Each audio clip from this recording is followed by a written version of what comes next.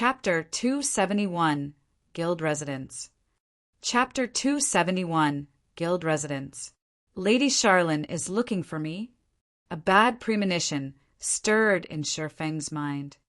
Shi Feng had a very good understanding of Charlene's personality. She was definitely the type of person that would not act out of altruism, and Shi Feng couldn't help but wonder just which item on him Charlene had her eye on again. Forget it. It's better if I just go and see what she has in store for me, Shi Feng decided after giving it some thought. Although Charlene was a money grubber, he had always received a great harvest every time they met. This time, Charlene might give him some advanced quest again. If the quest rewards were good, he would consider giving it a try. However, the stargazing tower was located in Blackwing City, and this situation puzzled Shi Feng greatly. Since when had Charlene run all the way to Blackwing City? If Shi Feng had not known the location of the stargazing tower, he would have definitely wasted much of his time blindly searching for Charlene in White River City. Moreover, it was not easy to go to Blackwing City. Without the appropriate pass, players would find it impossible to go there at all. To put it simply, if any other player wished to meet with Charlene, it would be a very difficult endeavor. Fortunately, it was a simple task for Shi Feng. Although he had already depleted the number of uses on the 7 Luminaries gemstone, his pass to Blackwing City, Aqua Rose still had a few Blackwing passes of her own. On second thought, maybe I should postpone meeting up with Charlene. Based on Shi Feng's many years of experience campaigning in God's domain, the quest that he could trigger by going to Blackwing City would definitely not be simple. He also had many things he needed to do right now, so it was better for him to just push this matter to a later time. After leaving the city hall, Shi Feng called for Aqua Rose and Fire Dance to meet up with him. They then headed towards the Purple Sun Mansion located in the trade area of White River City. The Purple Sun Mansion was originally the official residence of a count. However, this count had mysteriously disappeared inside the Purple Sun Mansion over half a century ago. In the following decades, every new owner of the residence would also mysteriously disappear overnight. An answer was never found for their disappearance, and ultimately the residence was sealed by the city more than a decade ago. Moreover, the city had even stationed guards in front of the residence, preventing anyone from entering the place. It went without saying that the area the Purple Sun Mansion occupied as the official residence of a count was one of the largest within the trade area of White River City. Even though Shi Feng was now a viscount, the personal land he could purchase would be less than a third of the Purple Sun Mansion. Guild leader, why did you bring us to this abandoned residence? Aqua Rose asked in curiosity as she looked at the dilapidated residence in the distance, and also at the 8 guards stationed outside the place. Their guild had just recently obtained the first clear of the Hell-Mode Demon's Castle, and the resulting fame had attracted many players to apply to join the guild right now. As a result, Aqua Rose was swamped with work. Although Blackie was also helping out with management, he was mainly focused on managing the workshop side of things. The guild within the game, on the other hand, was left to Aqua Rose to manage. As for Fire Dance, she was responsible for leading the main force of the guild. Each of them had their own respective duties. However, the management of the guild was the most onerous task out of the 3. Zero Wing had been established only recently, so there were still many problems on the management side of things. Aside from the guild perk system still being imperfect, their guild was also not prepared to recruit so many players. Therefore, Aqua Rose could only carefully select whom to allow into the guild. Meanwhile, her criteria for selection were not based on a player's level. Instead, she chose players based on how skilled they were in battle, and such strict selection criteria were very laborious and time-consuming. Aside from recruitment affairs, Aqua Rose also had to manage the daily affairs of the guild, and this in turn had made Aqua Rose a very busy woman. If Shi Feng had not called her over, most likely she would still be occupied with the matter of recruitment right now. What do you think of this residence? Shi Feng asked, a smile on his face. What do I think of it? Aqua Rose carefully scrutinized the Purple Sun Mansion. Although it was currently daytime in God's domain, with the sun shining brightly up in the sky, the Purple Sun Mansion was surrounded by a depressing atmosphere. It even gave others an eerie feeling. However, this residence occupied a very large plot of land, and it was also situated in the heart of White River City. It was definitely prime real estate. Although it looks shabby, its location is very strategic. Both the bank and auction house are only 2 streets to the west, while the Adventurers Association is 3 streets to the east. There are only 5 such strategic locations throughout White River City, and 4 are already owned by major nobles. Only this place is left without an owner. Moreover, out of the 5 residences, the Purple Sun Mansion occupies the largest area. Unfortunately, it is not for sale, and it is also protected by guards. If a guild can establish a guild residence here, it would be very beneficial towards the guild's development in the future. Aqua Rose replied with eloquence. She was extremely familiar with the real estate of White River City. Her eyes were filled with yearning when she looked at this dilapidated residence. However, since they could not obtain it, there was not much point in talking about it. Not to mention owning private territory within the trade area. They did not have the power to purchase land in even the outermost sectors of the city right now. Indeed, within White River City, the Purple Sun Mansion could be considered the best location to establish a guild residence. Sherfong nodded his head in agreement. He then said with a soft chuckle, "However, from today onwards, this Purple Sun Mansion belongs to us, Zero Wing." After Sherfong finished speaking, both Aqua Rose and Fire Dance were instantly dumbfounded. They looked at Sherfong with eyes filled with disbelief. "Guild leader, what did you say?" Aqua Rose couldn't believe the words she just heard. This prime real estate belonged to Zero Wing from now on. No matter how she thought about this matter, it was simply impossible for it to be true. This Purple Sun Mansion will be Zero Wing's guild residence from now on, Sherfong said with a smile. "Guild leader, stop joking around. For such prime real estate, not to mention now, even if another month passed by, it would still be impossible for anyone to obtain it." Aqua Rose had a clear understanding about guild residences.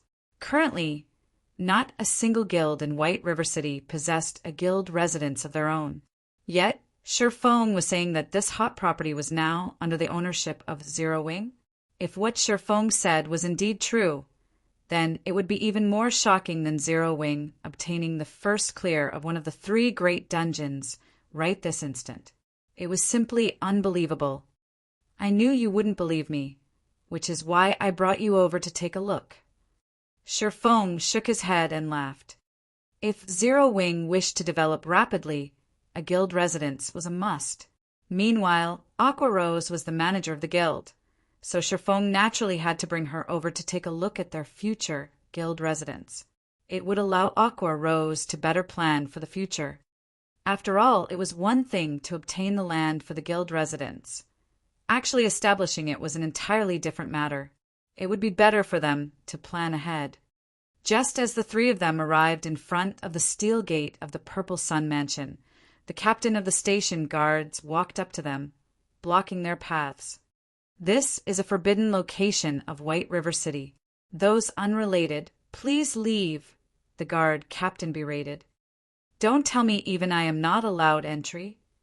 Sherfong revealed his title of Viscount. "So it is Lord Viscount. Forgive this humble one for not recognizing my lord. However, Magistrate Weissman has personally given orders that nobody is allowed entry into this place, and even if it is you, Lord Viscount, I am afraid that I cannot allow you to enter." The guard captain suddenly grew respectful when speaking to Sherfong. "What about this?" Sherfong took out the Blacksteel's contract this time. The guard captain was shocked after seeing this piece of paper. After all, this paper was the deed to the Purple Sun Mansion. In other words, from this moment onwards, the Purple Sun Mansion was the private territory of the Viscount before him. Since Lord Viscount has already become the owner of this place, of course this humble one would not stop my lord from entering, the guard captain said carefully. He then added, however, there is something very strange about this Purple Sun mansion. If my lord is planning to enter, please exercise caution. I understand. Sherfong nodded in reply, following which the 8 guards moved away from the entrance, allowing the 3 of them entry into the residence. Meanwhile, both Aqua Rose and Fire Dance were shocked by Sherfeng's revelation. He was actually a viscount of White River City.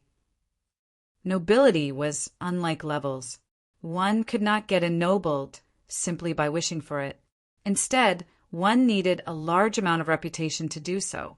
Currently, all the guilds in White River City were busy trying to raise the White River City reputation they had. Although there were already players who had become citizens, there had yet to be a single person who achieved nobility even until now. Meanwhile, nobility could be categorized into 5 tiers, which were Duke, Marquis, Count, Viscount, and Baron. Just the difficulty of becoming a baron had made all the guilds in White River City lament over their powerlessness, not to mention obtaining the position of Viscount, which was 1 tier above Baron. Chapter 272, Spirited Away. Chapter 272, Spirited Away. Based on Aqua Rose's knowledge about the authority of barons, aside from being able to purchase private territory within White River City, they could also hire their own guards. A baron could hire a total of 10 NPCs to serve as guards for his own territory. However, a baron was the lowest rank of nobility. Only when one was promoted to viscount would one be counted as one of the true nobles of the city. A viscount could not only purchase private territory, one could recruit up to 40 NPCs as guards, as well as have 2 personal guards. Having personal guards was a special privilege available only to true nobles. The normal guards hired by players were not capable of growth, unlike personal guards. In other words, after recruitment, the levels of normal guards would not change no matter how much time passed. On the other hand, personal guards could be leveled up. They would also receive bonus attributes from leveling up, making them much stronger than normal guards. The difference between the two was like the difference between a common monster and a boss monster. Meanwhile, if their guild had these personal guards protecting their guild residents, at this stage of the game, the defense of their guild residents would definitely be foolproof. Furthermore, they could even have these personal guards participate in boss battles. Although the levels of these NPCs would be suppressed, they would still be a lot stronger than the average player. With these personal guards, Zero Wing would have a greater advantage over other guilds when contesting for field bosses. Thinking up to this point, Aqua Rose couldn't help but reevaluate her opinion of Sherfong once again.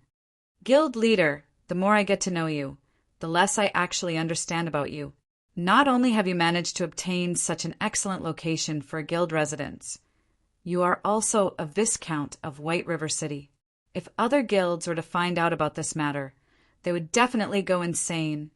Aqua Rose giggled, blinking her shining large eyes. Indeed, they will definitely hunt me down like maniacs, Sherfong laughed. The moment a guild possessed their own residence, they would be like a seedling that had finally set down roots. They would no longer be at the mercy of the winds and rain. Only by growing roots could a plant thrive and have the possibility to grow into a towering tree. In the past, a player had once joked that a guild without their own guild residence was like a gang of mountain bandits, while a guild that had their own guild residence was like the lord of a region. The reason being, only with a guild residence could a guild gradually perfect the many benefits they provided. It was especially true for guild quests. At this stage of the game, as nobody possessed their own guild residence yet, the NPCs within the city were unable to privately publish quests to the guilds.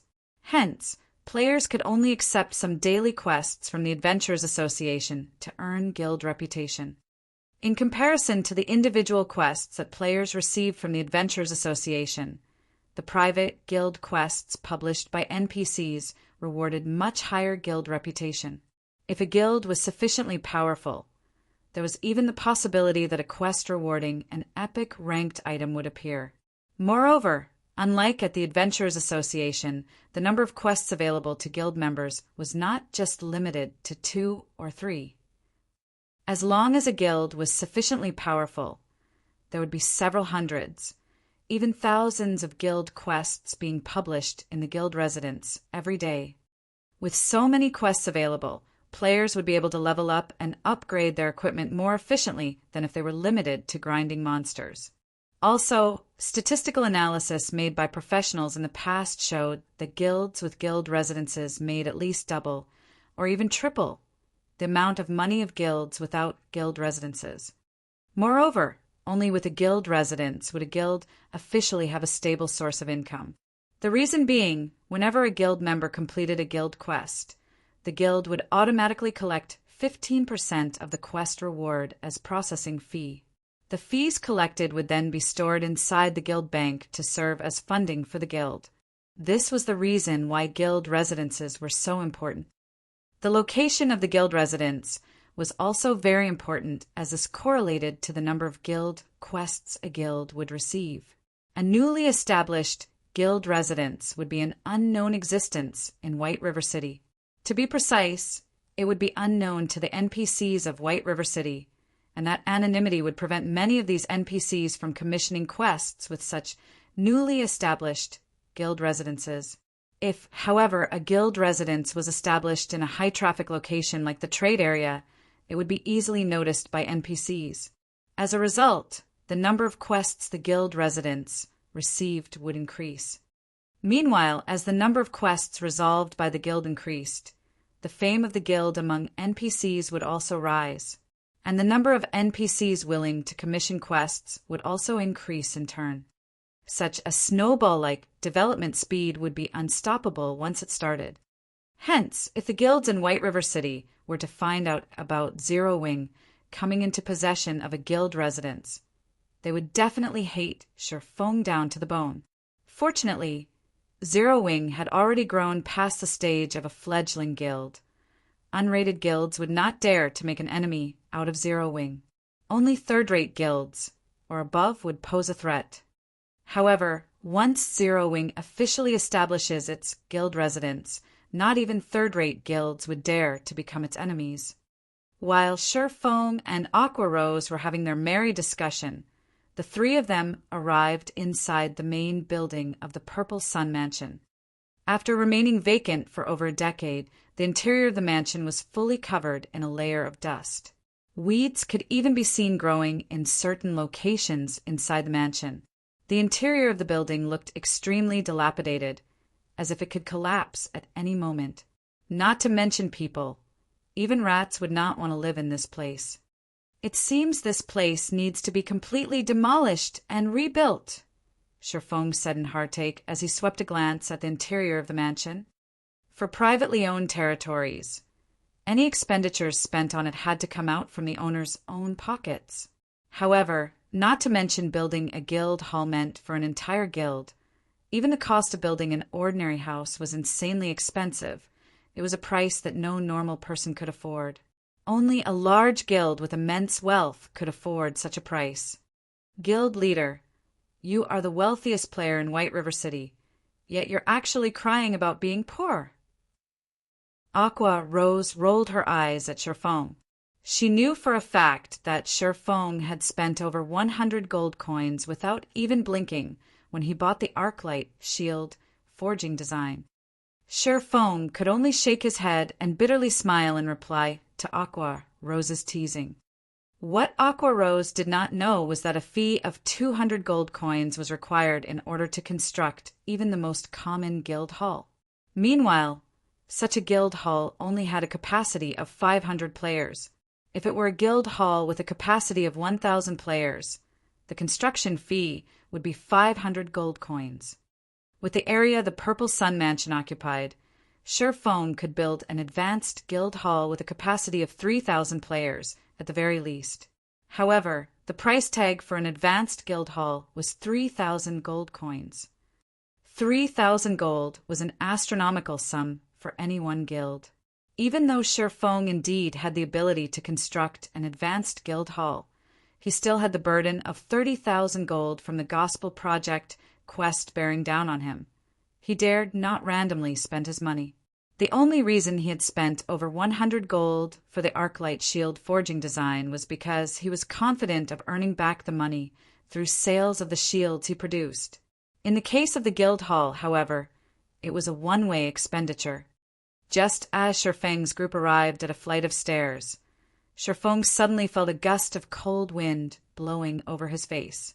He could also hear an indistinct voice whispering by his ears, as if calling him to descend the stairs. Instantly, Shifeng felt all the hairs on his body stand up. Without hesitation, Shifeng immediately unsheathed the abyssal blade and the demon bane, raising his 5 senses to their very limits.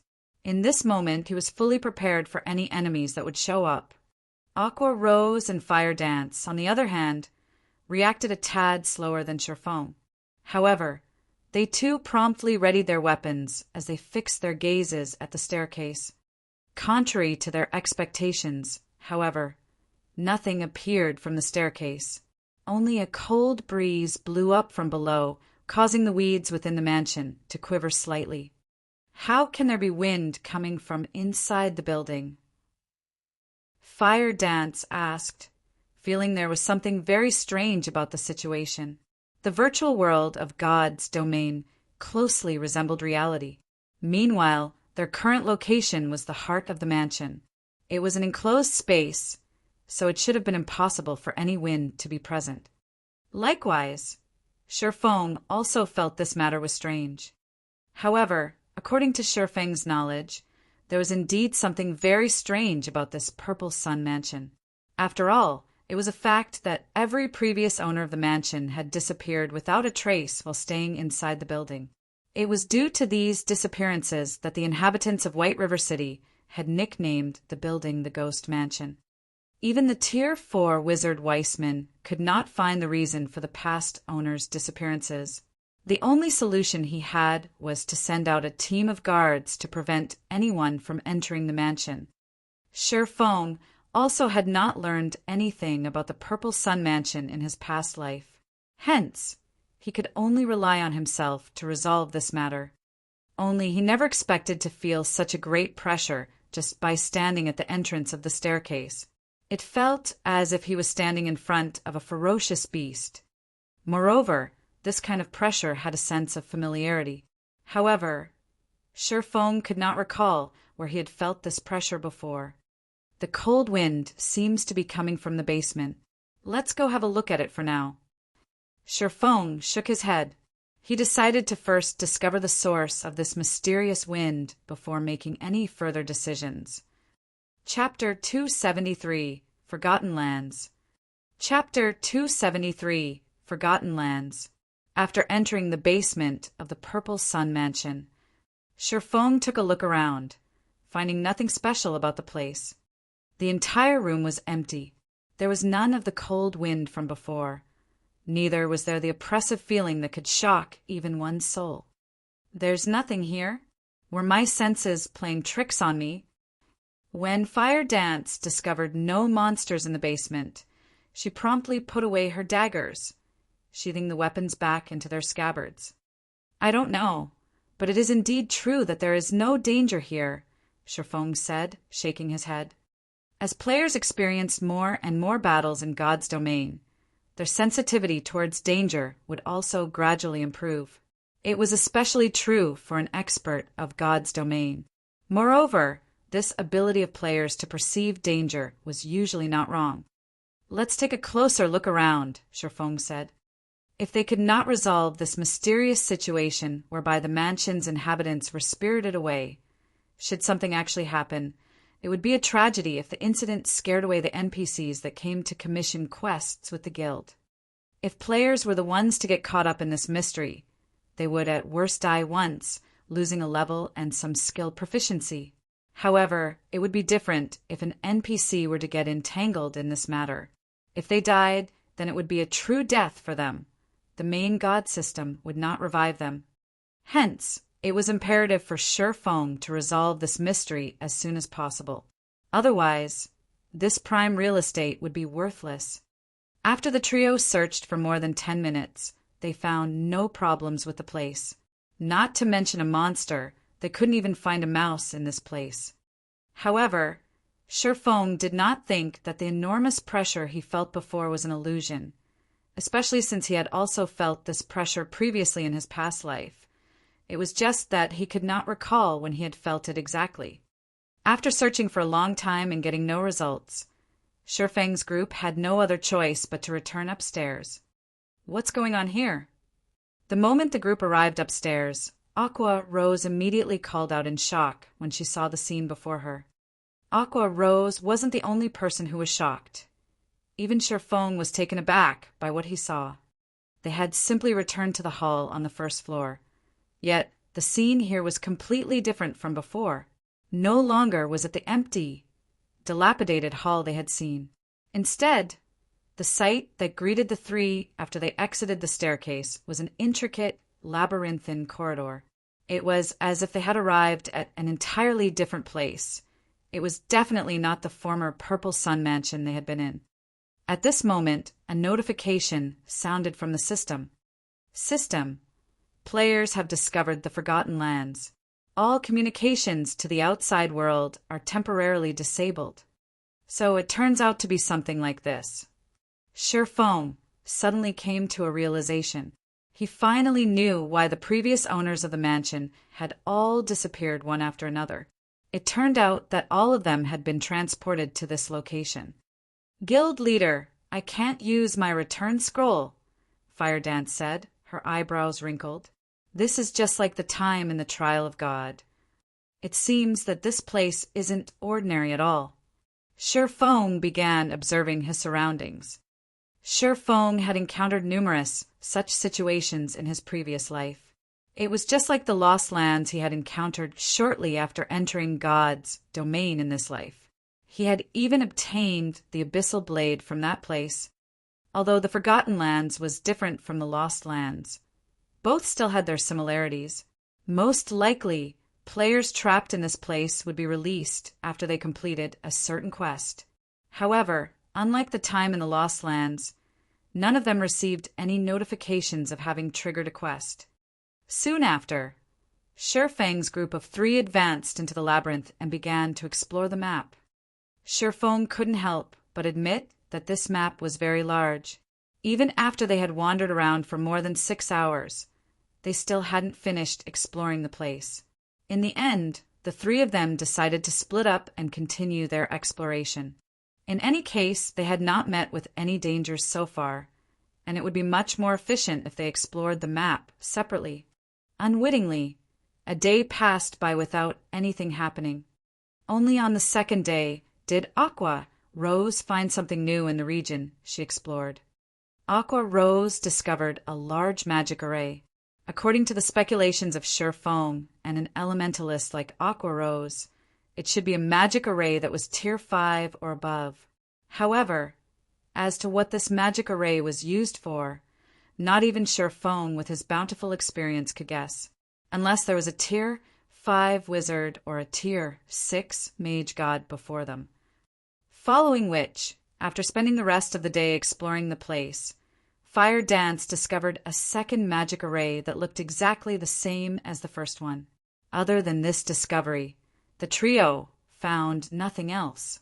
They did not find even a single monster throughout their exploration, nor did they receive any quest notifications. Aqua Rose entertained the thought of simply giving up on this pointless endeavor. It would be more worthwhile for her to just kill herself and return to the city. In this godforsaken place, they could not level up, neither was there any quest for them to complete. They were simply wasting their time by staying here. Moreover, she was the manager of the guild. She still had many things she needed to do. How could she afford to waste so much precious time in this place? Moreover, there was still the matter of the guild residence. However, Shi Feng discouraged Aqua Rose from taking such an action. The reason being, there was no guarantee she could return to the city even if she killed herself. In the event that she could not return, she would have lost a level for nothing.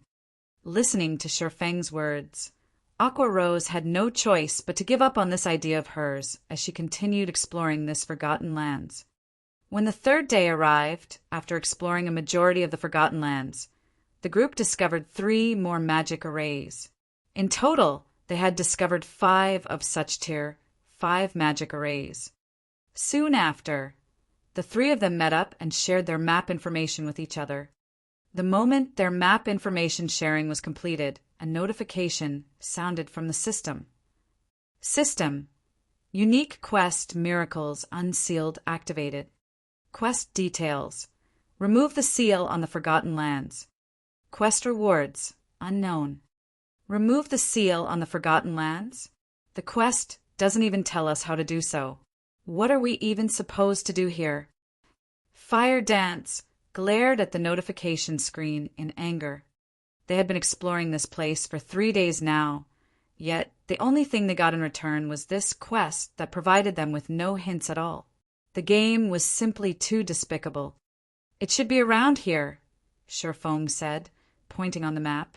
To be precise, he was pointing at an area central to the 5 magic arrays. Magic arrays require mana to operate, and normally use mana crystals as a source for mana. However, although the magic arrays were functioning properly when we discovered them, there was no sign of any mana crystals on site powering them. Moreover, these 5 magic arrays seem to be an integrated structure, so there should be a place where they draw their mana from. We've already explored the outskirts of the Forgotten Lands, and the only area we have yet to explore is the central region. There is a high possibility the power source for these magic arrays are situated in the central region. If we destroy the mana crystal there, we should be able to complete this quest. Guild Leader, I never expected you to know so much about magic arrays. For a second there, I even thought you were an elementalist or cursemancer, and not a swordsman at all, Aqua Rose said teasingly. I just studied the topic by accident. There are plenty of books on magic arrays inside the library of White River City, after all. If you manage to read all the books inside the White River City library, you will definitely be more amazing than I am, Shifeng laughed. The library? I would like to go there, but I'll need a permit to do so. Guild Leader, since you're the one who mentioned it, you have to take responsibility. Aqua Rose also knew the importance of the library. If an elementalist wished to learn more powerful spells, the best way to do so was at the library. Unfortunately, she lacked the permit to enter the library. The only choice she had now was to steadily raise her reputation in White River City. Okay, I'll get you a permit to the library after we leave this place. Shifeng shook his head and laughed again. As a demon hunter, he could obtain a permit to the library any time he wanted. Moreover, now that he was a Viscount of White River City, as one of the true nobles of the city, he could easily obtain a handful of library emblems. Following which, the 3 of them ran towards the central region of the Forgotten Lands. For hours later, the trio arrived outside the central region. If they wished to enter the place, they needed to go through a very long crystalline pathway. However, there was a giant 3-headed wolf made out of blue crystals blocking the entrance of the pathway. So there's a monster here after all. Fire Dance's eyes glowed with interest when she saw this 3-headed wolf. After several days of no combat, her hands were already itching for action. Chapter 274, Dark Gold Treasure Chest. Chapter 274, Dark Gold Treasure Chest. The presence of a monster doesn't necessarily mean it's a good thing, Shifeng said, a bitter smile on his face as he looked at the 3-headed wolf guarding the entrance of the crystal pathway. Crystal Warwolf, Lord Rank. Level 25. HP 300. 000/300 000. Compared to a dungeon boss, a field boss of the same rank was much more powerful. Moreover, in order to counter Zerg tactics, God's domain had set it so that field bosses would have their combat power and HP increased in proportion to the number of players participating in the battle. Generally, The optimum number of players required to raid a Lord ranked field boss was around 10 to 20, unless of course it was a special boss. However, judging from the appearance of the crystal werewolf before them, Shifeng felt that it should not be a special boss. In other words, at least 10 players were needed to raid this boss. To make matters worse, the crystal werewolf was a level 25 monster, while nobody in Shifeng's group had even reached level 20. The resulting level suppression would be dire. Of those present, aside from Shifeng, who had the Abyssal Blade, which allowed him to fully ignore this level suppression, only Aqua Rose possessed a piece of equipment with the Ignore levels attribute. Even so, her equipment only allowed her to ignore up to 3 levels. Aqua Rose herself was only at level 17 right now, and a level suppression of 5 levels would not be easy for her to deal with. As for Fire Dance, there was nothing to say. Of course, every cloud had a silver lining. Since the boss guarding the crystal pathway was very strong, it meant that the things beyond the pathway was equally important. Moreover, Shifeng also discovered a treasure chest sitting beside the pathway. This treasure chest was a dark gold treasure chest, and Shifeng's heart burned with a fiery passion as he looked at it. The loot he could get from this dark gold treasure chest would be much better than the loot from the boss before him. We won't be able to defeat a level 20 Lord with just the 3 of us alone. We'll need to call for reinforcements. Aqua Rose's eyes glowed with excitement when she looked at the crystal werewolf before her. It was extremely difficult for players to meet with a field boss. They would definitely make a huge profit after killing it. Not to mention, there was also the treasure chest the crystal werewolf was guarding. Following which, Aqua Rose temporarily logged off the game to contact Blackie, who was at the Zero Wing workshop, telling him to bring the main force of Zero Wing to the Purple Sun Mansion and enter the staircase to the basement, in order to meet up with them at the Forgotten Lands. Meanwhile, Shifeng ceaselessly observed the crystal werewolf and the surrounding terrain, trying to think of a strategy to raid the boss. 10 minutes later, Aqua Rose logged back into the game. How did it go? When will they be arriving? Shifeng asked. They're already at the Purple Sun Mansion. However, no matter what they tried, they can't seem to find the entrance to this map, Aqua Rose said, slight disappointment showing on her face. If so, the appearance of the entrance should be random, Shifeng said, lapsing into silent contemplation. After a while, he shifted his sights to the crystal werewolf and added, It seems we can only depend on ourselves to defeat this boss. Hearing Shifeng's conclusion, both Aqua Rose and Fire Dance immediately thought that Shifeng had gone insane. He was actually suggesting they deal with this crystal werewolf before them. They had neither an MT nor a healer in the party right now. With just 3 damage dealers, how were they supposed to deal with a level 25 Lord ranked boss that had a height of over 10 meters? Although both girls knew of Shifeng's unrivaled strength, a Lord-ranked boss was still not something that could be defeated with just 3 players. We are only giving it a try. In any case, we can't just stay stuck in this place forever, right? Moreover, even if we do die, it is a good chance to check whether or not we can actually leave this place after dying. We'll be killing 2 birds with 1 stone, Shifeng joked. Guild leader, you decide what we should do then, Fire Dance said with high spirits. Aqua Rose sighed helplessly. All right then, I'll join in as well. We can't just fight this crystal werewolf head-on. The only choice we have is to kite it. I'll act as bait. Aqua Rose, you'll be the main damage dealer. Fire Dance, you'll be responsible for restricting its movements as much as possible. After some consideration, Shifeng settled on this strategy. Although he could no longer equip the Heavenly Dragon's Breath, his agility was still over 200 points. Moreover, his equipment also provided additional movement speed. His movement speed was definitely faster than a level 25 Lord. Combining those with his keen reactions, out of the 3 players in the party, he was definitely the most suited to be the bait. Following which, Sherfong gave Fire Dance plenty of basic frost grenades and intermediate frost grenades, letting her use them as she saw fit. Fire Dance never thought Sherfong would possess such good items. With the frost grenades, Sherfong would have a much higher chance of success at kiting the boss.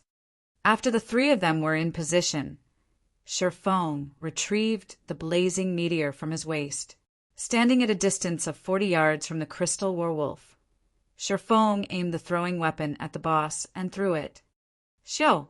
The blazing meteor streaked through the air and pierced the crystal werewolf's eye, causing -651 damage to it. Compared to a one-handed sword, Sherfang's damage with the throwing weapon was much higher. Ayo! The crystal werewolf let out an agonized wail. With bloodshot eyes, the crystal werewolf glared at the direction where the throwing weapon came from. As a result of its actions, however, the blazing meteor, which was still lodged in its eye, damaged the visual organ even further, causing an additional burst of -1,300 damage. The crystal werewolf was utterly angered now, and using its powerful hind legs, it leaped and charged at Sherfong. Immediately, Sherfong turned around and ran. Everything was just like Sherfong had guessed. His speed was just a tad faster than the crystal werewolf's. However, in order to avoid having Aqua Rose's and Fire Dance's aggro on the boss exceed his, which would in turn lead to the crystal werewolf attacking the two girls, Sherfong needed to constantly send attacks at the boss to strengthen his aggro on it. As a result, the crystal werewolf would oftentimes catch up and attack him. The crystal werewolf's attacks were extremely powerful. A single swipe from its paws could easily shatter the floor, resulting in fist-sized rubble flying everywhere. Fortunately, Sherfong always managed to nimbly evade the crystal werewolf's razor-sharp claws at the very last second, before pulling away from the boss and attacking it once more. Sherfang's attacks were only meant as a provocation. Aqua Rose was the true damage dealer this time around. After the demon's castle raid, Aqua Rose had 2 dark gold ranked items on her person. Of the 2, one was even a dark gold rank staff of the finest quality. Aqua Rose's damage right now was already considerably high. If not for Blackie outshining her with the epic ranked Mavis's Guard, Aqua Rose would definitely have the highest single output damage in the guild. As Sherfong ran around the perimeter with the crystal werewolf chasing after him, Aqua Rose stood in the center and blasted frost arrows and frost spears on the crystal werewolf's body. Not only could these spells reduce movement speed, each of these spells also dealt over -500 damage to the boss. If not due to the level suppression of 5 levels, her spells would definitely deal over -800 damage. Fortunately, unlike Sherfong, who could only attack intermittently, Aqua Rose could attack continuously and deal a constant stream of damage to the boss. On the other side, Fire Dance kept inflicting the bleeding debuff and using poisons that reduced movement speed on the boss. With the 2 movement speed reduction effects stacked together, the crystal werewolf slowed down significantly. Also, whenever the crystal werewolf got too close to Sherfong, Fire Dance would immediately throw a frost grenade at the boss, freezing it. However, as the crystal werewolf was a Lord-ranked boss, the freezing effect of the frost grenades was greatly diminished, lasting no more than 3 seconds. Sometimes it lasted for only 1 short second. However, when experts exchanged moves, it took only an instant to reach a conclusion, so 1 second was more than enough for Sherfong to pull a great distance away from the boss. Although the 3 of them dealt only a small amount of damage, the HP of the crystal werewolf continuously rose and fell. After more than a dozen minutes passed, the crystal werewolf had only 30% of its 300,000 HP remaining. By simple estimates, the boss would die in less than 10 minutes. Ayo! The crystal werewolf went berserk. Just like a deflated balloon, its towering body, which was over 10 meters in height, suddenly shrank. Within moments, the boss became much smaller than it was before. Not good. This is the type of berserk that discards power for speed. Feng had encountered plenty of such bosses in the past. Hence, the moment he witnessed the crystal werewolf's transformation, he immediately recognized the boss for what it was. Fire dance. Keep on using the frost grenades to slow it down. Understood. Fire Dance knew that this was a crucial period. Hence, she tossed out the frost grenades in her hands one after another without pause. However, something unexpected happened. Aside from the frost grenades dealing much less damage than before, both their movement speed reduction and freezing effects were completely useless against the boss. In the blink of an eye, the shrunken crystal werewolf appeared before Feng. It brandished its claws. Its 3 heads bared the fangs in its mouths, and it bit down at him. Although Feng managed to deftly evade the 3 jaws clamping down on him, he failed to evade one of the paws that quickly followed. Suddenly, Feng's entire person was sent flying for more than 10 yards, and a frightening damage of more than -2,100 appeared above his head. Feng felt as if his chest had caved in when he received the attack. Feng's HP instantly fell to a dangerous level, his previously green HP bar turning into a bright red. Chapter 275, 7 Luminaries Key. Chapter 275, 7 Luminaries Key. The moment Feng landed on the ground, the crystal werewolf arrived at his back like a savage gale. Without giving Feng any chance to defend, the 3 heads of the crystal werewolf opened their jaws to bite down on Feng. Guild leader. Fire Dance was greatly shocked. Immediately, she closed in on the crystal werewolf, sending a 3-star kidney strike to its body. However, even a controlling skill like kidney strike had no effect on the crystal werewolf. Just as the fangs of the crystal werewolf were about to close on Feng's head, Feng managed to cross his swords and execute parry in the nick of time. Boom! The floor beneath Feng instantly cracked from the force. What a strong fellow! Feng laughed bitterly. Although parry allowed players to block the physical damage of an attack, it did not neutralize the force of the impact. There was no healer in the party right now. If Feng ate another attack, he would definitely lose his life. From this brief exchange, Feng had also gotten a general understanding of how much more powerful the crystal werewolf had become. In Feng's estimation, although the crystal werewolf had not received much of an increase in terms of strength, its current speed was at least 30% faster than before it went berserk. At this moment, only by equipping the Heavenly Dragon's Breath could Feng have a chance at grasping victory. Otherwise, he would only receive unilateral abuse from the boss. Unfortunately, although reaching 200 points in agility was a simple task, it was not easy for a swordsman like Feng to attain 120 points in intelligence. Moreover, very few plate armor equipment meant for swordsmen had the intelligence attribute on it. Those that did would be considered garbage equipment. Seeing that its attack had failed to kill its prey, the crystal werewolf immediately rotated its body, its diamond-like tail whipping at Feng as it did so. As parry was still on cooldown, Feng had no choice but to activate one of his life-saving skills, Defensive Blade. Defensive Blade was currently at level 4, and it protected Feng from 9 ranged attacks or 4 melee attacks. Defensive Blade was a skill that provided complete immunity to any attack, be it damage or the resulting impact. It was one of the must-have basic combat skills for swordsmen. As for why Feng had chosen to use parry first instead of Defensive Blade, it was for the sole purpose of determining the combat power of the berserk crystal werewolf. Only by experiencing the force of the impact could Feng make the best judgment. Meanwhile, the conclusion Feng arrived at was to face the crystal werewolf head-on. If he tried to escape, he would only die faster. Following which, he raised the abyssal blade up in the air.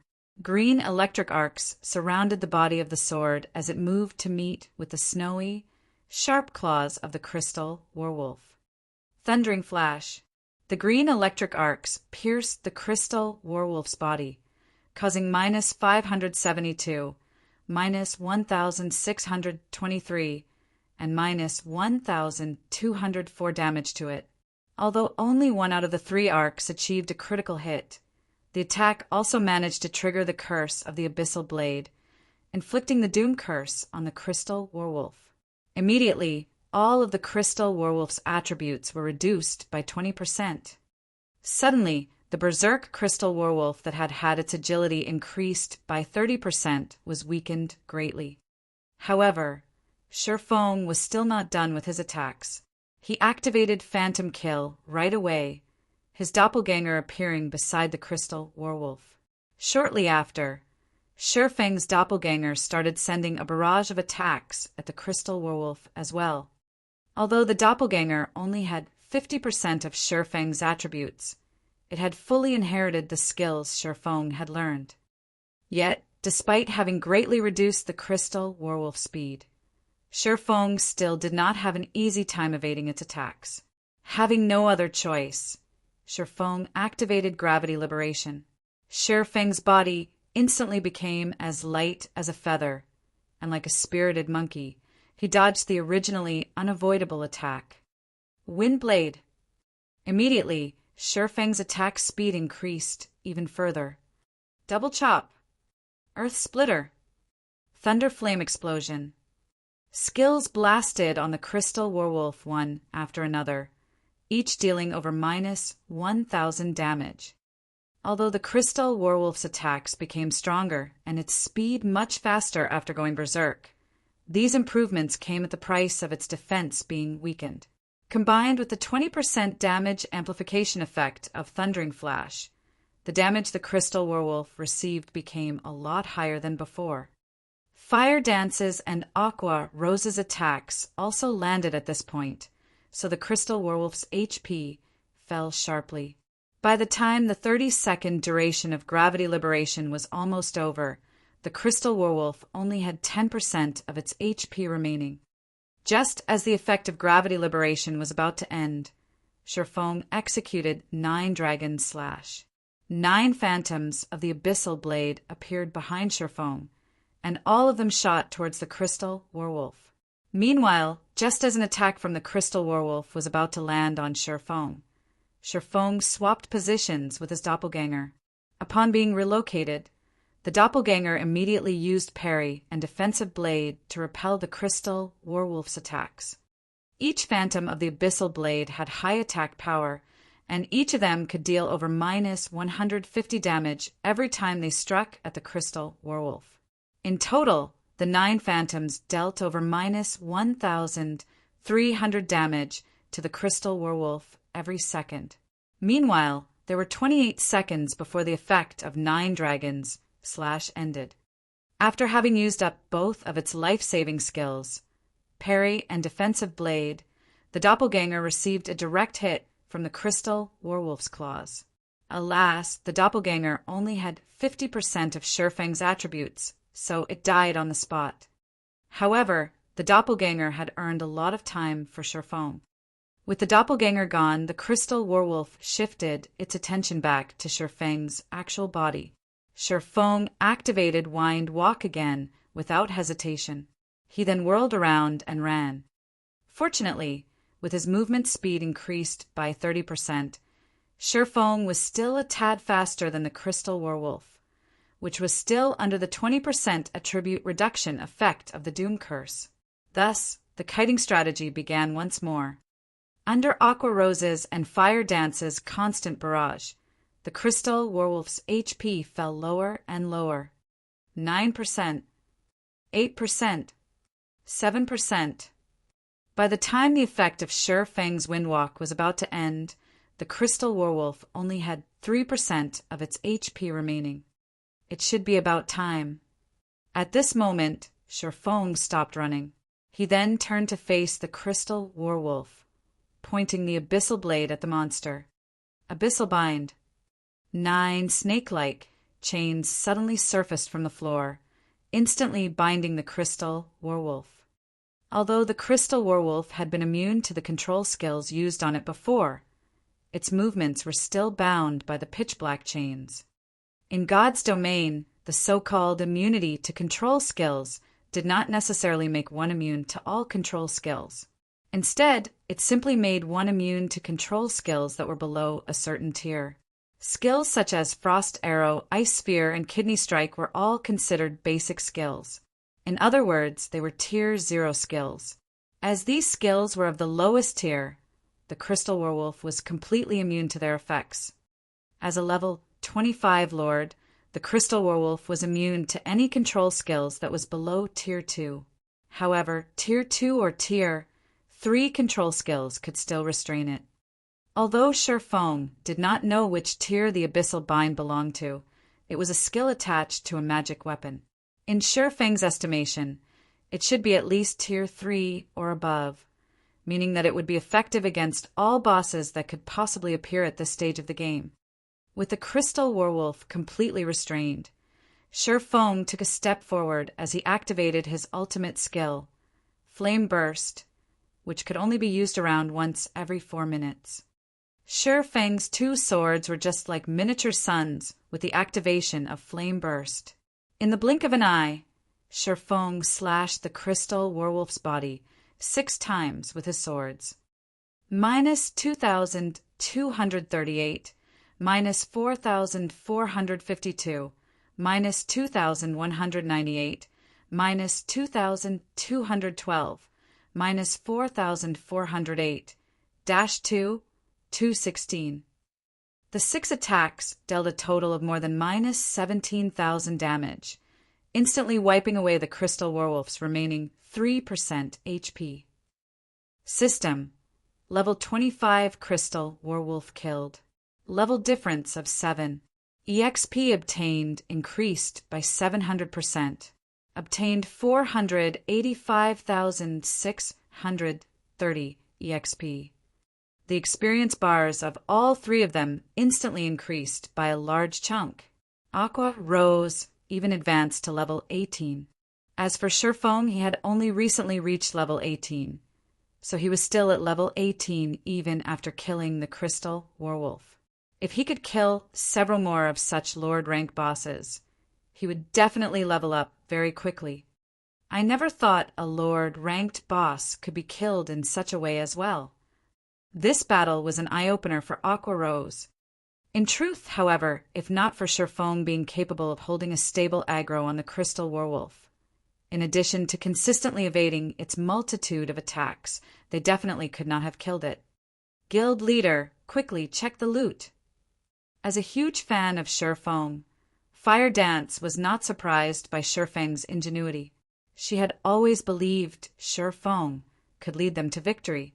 Moreover, Fire Dance was hoping to reach Sherfang's standards one day. How could she allow herself to falter when faced with a Lord-ranked boss? Sherfong nodded in reply, promptly going ahead and checking the loot left behind by the Crystal Werewolf. It can't be right. How could this boss be so cheap? How could it drop only 1 key and 1 piece of equipment? Aqua Rose immediately grew unhappy when she saw the information shared by Sherfong. What was even more annoying was that the equipment dropped was only a level 20 fine gold ranked plate armor wrist guard. It wasn't even dark gold rank. Not bad. Don't forget that this 7 luminaries key can be used up to 3 times to open a dark gold treasure chest. Isn't there a dark gold treasure chest right before us? Sherfong laughed. After Aqua Rose had followed Sherfong for some time, unconsciously her standard for judging items became much higher than before. If it was in the past, Aqua Rose would definitely have forgotten herself in joy if she saw a fine gold equipment. Now, however, unless an item was of dark gold rank, it would not even pique her interest. That's right. Aqua Rose shifted her sights towards the distant treasure chest. After the arduous battle, the existence of this dark gold treasure chest had completely slipped her mind. They could get a dark gold equipment at the very minimum if they opened this treasure chest. There was also a small chance for them to obtain an epic ranked item. Epic ranked items. Aqua Rose did not dare to even hope for one. Chapter 276, Dragon Scale Set Equipment. Chapter 276, Dragon Scale Set Equipment. It's locked as expected. No matter how hard Sherfong tried, he could not open the dark gold treasure chest. Hence, he retrieved the key he had just obtained from his bag. Kachak! The lid of the purple gold-colored treasure chest popped open slightly. Multicolored lights escaped between the gap, the lights illuminating even areas that were several hundred yards away. If this treasure chest had been opened out in the fields, it would definitely cause a huge commotion and attract many players to come and snatch it. Fortunately, there was only Sher Feng's group of 3 in the Forgotten Lands. After the multicolored lights faded away, Sherfong reached into the treasure chest. However, he quickly discovered there were only very few items inside it. The treasure chest contained a total of 3 items. Of them, 2 were dark gold equipment, while 1 was a forging manual. The 2 dark gold equipment were the crystal armor and the boots of extreme speed. Crystal armor, chest piece, plate armor, dark gold rank. Level 20. Equipment requirement. Strength 120, Agility 140. Defense plus 140. Strength plus 24. Agility plus 21. Endurance plus 20. Restricted to swordsmen. Additional passive skill dash. Smart Outbreak. Every time user receives damage, strength and agility increased by 2% for 15 seconds. Stacks up to 5 times. Although the basic attributes on this piece of equipment could only be considered at the level of being good, the passive skill that was attached to it was simply amazing. After all, the passive skill could potentially increase a player's strength and agility by 10%.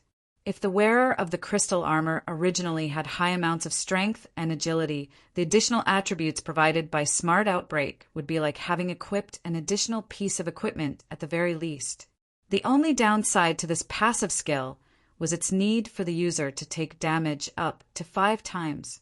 Although such a condition had made it relatively useless in boss battles, when used in grinding monsters and PK, it would definitely provide the wearer of the crystal armor with unspeakable advantages.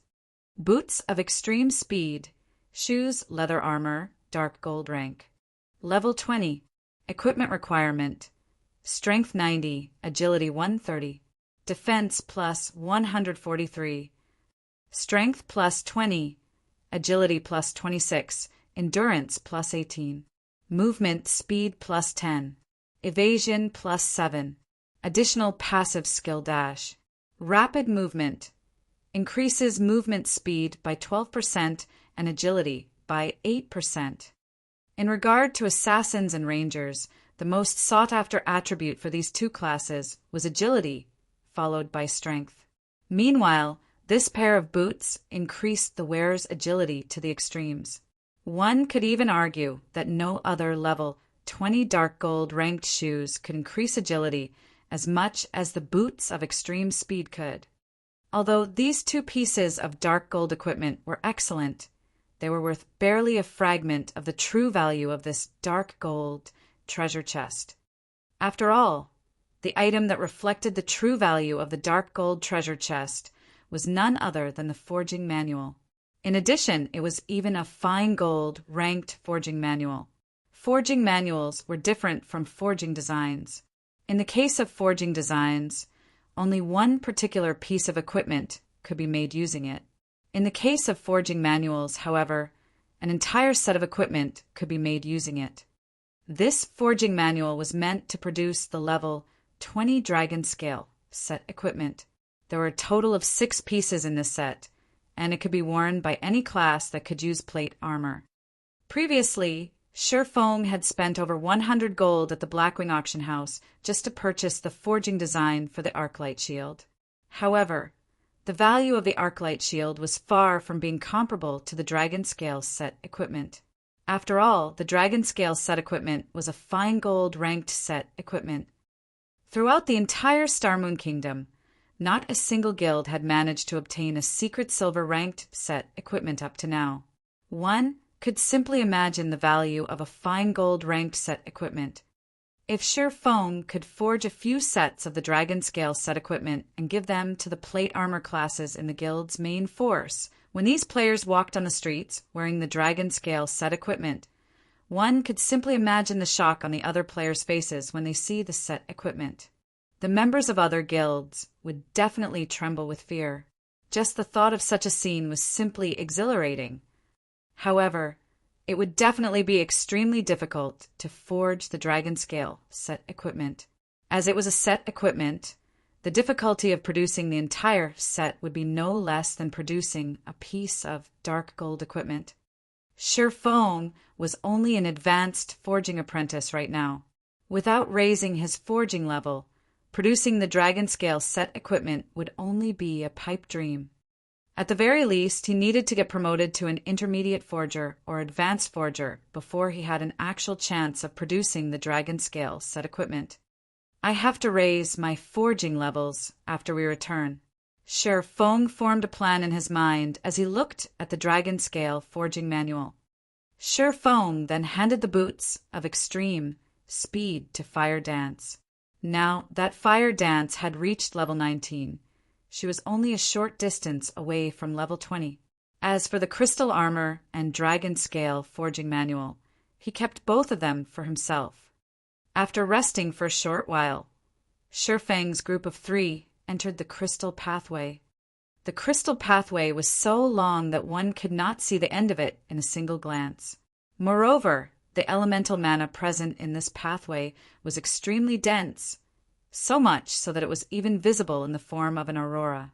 It was an absolutely stunning sight to behold. Aside from being visually appealing, the dense mana also gave the 3 of them a buff, increasing the magic damage they could deal by 300%. One could simply imagine how dense the elemental mana was in this pathway.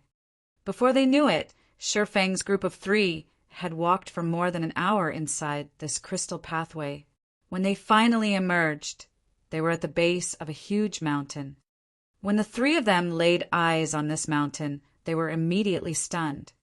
This entire mountain can't be made out of 7 luminaries crystal, right? Aqua Rose stared at the crystal mountain, her heart filled with immense shock.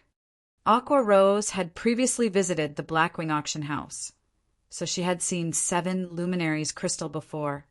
It was common knowledge that the 7 luminaries crystal was one of the best mana-conducting crystals in God's domain. Not only was it extremely rare, its price was even more impressive. Not even White River City, a city with a population of several million, was qualified to use such a precious commodity. Throughout the entire Starmoon Kingdom, only the palace and Starmoon auction house at the capital city could afford to use a floating platform made out of 7 luminaries crystal. Previously, Aqua Rose had believed that the crystal pathway was actually made out of mana crystals.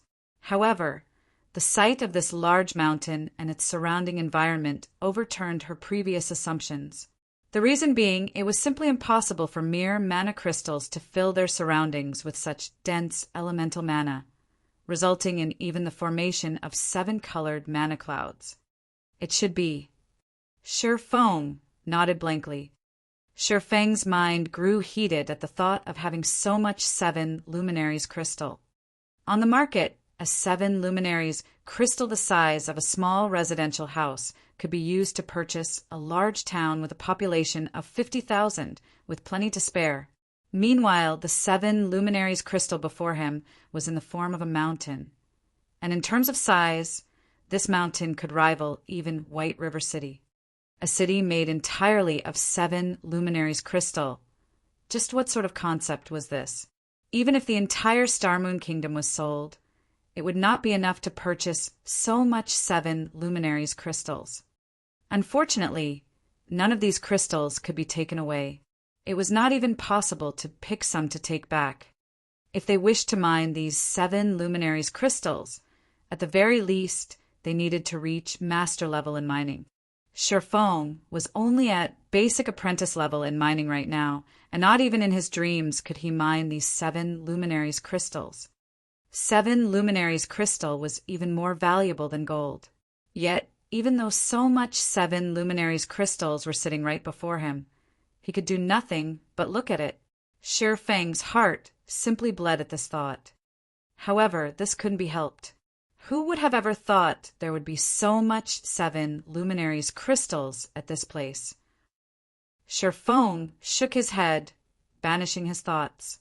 He then moved his sights towards a flight of stairs a short distance away that led to the peak of the mountain, saying, "Let's go up and take a look.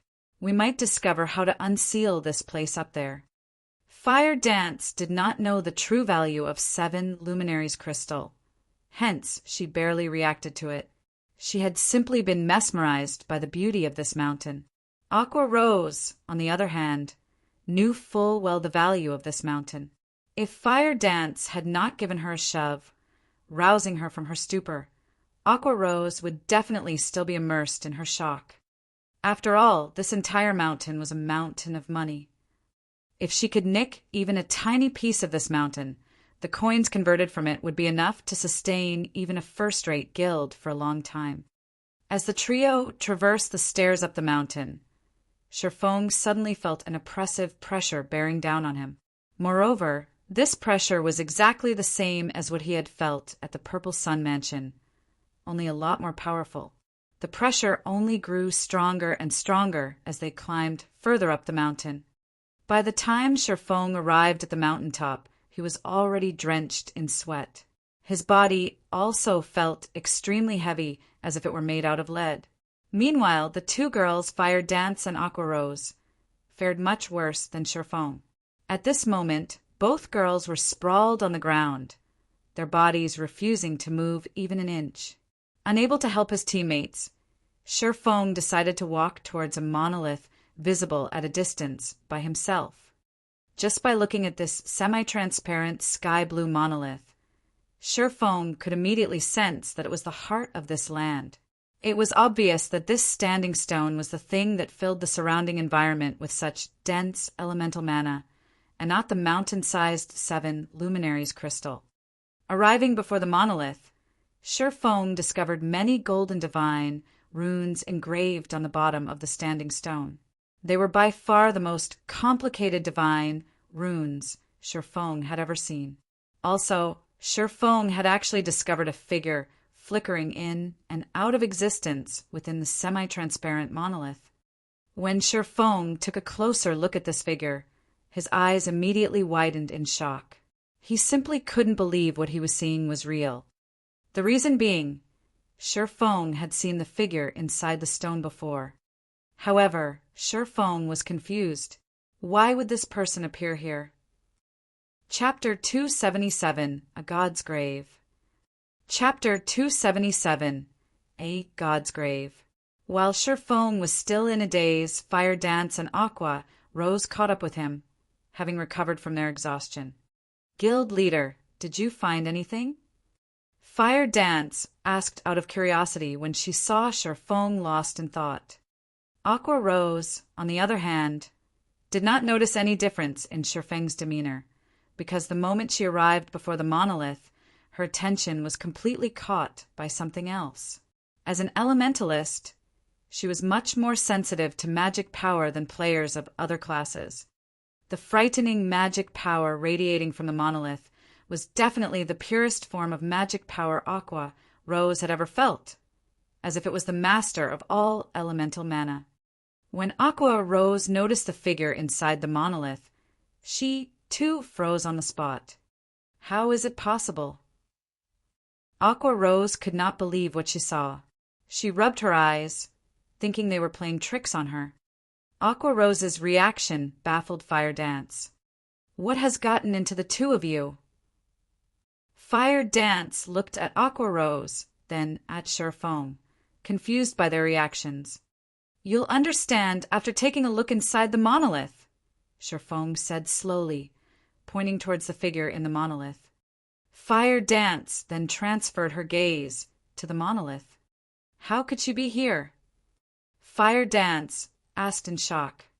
Fire Dance knew the figure in the monolith. Moreover, she had met this person only recently.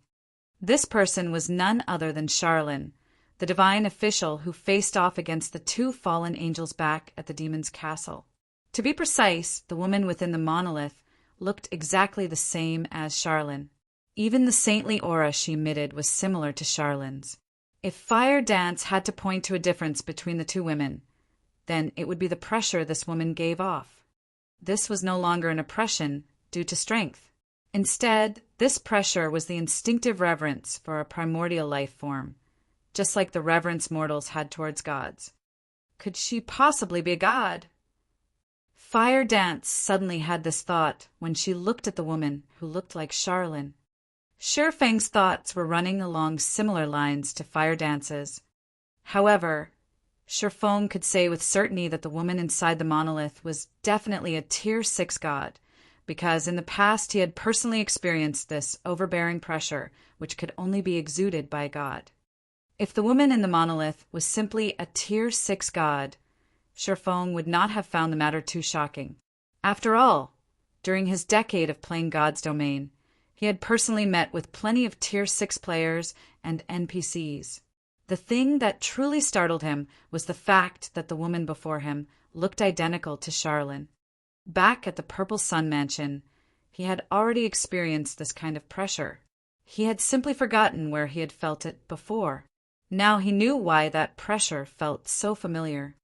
After all, he had felt a similar pressure from Charlene.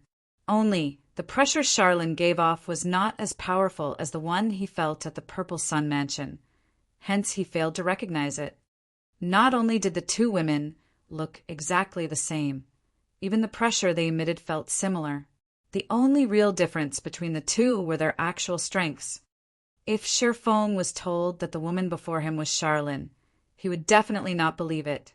After all, Charlene was only a Tier 3 divine official. She was still miles away from becoming a Tier 6 god. Yet, if he was told that Charlene had no connection to this woman before him, then he likewise would not believe it.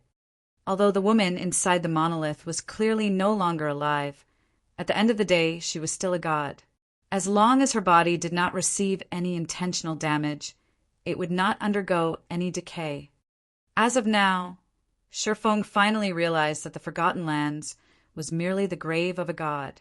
However, he was still curious about who had actually created this masterpiece. This great personage had actually made such a complex magic array that utilized a god's body as its power source. The materials used to create the magic array even included the extremely valuable 7 Luminaries crystal. Just what kind of thing was this great personage trying to seal? Even if it was for the purpose of sealing a god, there should not be a need for so much resources. It seems there is a deep connection between Charlene and this place. Shifeng had long since felt that Charlene's origins were not simple. The fact that she was a Tier 3 NPC was already amazing in and of itself. Charlene was also capable of handing out an epic quest to Shifeng. Now, there was even a god that looked exactly the same as Charlene. Even Shifeng could not fathom Charlene's true identity, unless he went and asked Charlene herself. Shifeng was extremely curious about this matter. He vowed to himself to visit Charlene, who was at the stargazing tower at Blackwing City, after this entire ordeal was over. Guild leader, what are we supposed to do now? Destroy this monolith? Aqua Rose asked. The mana source of this magic array clearly originated from this monolith. If they wished to release the seal on the Forgotten Lands, their only choice was to destroy the monolith. However, it was unknown what sort of reaction they would incur if they did so. There was a god inside the monolith after all. Let's give it a try. Shifeng had taken a look at the monolith's surroundings just now. However, he did not discover any mechanisms that would allow him to undo the magic array. After Shifeng nodded, Fire Dance immediately took action by slashing at the monolith with her 2 daggers. However, the 2 fine gold ranked daggers, which could easily cut through metal like a hot knife through butter, simply grazed the surface of the monolith, creating dazzling sparks in the process. There was not even a mark left on the monolith. Hard. Fire Dance's hands went numb from the attack. It felt as if her daggers had hit Godsteel. "I'll try using magic." Aqua Rose started chanting the incantation for chain explosion. With the elemental mana so dense in this place, any spells used here would be greatly enhanced. Originally, chain explosion would only summon 5 fireballs, each the size of a washbowl. When Aqua Rose cast the spell now, however, the fireballs grew to the size of a small house. When these fireballs bombarded the monolith, they were like meteors hurtling down from the sky. Sparks flew in all directions as the fireballs crashed into the monolith. After the flames subsided, Aqua Rose was greatly shocked by the result. The monolith remained completely unscathed. On the contrary, it even looked more brilliant and dazzling than before. Sherfong wrinkled his brows at this sight. If even Aqua Rose's ultimate move could not deal any damage to the monolith, he would most likely end up with a similar result if he tried to attack the monolith. Since we can't destroy the monolith, we'll need to use some other method to destroy the magic array, Sherfong said.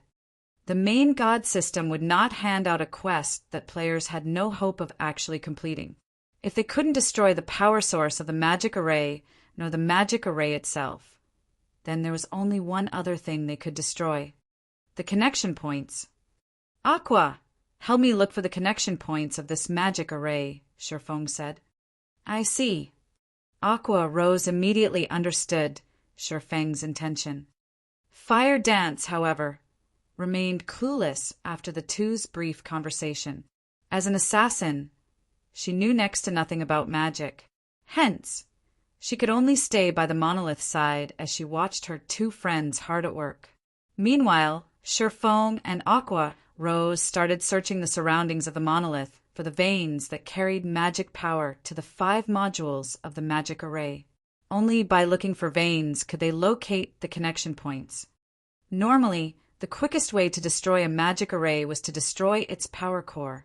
If that was not viable, then the 2 other remaining options would be to destroy the magic array itself and to destroy the connection points of the magic array. Destroying the magic array itself was an extremely challenging task to pull off. On the other hand, it was a very simple task to destroy the connection points. Unfortunately, locating these connection points was also a very difficult task. A connection point was a node that connected the magic array to its power source. It acted similar to a circuit breaker in real life. Only, instead of being used to prevent an overflow of electric current, the connection point served to limit the amount of mana flowing from the power source to the magic array. If the connection point was damaged, then the mana supply would surge, and consequently the magic array would destroy itself due to excessive mana input. After searching for some time, Sherfong finally found a connection point. He promptly struck down with the abyssal blade, destroying the connection point. However, this enormous and complex magic array did not possess only a single connection point. They needed to search and destroy all the connection points of the magic array. After several more hours passed, Aqua Rose found another connection point, which she quickly destroyed. Even so, the magic array remained stable. In this way, Sherfong and Aqua Rose spent the entire day destroying more than 20 connection points. Although the destruction of the connection points had a slight effect on the magic array, it was clear that the damage was within the parameters of the magic array's design. Not good. Guild leader, one of the connection points you previously destroyed is back to normal. Having nothing better to do, Fire Dance had tagged along with Sherfong, hoping to learn how she, too, could search for the connection points. However, during her observations, she suddenly discovered that one of the connection points Sherfong had previously destroyed had actually recovered. "What did you say?" Sherfong asked in disbelief. Even the connection points could restore themselves? Sherfong started to suspect that this was no longer an ordinary magic array, but a magic array that had already cultivated into a demon. Sherfong had seen plenty of Tier 5 magic arrays in the past. He had even seen Tier 6 magic arrays before. However, he had never once heard of a magic array that was capable of repairing itself. Chapter 278, The Great Catastrophe. Chapter 278, The Great Catastrophe. By no means can we continue like this. There might be hundreds of connection points in this magic array. By the time we locate the ones remaining, the other connection points might have repaired themselves already, Shifeng said, his head aching. A magic array that was capable of self-repair was simply unheard of. If they did not have a dozen or so players moving separately to destroy the connection points, it was simply impossible to destroy every single connection point in this magic array. Destroying the connection points suddenly became a much harder task than Shifeng had imagined it to be. Guild leader, I found something here. Come over and take a look, Aqua Rose said through the party chat. Hearing that there was a new discovery, Shifeng immediately hurried over to Aqua Rose's location. Aqua Rose was currently situated in the middle of this 7 Luminaries mountain, inside an extremely obscure cave. If not for the indicator provided by the system map, Shifeng could not have found the cave Aqua Rose was in. After entering the cave, Shifeng immediately observed his surroundings. He discovered that the walls of the cave were covered with engravings of divine runes. The golden glow these divine runes were giving off brightly illuminating the interior of the cave. Looking at the cave's central crystal pillar, Shifeng noticed a blood-red stone embedded in it. This piece of stone was just like a beating heart, only instead of bright red liquid, an endless amount of mana passed through it. Meanwhile, the mana that passed through this blood-red stone became much purer in quality. Aqua, how did you manage to find this place? Shifeng asked, astonished by this scene before him. I just happened to discover a particularly thick mana vein and followed it here. Aqua Rose beamed a proud smile at Shifeng. If they demolished this place, then the magic array would definitely be finished. Guild leader, I'll start destroying this place, all right? Aqua Rose could wait no longer. She had been trapped in this godforsaken place for so many days now. During this period of time, she had no option but to keep contact with her subordinates through the phone in order to make arrangements for the daily affairs of the guild. She had also instructed them to prepare for the establishment of their guild residence. Currently, most of the average players in White River City were already around level 14 to level 15. While the elite players of the various guilds were already at level 17.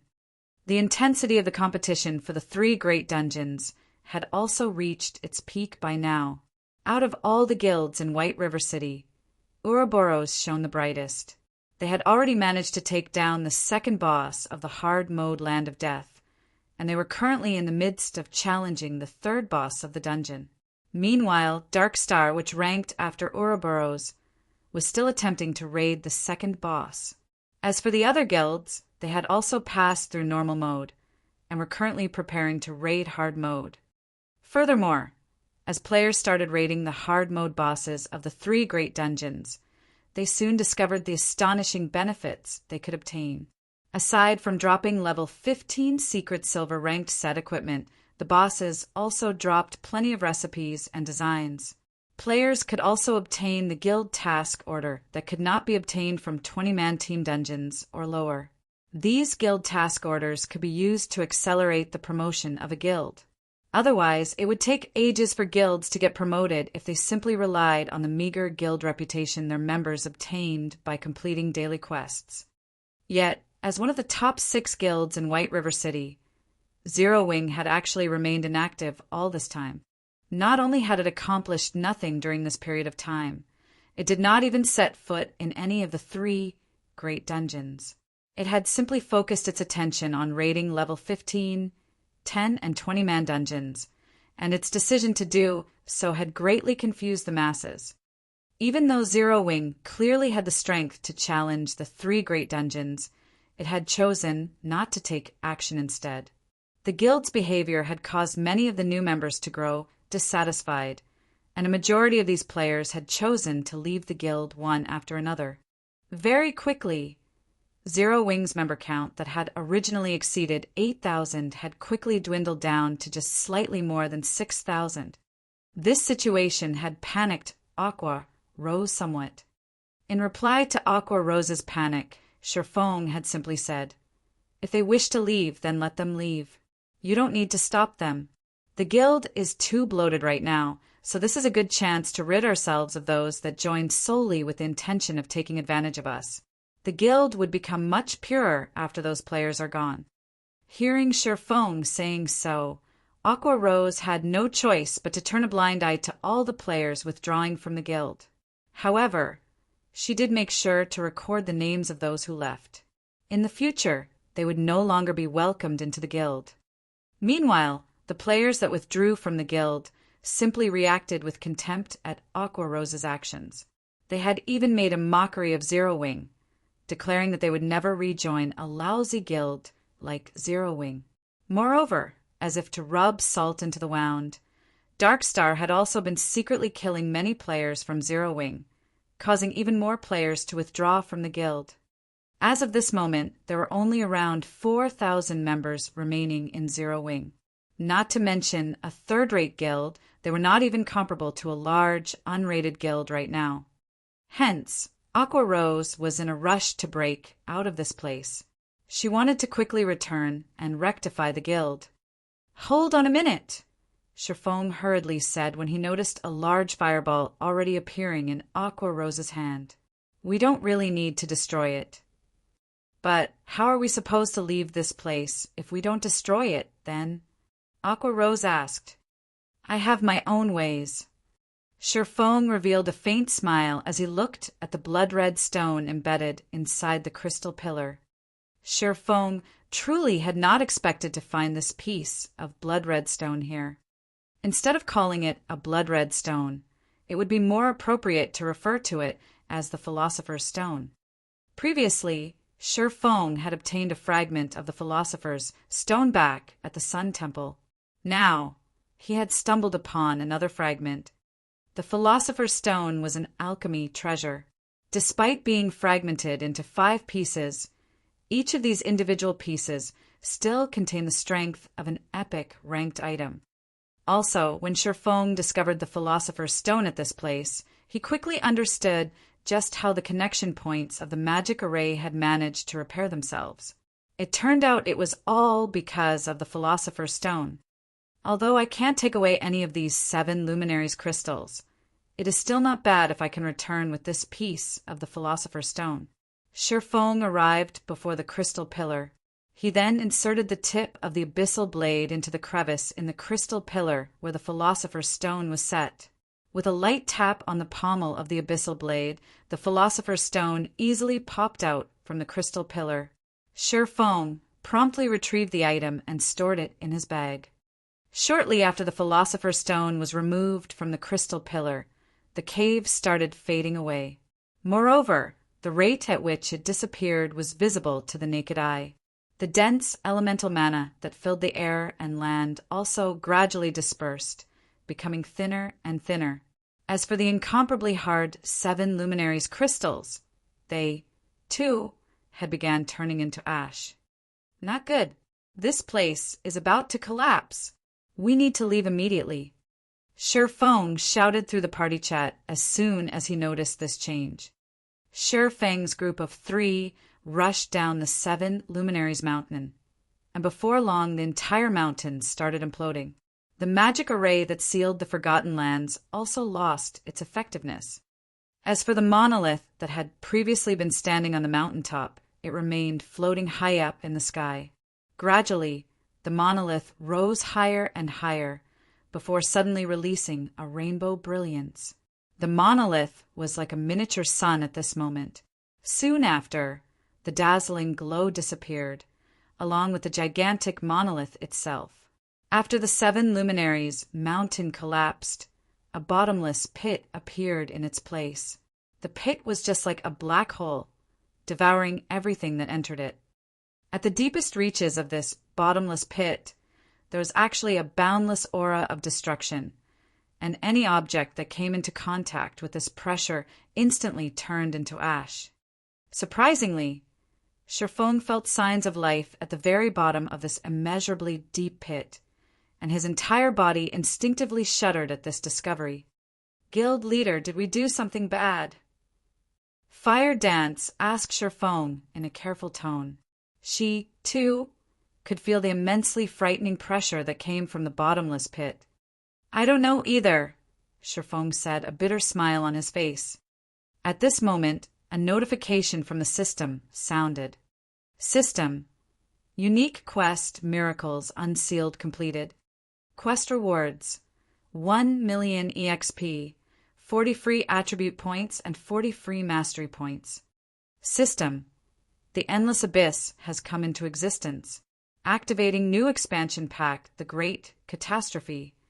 System. Legendary ranked main storyline quest. 7 treasures activated. Quest details. The Endless Abyss has already opened. You are required to immediately notify the War God's Temple in order to have them reseal the Endless Abyss. After reading these notifications, Sherfong finally had an inkling of what was going on. Inadvertently, they had actually opened the door of taboos. According to Sherfeng's memories, the new expansion pack, The Great Catastrophe, had only appeared 3 months after God's Domain's launch in his previous life. Now, however, because of him, The Great Catastrophe had appeared in advance. Chapter 279, Quality over Quantity. Chapter 279, Quality over Quantity. When Aqua Rose and Fire Dance read the notifications they received, both of them were immediately sent into a daze. A legendary quest. Moreover, it was a main storyline quest, a quest that was capable of changing the history of God's domain. The reward for such a quest would definitely be luxuriant. According to rumors, the minimum reward for completing an epic quest was an epic ranked item, or an item of equivalent value. In other words, if they completed a legendary quest, then the minimum reward they could obtain would be a legendary ranked item. They had never even seen an epic ranked item before, much less a legendary ranked item. It could definitely become the symbol of the guild. However, when the two of them thought about how they were required to seal this endless abyss, they sank into deep despair. The return scrolls are usable now. Let's leave this place, then. Sherfeng's memories of the new expansion pack, The Great Catastrophe, were still fresh in his mind. After the Great Catastrophe occurred, the monsters throughout God's domain started becoming restless. Towns, especially, would randomly come under attack from demonic beasts, resulting in chaos. According to Sherfeng's memories, some of the weaker border towns had even been conquered by the demonic beasts, turning those into demonic beast towns. Among the biggest changes made to the game were to the knights in God's domain. After the new pack was implemented, the number of monsters that would appear during nighttime was much higher than before. Moreover, monsters corrupted by the Endless Abyss would also appear. These corrupted monsters would all be transformed into demonic beasts, and even the weakest of demonic beasts were Tier 1 monsters. Which was to say, if players had still not received their promotion into a Tier 1 class, it would be tremendously difficult for them to fight against these monsters. Instead of being the ones doing the killing, players would have a much higher chance of getting killed by these demonic beasts. Hence, after the new expansion pack, players would find it very difficult to grind and level up during nighttime. In contrast to the shock Aqua Rose and Fire Dance felt, the revelation of the new pack caused a sensation throughout the entire Star Moon Kingdom. Players could not help but feel excited after finding out about the Great Catastrophe expansion pack. The official developers of the game had already revealed information about this new expansion pack. In the future, demonic beasts would randomly launch assaults on towns, and in response to such attacks, towns would issue defense quests to players. As long as players managed to defend the town, they would receive bountiful rewards. Of these rewards, there would even be secret silver ranked items and many more valuable items. In addition, players would also receive city reputation from completing the defense quest. These defense quests would undeniably allow average players to quickly improve themselves, hence the excitement of many of the average players over the arrival of this new expansion pack. Meanwhile, the atmosphere in White River City had also suddenly cooled down, as many players had chosen to head out to the towns instead. They intended to grind for some levels while they awaited for a demonic beast assault to occur. If luck would have it, they might even happen upon a demonic beast assault, making a huge profit from completing the resultant defense quest. Guild leader, should we arrange for a few members to head towards various towns and keep an eye out for a demonic beast assault? Aqua Rose suggested. Her brows wrinkled slightly when she looked at the deserted streets of White River City. The other guilds were currently busying themselves with raiding the 3 great dungeons. They definitely would not have the time to pay attention to these demonic beast assaults. Hence, this was a good chance for Zero Wing to shine. Let's not participate in the demonic beast assaults. Focus on leveling up. Level 20 is the time when our guild will shine. Shifeng shook his head, a knowing smile on his face. In the past, Shifeng had experienced many assaults launched by demonic beasts. Hence, he knew very well how difficult it was to actually receive the reward of a defense quest. The reason being, even the weakest demonic beast was a Tier 1 monster. They would all be level 30 or above. Shifeng had even once encountered a Tier 3 demonic beast during an assault. If they were to try and defend a town right now, it would simply be suicide. Naturally, Shifeng would not let the members of his guild die a pointless death. One could say that towns were extremely dangerous locations right now. If players were to truly meet with a demonic beast assault, then it was not luck, but fate. Currently, the safest places in God's domain were cities, since there would be high-tier NPCs guarding them. Take White River City, for example. There were 3 Tier 4 NPCs guarding it, so demonic beasts would not dare to casually approach the city itself. If we don't participate and make some achievements, many more of the remaining members might choose to withdraw from the guild. Aqua Rose could not understand what was going through Shifeng's mind. Before, they had given up on competing over the 3 great dungeons. Now, they were also going to give up such a good chance to earn precious equipment and reputation. Just what were they supposed to do? Let them leave, then.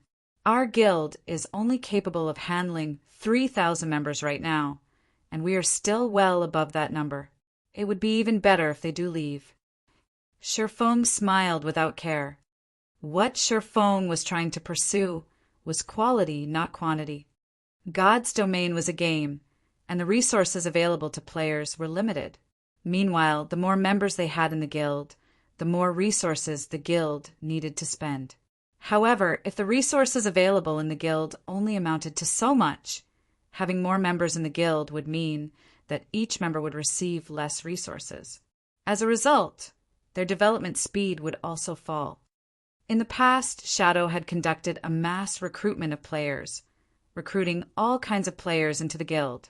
In the end, the guild had bitten off more than it could chew, causing its development to slow to a crawl. In this life, Shifeng would not repeat the same mistakes Shadow made in the past. The members in the guild could just leave for all he cared. He definitely would not try to stop them from leaving. Talent was very important if one wished to become an expert in God's domain. However, truly talented people were limited. In the past, a majority of the experts in God's domain had participated in one battle after another, gradually learning and accumulating the experience needed to become an expert, instead of relying on talent.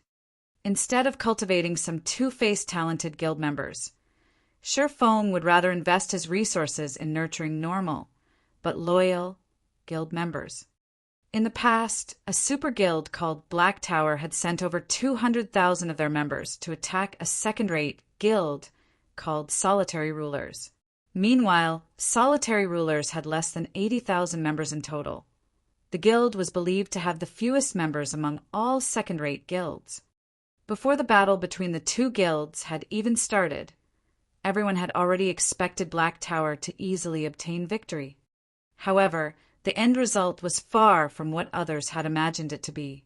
Although both guilds clashed tens of times, Black Tower hadn't succeeded in destroying the city governed by Solitary Rulers. While more than 30,000 members of Solitary Rulers had died in that battle, Black Tower had lost more than 3 times that number, with over 100,000 members of Black Tower dying.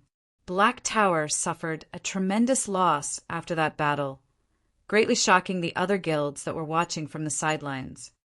In the end, Black Tower had no choice but to mobilize its 7 Tier 5 Saint Rank players and one of its Tier 6 God Rank players to destroy Solitary Rulers.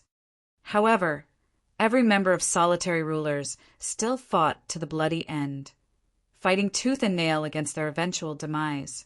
Before they lost their city, they had even managed to kill 2 of the Saint Rank players and another 100,000 or so Black Tower members. In the subsequent clashes between the 2 guilds, Solitary Rulers had suffered one defeat after another. After all, the Tier 6 God Rank expert and 7 Tier 5 Saint Rank experts were simply too powerful. As a result, Solitary Rulers lost 5 of the cities they governed in quick succession. By the time the battlefield moved to Solitary Rulers' final base of operations, Unparalleled City, amazingly, not a single member had chosen to withdraw from the guild. Even after dying tens of times, they still chose to charge head-on into the battlefield. Sherfong couldn't help but shiver every time he recalled the unyielding attitude of those iron-blooded souls. Clearly, the difference in strength between the 2 guilds was like heaven and earth. Yet, instead of giving up and accepting their fates, every single member of Solitary Rulers had chosen to brave the battlefield. It was also due to this reason that Black Tower had suffered such immense losses. If it were any other guild standing in Solitary Rulers' place, the members would have long since abandoned hope and quit the guild. They would not have chosen to fight at all. While Black Tower was in the midst of conquering Solitary Rulers' final city, however, another super guild had attempted to take advantage of the situation and laid siege to Black Tower cities. As a result, Black Tower had no choice but to give up their plan of completely annihilating Solitary Rulers. Meanwhile, Solitary Rulers had instantly risen to fame after this conflict, becoming the role model of all second-rate and third-rate guilds. Aside from Solitary Rulers, as an example of quality over quantity, there was also the adventure team that was known throughout the entire God's domain, the Midnight Tea Party. Although its members numbered less than 30, not even super guilds dared to cross it. In God's domain, although quantity was important, quality was even more important. I understand. Looking at Sherfang's determined expression, Aqua Rose had no better choice but to concede to his decision. It was indeed like Sherfang had said. There were too many members in the guild. The current member count far exceeded their range of tolerance. By having those unfaithful members leave, they could also lay a good foundation for their guild's future. Another reason why Aqua Rose had agreed to Sherfang's decision was mainly because of the guild residents. Once they revealed their guild residents to the public, there would be no shortage of players wanting to join their guild.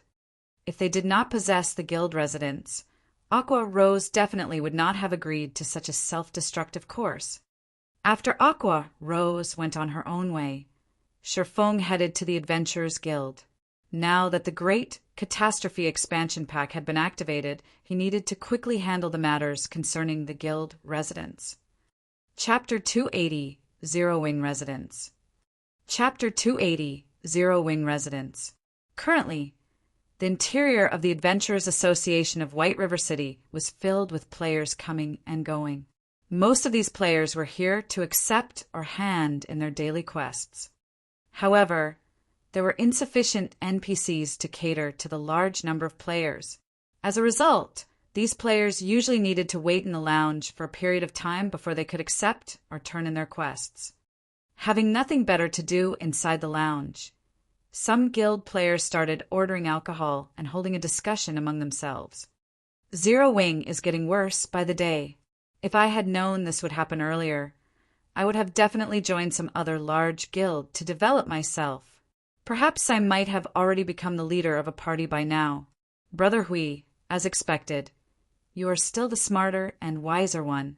You joined Darkstar from the very start, and now you've already become the vice leader of a 15-man team. Now that I have left Zero Wing, I will be relying on Brother Huey's guidance from now on. A shield warrior with tanned skin flattered the robust-looking berserker sitting beside him. "No problem. With me around, you will definitely have no problem joining the guild," the berserker assured him, clapping his chest. Meanwhile, sitting beside this berserker addressed as Brother Hui was a pretty female mage. Although her face looked average, she had an excellent figure. Coquettishly fluttering her eyelashes, the female mage looked at the person known as Brother Hui, sweetly saying, "Big Brother Hui, I've been wanting to go to the level 15 Wind Ridge. When will you take me there?" Wind Ridge was a level 15, 20-man team dungeon. Among level 15 team dungeons, Wind Ridge had a below-average difficulty. However, to average players at this stage of the game, even a level 15, 10-man team dungeon was a great challenge, not to mention a 20-man dungeon like Wind Ridge. Of course. Isn't it just Wind Ridge? You're already my woman now. How could you settle for only a meager Wind Ridge? Tomorrow, I'll call up my men and bring you to the demon's castle. The berserker wrapped his arm around the female mage's willowy waist, a nasty grin on his face. Many onlookers grew envious at this scene. They could not help but wish that they, too, could join Darkstar in getting a beauty for themselves as well. "Brother Hui, I hear that the demon's castle has a very high difficulty. Don't tell me you've already managed to obtain the raid strategy from Zero Wing's main force?" the tanned shield warrior asked curiously. "Indeed, we've managed to obtain the strategy already. However, even without it, with Darkstar strength, we could still easily conquer the demon's castle. The main reason we haven't done so is simply because of the competition we're having with Ouroboros. Otherwise, Zero Wing would not have had the chance to take the limelight as they did before. Look, isn't Zero Wing in shambles now? They're simply a little faster in terms of leveling up. They haven't even cleared the normal mode of any of the 3 great dungeons yet. Darkstar, on the other hand, has already killed the 2nd boss of hard mode and started trying to raid the 3rd boss. We have already caught up with Ouroboros. It is only a matter of time before we surpass Ouroboros. I really don't know what qualifications Zero Wing possesses to be considered as one of the top 6 guilds in White River City." The berserker's loud voice was filled with disdain as he spoke of Zero Wing. Even though the guild clearly has no future, there's still more than half the original number of players remaining in it. It really makes you wonder just what is going through those people's minds. They're just fools. Brother Hui, you're right.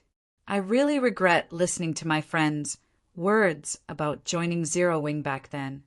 The shield warrior nodded his head in agreement, his heart filled with great disappointment. If he had joined Darkstar early on, he might also have had a beauty accompanying him by now. Meanwhile, seated near this trio, Shifeng was currently quietly browsing through information on the official forums.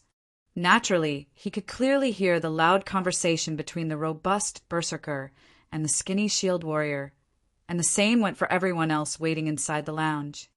However, Shifeng made no comment on their mocking words. After all, everyone had the freedom to make their own decisions. As for the shield warrior's regret at joining Zero Wing, Shifeng simply revealed a calm smile. If this shield warrior knew that Zero Wing was about to establish their very own guild residence, just what sort of emotions would he have? At that time, even the words earth-shattering would not be enough to describe the amount of shock he would feel. However, Shifeng really could not be blamed for this. Soon after, Shifeng headed to the counter and dealt with all the necessary procedures. After he turned his private territory into a guild residence, he also spent 3,000 gold to build an advanced guild hall in place of the Purple Sun Mansion. The advanced guild hall could fit up to 3,000 people. As for the other facilities of the guild residence, those would only be obtainable from large-scale team dungeons that were level 25 or above. Some time was needed before the construction of the advanced guild hall could be completed. After Shifeng completed all the necessary procedures, His remaining task was to head to the war god's temple and report the matter of the endless abyss. Just as Sherfong was about to leave the Adventurers Association, the system notification sounded. Moreover, this wasn't just any normal notification. Instead, it was a notification sent to the entire Starmoon Kingdom. Starmoon Kingdom System announcement. Congratulations to Zero Wing for becoming the first guild in Starmoon Kingdom to establish a guild residence, rewarding 10,000 guild reputation, 10,000 guild popularity, and 10 gold coins to the guild. I spent 3,000 gold, yet only got 10 gold in return. The system sure is tight-fisted. Sherfong laughed. However, Sherfong did not concern himself with such an amount of gold. The reason being, in these past few days, the Star Streak trading firm was already making a daily profit of over 1,700 gold. It was all thanks to the popularity it gained from selling the Arclight Shield, as well as the basic mana armor kits. During this period of time, the forging genius Cream Cocoa had also been continuously producing gemstone buckles, advanced whetstones, and many more forging products. Moreover, the number of forging players Melancholic Smile recruited was also rising. Not only did the combination of these new forgers and the various forging designs provided by Zero Wing increase the number of products sold by the Star Streak trading firm, it also expanded the company's product selection. As a result, the daily profits of the Star Streak trading firm continuously rose. Currently, the Star Streak trading firm already controlled over half of the market for forging products in White River City. Moreover, such a situation wasn't limited to just White River City. It extended to the 7 surrounding cities. Hence, Sherfong was not lacking in money at all. Compared to having spent 3,000 gold coins, Sherfong was more interested in the 10,000 guild popularity points. This was a feature that would only become available to a guild after it established a guild residence. The higher the guild popularity, the more famous a guild would become among NPCs. With 10,000 guild popularity, Zero Wing could be considered relatively famous among the NPC populace. Compared to starting from scratch, having this 10,000 guild popularity made things much simpler for him. It should be known that when a guild member completed a quest commissioned by an NPC, the guild would normally receive only 1 to 3 guild popularity. Only quests with high difficulty would reward 5 to 10 points. In other words, a guild needed to complete thousands of guild quests in order to accumulate 10,000 guild popularity. These bonus guild popularity points had saved the guild plenty of development time. Meanwhile, inside the lounge of the Adventurers Association, the tan shield warrior that had just recently left Zero Wing no longer felt joyful about joining Dark Star. On the contrary, his face was as pale as a sheet of paper. Inside the Land of Death, one of the 3 great dungeons, Dark Star's main team was currently battling against a white-bone giant elephant, which was over 20 meters in height. At this time, the MT of the team, Lone Tyrant, was enduring the attacks from this white-bone giant elephant. Every time he took an attack from the boss, he would receive over minus 2,000 damage. His HP constantly rose and fell, his life hanging by a thread. Just as the white-bone giant elephant in the distance was preparing to charge, Lone Tyrant suddenly received a system notification. Lone Tyrant was momentarily stunned by what he saw. How did Zero Wing obtain a guild residence so quickly? Lone Tyrant couldn't help but yell out when he saw the description of this system notification, his eyes nearly popping out of their sockets. He even forgot to use a skill to block the incoming attack from the white-bone giant elephant before him. As a result, he was turned into a pile of meat paste by the boss's foot, losing his life instantly. What followed was what would be expected, a team wipe. Chapter 281, A Guild's Most Powerful Weapon. Chapter 281, A Guild's Most Powerful Weapon. Tens of players were currently lining up outside a large and peaceful tomb.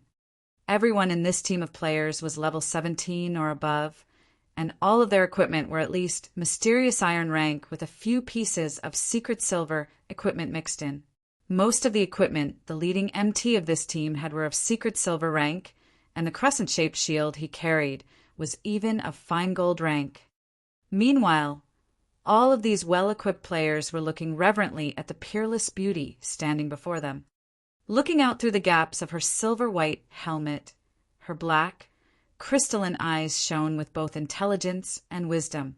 Her hair, which was a midnight black, hung down to her waist, gently brushing against the silver-white armor she wore. Resting her hand on the hilt of a dark blue great sword, glowing dark blue, she exuded the indomitable aura of a goddess of war as she silently stood there. This peerless war goddess was none other than the snow goddess of Ouroboros, gentle snow. After undergoing the baptism of the 3 great dungeons, gentle snow was even more dazzling than before. She was like a rough stone that had been polished, instantly revealing the sparkle of an icy cold sapphire. Currently, not only was gentle snow fully equipped with the snowfall set equipment, a secret silver ranked set equipment, the great sword she wielded, albeit of indiscernible quality, was also giving off a frightening amount of energy. The snowfall set equipment could only be obtained from the hard mode of the 3 great dungeons. As for the blue sky, great sword gentle snow wielded, she had obtained it after killing a great lord that served as a protector of a ruined temple. If Sher Feng saw this 2-handed greatsword, he would definitely be shocked. The reason being, this greatsword was similar to the abyssal blade, since it too was a magic weapon. Furthermore, it was also one of the 36 famed swords of God's domain, Blue Sky. Just as Gentle Snow's team was about to raid the 4th boss of the Land of Death, the Whitebone General Jera, Gentle Snow suddenly received a system notification, and a hint of astonishment flashed through her eyes when she read its contents. How can he be so fast? Gentle Snow knew exactly how difficult it was to obtain a guild residence. Even though she had a powerful guild like Ouroboros, the #1 guild in White River City, backing her, the reputation she had collected was still far from enough to allow her to become a baroness of White River City. Yet, Zero Wing was still a step ahead of her. Gentle Snow's lips suddenly curled into a faint smile as she muttered, "It seems I need to congratulate him." In White River City, Ouroboros and Zero Wing were actually allies, although this matter was not known to the public. If people did find out, however, they would definitely be greatly shocked. After all, who would ever imagine that White River City's #1 guild would actually be willing to form an alliance with Zero Wing, a guild that was declining by the day? However, Gentle Snow had indeed done such a thing. Although Ouroboros was the #1 guild in White River City, they were still far from being considered an unshakable existence. Just the fact that Darkstar was close to surpassing them showed how vulnerable Ouroboros was. Moreover, Darkstar also had some hidden connections with world dominators, which was also a first-rate guild like Ouroboros. If these 2 powerful guilds joined hands to wage war against Ouroboros, then Ouroboros would definitely suffer a huge loss. Hence, Ouroboros itself needed allies. Setting aside Darkstar and world dominators, there were still 3 others among the top 6 guilds in White River City. Of the 3, the most powerful would be Emperor's Light, a first-rate guild, while coming in second would be the Assassin's Alliance, a second-rate guild. As for Zero Wing, they were considered the weakest of the top 6 guilds in White River City. Yet, in defiance of all logic, Gentle Snow had chosen to ally herself with the recently established Zero Wing out of these 3 guilds.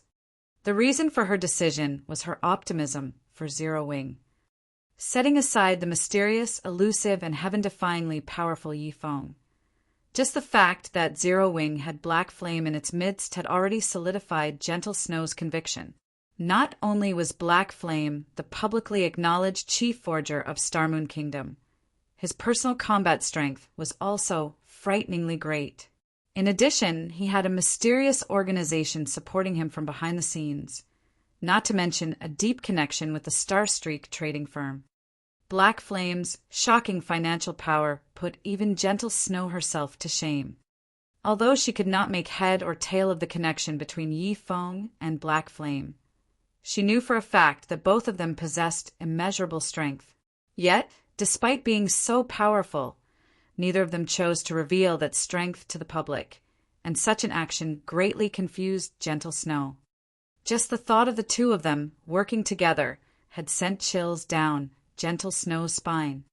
As if to put icing on the cake, the person named Aqua Rose had also appeared in Zero Wing out of nowhere. Aqua Rose used to be an honorary elder of Twilight Echo. Although her fame was less than Gentle Snow's, that was only because Gentle Snow had appeared in many advertisements before, raising her profile in the public eye. Gentle Snow had never personally fought against Aqua Rose. However, based on the video recordings of Aqua Rose's battles, in terms of combat techniques, should they ever have a fight between themselves, Gentle Snow felt she only had a 50% chance of emerging victorious. In any case, just the presence of these three powerhouses in Zero Wing made it worthwhile for Gentle Snow to ally herself with them. Not to mention, Zero Wing still had many other experts within their ranks. Their true strength and potential were simply unfathomable. In the eyes of the public, Zero Wing would sooner or later vanish from existence. However, Gentle Snow knew very clearly. Zero Wing's current calm was merely the prelude to their next breakout. The situation right now would be the best example. Against all expectations, Zero Wing had suddenly become the first guild in Star Moon Kingdom to obtain its own guild residence, miles ahead of the other guilds. Within moments, Zero Wing had become the focal point of all players throughout Star Moon Kingdom. Shortly after the appearance of the system notification, Zero Wing's recruitment point was overrun by a stampede of players.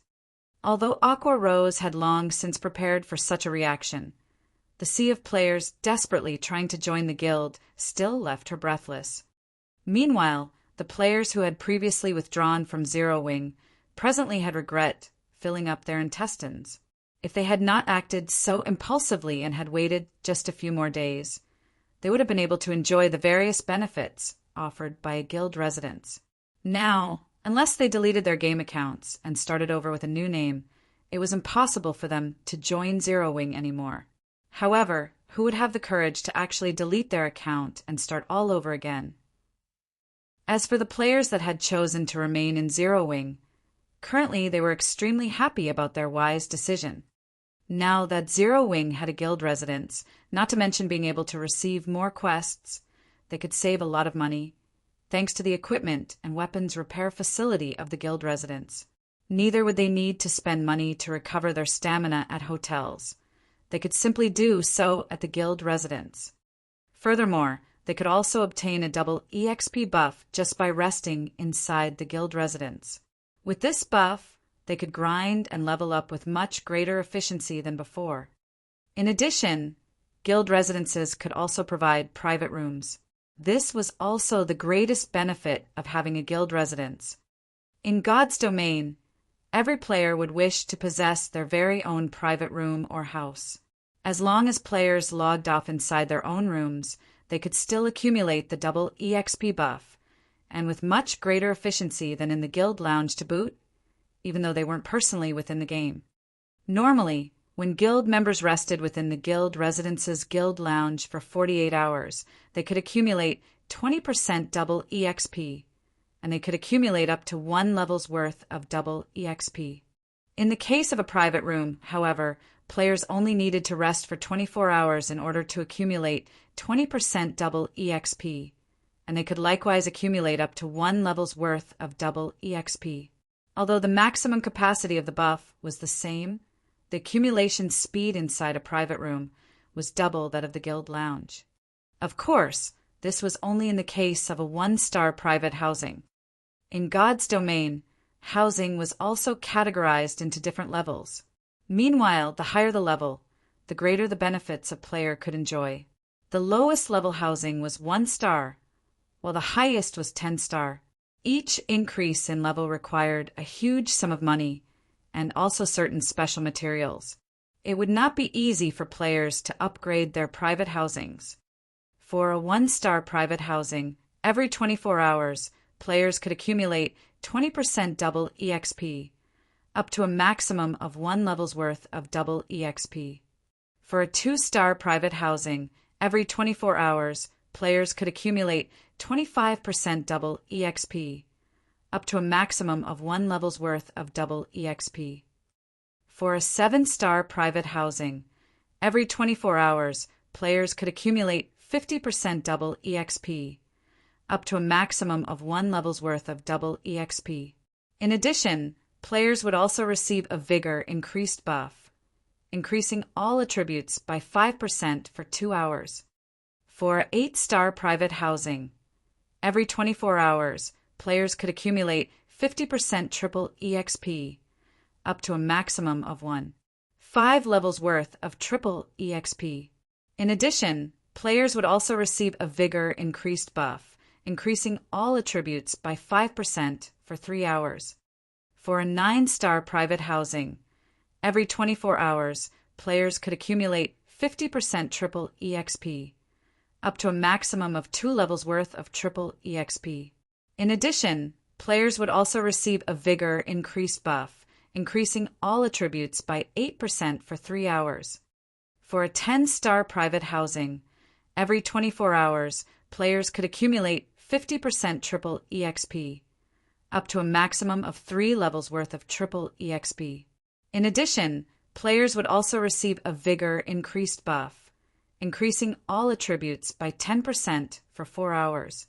However, it was simply too difficult for players to obtain their own houses in White River City. Yet, buying a house in a town would not be convenient for them.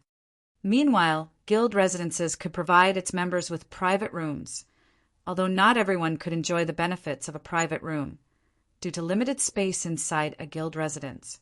Normally, these private rooms would be given to members who contributed greatly to the guild and also the upper management of the guild. If there were any additional private rooms, guild members could also rent them using the contribution points they accumulated from raiding dungeons and doing quests. In God's domain, the matter of leveling up would always be a headache to players. Moreover, the further into the game a player went, the harder it was for them to level up. It would not be strange for players to level up only once every 3 to 4 days. If players died out in the fields, they would also lose an entire level as a penalty. Hence, a tool that could aid players in leveling up quicker would definitely be well received. This guild benefit alone already held a fatal attraction for all players, and that was in addition to the large number of guild quests available for choosing, which would dramatically accelerate players' leveling speed. Chapter 282 Dark Wind. Chapter 282 Dark Wind. The War God's Temple, an organization that was founded shortly after the Great Destruction, had been in existence for thousands of years now, protecting the human race from invasions by foreign races. Now that the Endless Abyss had been opened, the humans of God's domain would have to rely on the War God's Temple to deal with the invasion of demonic beasts. It was no longer a situation that could be handled by any single country. Aside from being the protector of the human race, the War God's Temple was also a location for players to learn advanced skills. Meanwhile, players only needed to complete the quests they received at the War God's Temple in order to do so. Shortly after Sherfong arrived at the War God's Temple, he reported the Endless Abyss to the Knight Captain on duty. The War God's Temple was considered one of the most powerful forces in God's domain. Just a normal knight, here was already a level 180 tier 2 NPC. As for the Knight Captain, he was a level 200 tier 3 NPC. The Knight Captain revealed an anxious expression after hearing Sherfeng's report. Your Excellency Black Flame, this matter is of utmost importance. However, as I'll need to immediately send out warnings to all cities throughout the kingdom and also muster troops to the front lines, I'll have to trouble you to head to the War God's Temple in the capital city and report this matter to Lord Eucharis and seek his aid. The Knight Captain passed a gold token to Sherfong, then promptly headed out of the temple, not giving Shifeng any chance to even refuse. Shifeng was left speechless by the knight captain's words. Fortunately, he only needed to head to the capital city and look for the person named Eucharis, an easy task to accomplish. Following which, Shifeng left the war god's temple and hurried over to White River City's teleportation hall. Just as Shifeng was about to enter the teleportation hall, however, 6 robust-looking players stood in front of the stone staircase, completely blocking the entryway. These 6 players were all level 18. Such a level could definitely be ranked at the very top of White River City. Moreover, the equipment these players wore were of excellent quality, majority of which were of secret silver rank. Meanwhile, the solemn-looking middle-aged man who looked like the leader of this party of players had the best equipment out of these 6 players. He was actually fully equipped with secret silver equipment. His gaze was like a sharp blade, and his entire body exuded such an icy cold aura that other players unconsciously detoured as they walked past him. Although Shifeng had never fought against these 6 players before, he could clearly tell that they were very strong. There were very few parties of their caliber in White River City. Meanwhile, pinned to the chests of these players were black 6-pointed stars. This black star was none other than Dark Star's guild emblem.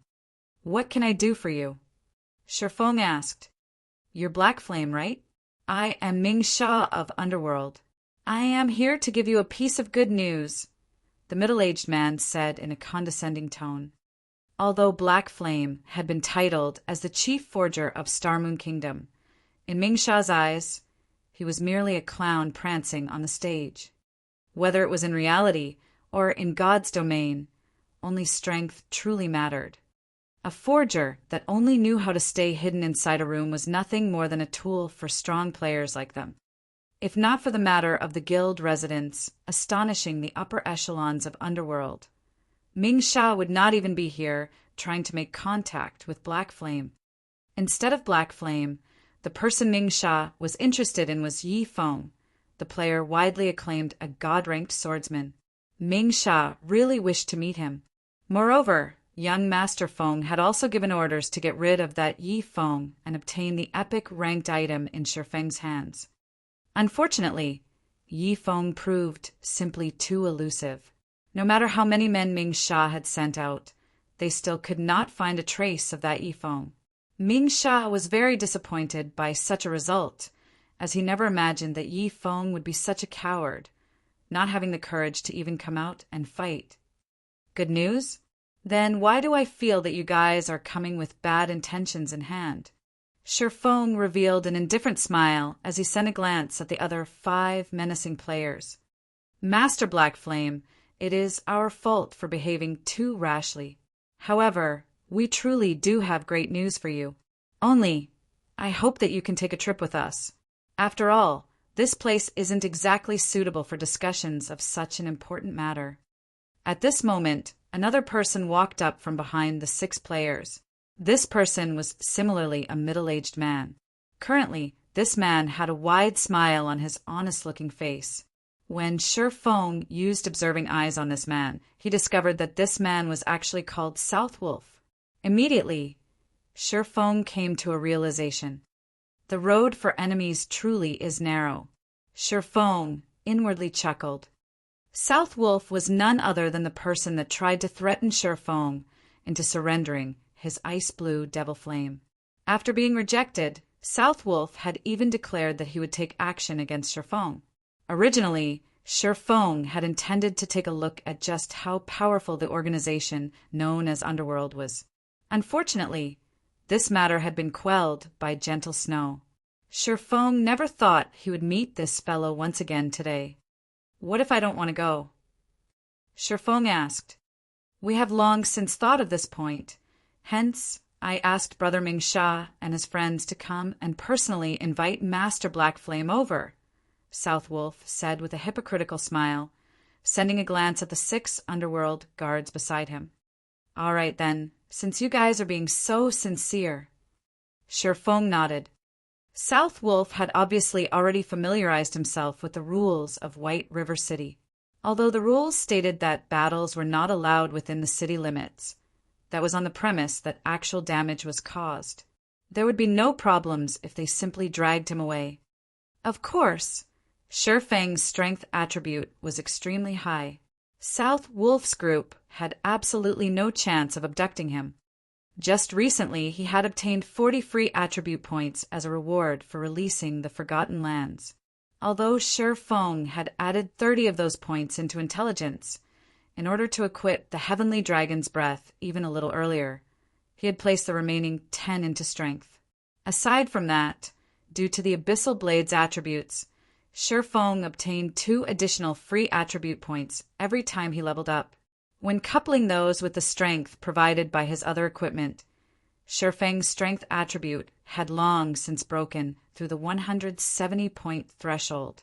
In terms of the strength attribute, very few players throughout God's domain could be a match for him. However, it seemed that someone from the mysterious upper echelon of Underworld wanted to meet him, and Shifeng was curious enough to agree. "Let us go, then," Southwolf said as he led the way. A short while later, Shifeng and the others arrived inside a high-class bar. Very few average players could be seen inside this bar, as most could not afford this luxurious place. "Master Black Flame, please come in. Young Master Feng has been waiting for you for a long time now." South Wolf pushed apart the doors to a private room, hinting that Shifeng should enter.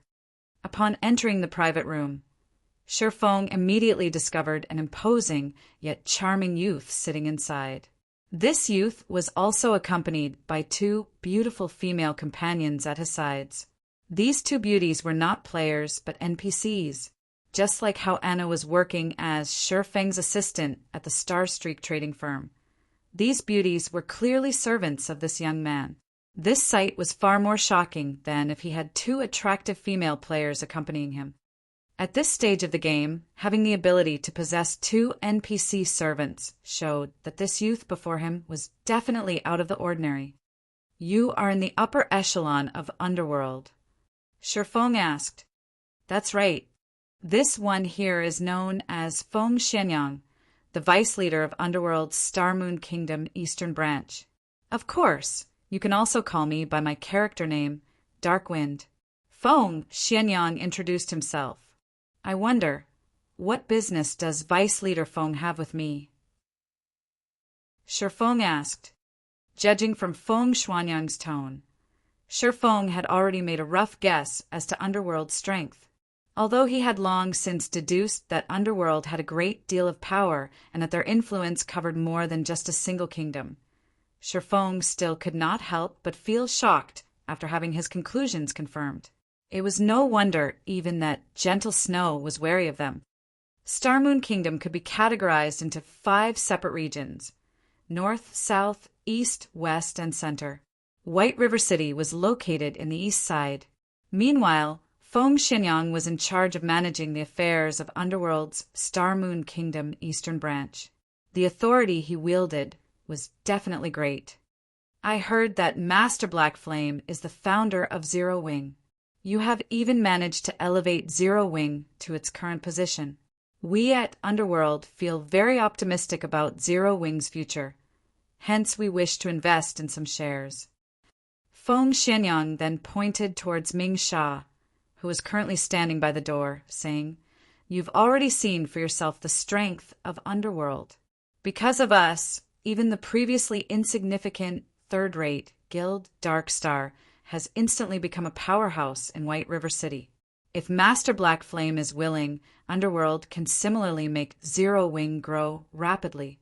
Not only could you become the overlord of White River City, you could even become the #1 guild in the entire eastern region of Star Moon Kingdom.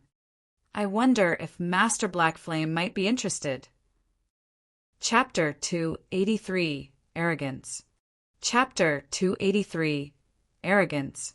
Feng Xianyang's words dripped with temptation. Just the prestige of being the #1 guild in the entire eastern region of Star Moon Kingdom would cause many to fight over it. These exact same words might have been used to attract Lone Tyrant into cooperating with Underworld back then. under the banner of the #1 player on the ranking list. In addition to Underworld's covert support, Darkstar had managed to rocket to fame, becoming a guild capable of rivaling even the powerful Ouroboros. So that's how it is. Sherfong suddenly came to a realization. He finally understood why Darkstar could become so amazing, just like that, with experts appearing in the guild out of nowhere. Its abrupt rise was all because of Underworld helping it in secret. However, now that Zero Wing had established a guild residence, Underworld couldn't help but reconsider its original plans, hence its interest in investing in Zero Wing. Sherfong couldn't help but acknowledge that Underworld was indeed amazing. They were willing to support an entirely different guild, even at the cost of sacrificing all their previous investments. From an outsider's perspective, such an action was plain foolish. However, Sherfong knew that Underworld's decision was, in fact, very wise. It was obvious at first glance how great an influence a guild residence would have towards a guild's success. If it were up to him, he, too, would choose to take such an action. Master Blackflame, you should know that there are over 20 cities just in Starmoon Kingdom's eastern region alone. If Master Blackflame agrees to our proposition, in the future you will become the absolute overlord of these 20-plus cities. Moreover, even though Underworld will be investing in Zero Wing, we will not interfere directly in the management of the guild itself. Rather, we will provide you with a large sum in funding and manpower, Feng Xianyang slowly said in a tempting tone. We at Underworld have already decided that, as long as Master Blackflame agrees, we will immediately inject 1 billion credits into Zero Wing, and also provide the guild with 100 gold coins every week. In addition, we will also provide 100 experts and also 1 team of Underworld guards for you, Master Blackflame, to command as you see fit. If Zero Wing develops well, Underworld will invest even more into the guild in the future. Master Blackflame, what do you think?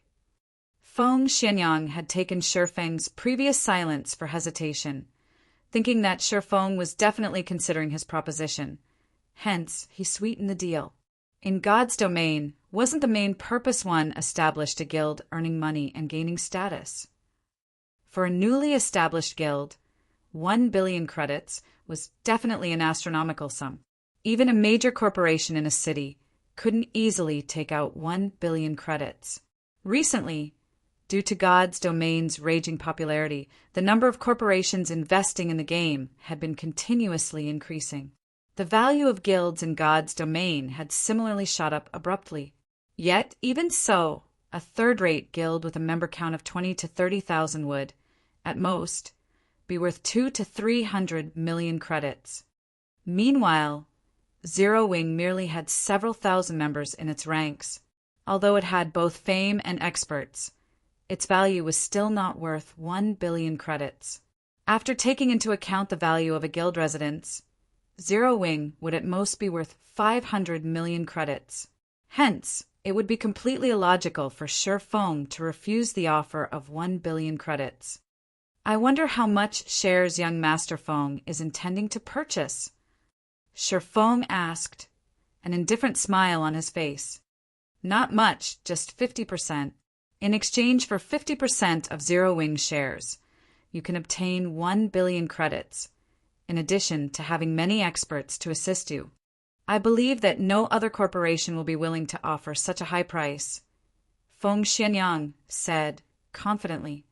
Sherfeng propped up his chin with his hand, entering into a deep contemplation.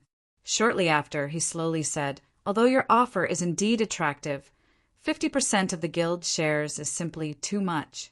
I am willing to sell 10% at most. Although Feng Xianyang's offer of 50% seemed as if both sides would be wielding half of the guild shares, it was simply a trick to make Sherfeng drop his guard. In reality, wielding 50% of Zero Wing's shares was already tantamount to full control of the guild. After all, when Sherfeng established his guild, he hadn't claimed the full 100% shares of the guild. He had given a small portion to Aqua Rose. If Feng Xianyang purchased 1% of Zero Wing's shares from Aqua Rose, Then he would have 51% of the guild shares. At that time, Feng Shuanyang's words would become law in Zero Wing, while Shifeng would sooner or later end up in a situation like the one in his previous life. Shifeng had sworn to never let something like that happen again in this life. 10%. Feng Xianyang did not dare believe his own ears. He was going to spend 1 billion credits on Zero Wing, yet all he would get in return was 10% of its shares. Did Shifeng really take Zero Wing for the #1 guild in Star Moon Kingdom? Vice Leader Feng, you must think that the amount I'm offering is too low, right? Shifeng asked, his indifferent smile still on his face. It's only normal that you would think so. However, what I'm trying to say is that 1 billion credits really isn't a big sum of money. I'm already giving young Master Feng a lot of face by offering you 10% of Zero Wing shares. If it were anyone else here today, I would only offer them 1% at most. In fact, Shifeng was not speaking conceited nonsense at all. Just the gold coins he had on hand right now already exceeded 10,000. If he converted them into credits, they would be worth at least 200 million credits. His daily income was also continuously rising day after day. Just the benefits he could obtain from the Star Streak trading firm had already far exceeded 1 billion credits.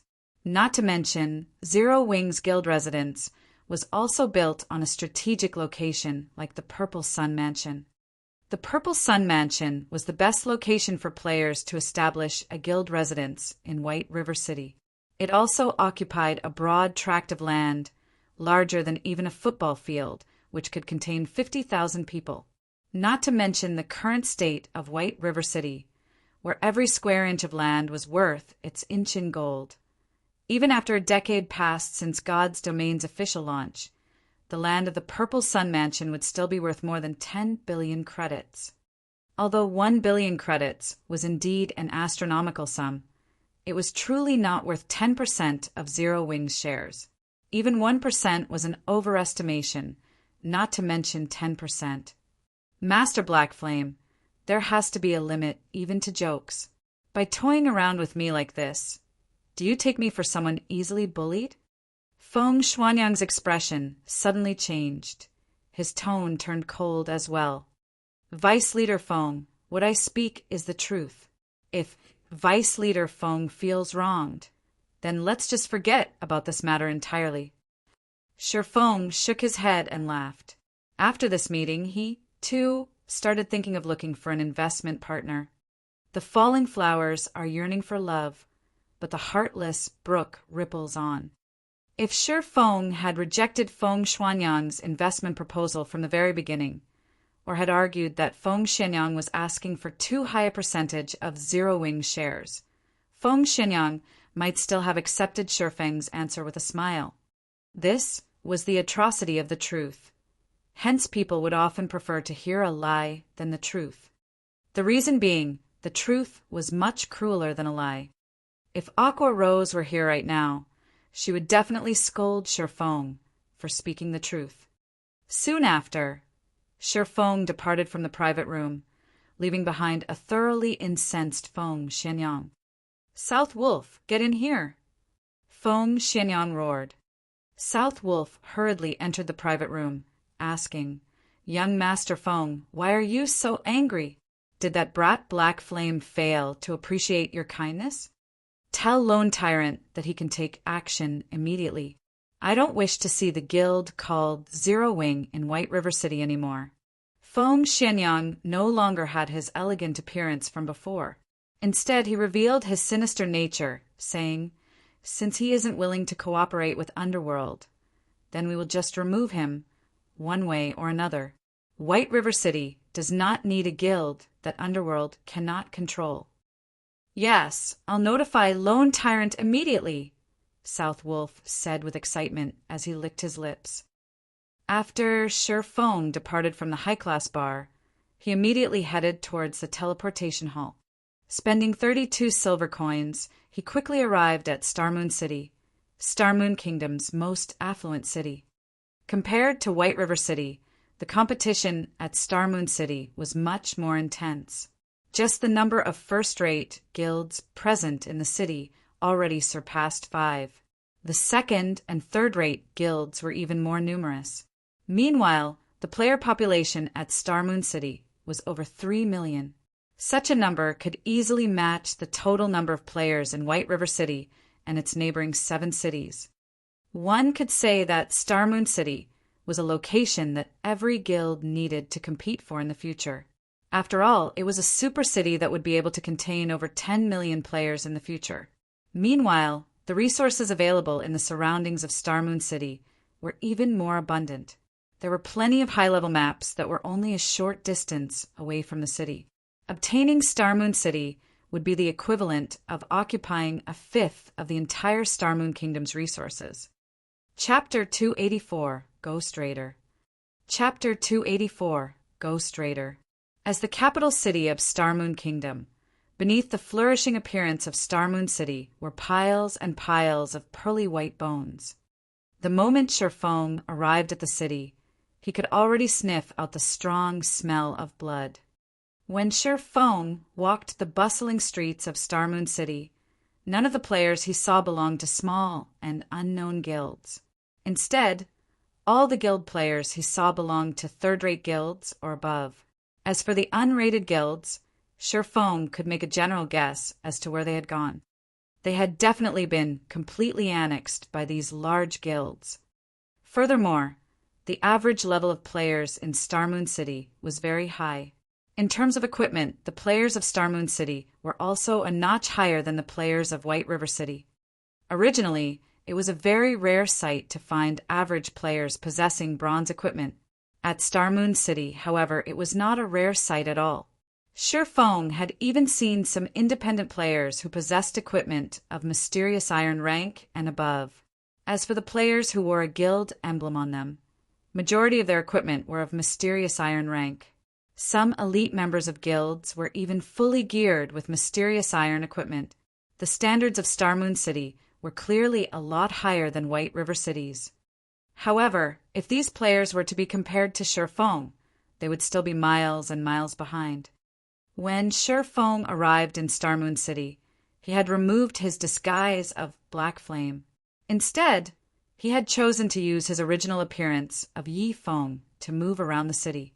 Hence, he did not choose to hide the equipment he had on him right now. Although Sherfong had already turned off the innate, glowing effect that dark gold equipment possessed, he was unable to do anything about the originally dashing appearance of the item itself. There was also the 2 weapons at his waist, the Abyssal Blade and the Demon Bane, whose quality could not be discerned through sight alone. Overall, Sherfeng's equipment had caused all the players who walked past him to cast sidelong glances at him. Sherfong was just like a famous celebrity as he strolled along the streets of Star Moon City. It was impossible for him to keep a low profile, even if he wanted to. However, Sherfong paid no attention to the stares he was receiving, focusing only on the task at hand. After arriving at Star Moon City, a new city, Sherfong first made a trip to the city's auction house by force of habit. He intended to gauge the market conditions of this entire city.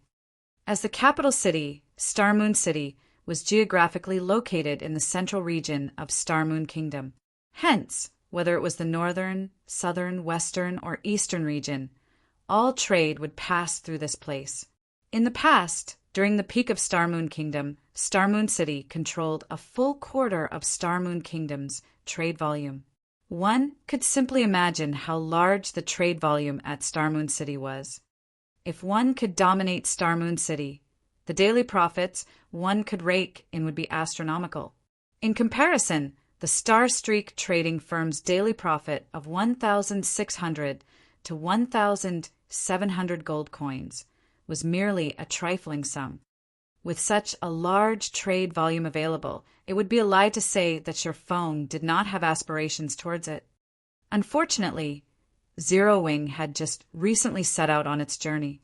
It would still be a long time before he could attempt to get a share of the pie known as Star Moon City. Today, Sherfong was simply here to lay the groundwork for his eventual entry into Star Moon City's market in the future. Star Moon City's auction house was also the largest auction house in Star Moon Kingdom. When players registered an item here, the item would also be available for the players in the surrounding tens of cities to purchase. It was much more amazing than the White River City auction house. Moreover, when players from another country wished to visit Star Moon Kingdom, or when players from the kingdom itself wished to head to another country, they would be required to make a transit through Star Moon City, as it was the capital city of the kingdom. This situation also led to players from other countries selling their wares at the Star Moon auction house. Hence, there was a very large variety of items available at the Star Moon auction house, and no other auction house in Star Moon Kingdom could ever dream of being its equal. This was also one of the reasons why many players would willingly come here to purchase or sell their items. The inside of the auction house was filled with a sea of players. After entering the building, Sherfong quickly looked for a quiet corner and sat down. He then called out the auction house interface, quietly browsing through its contents. "Brother Blade, look at that person's amazing equipment.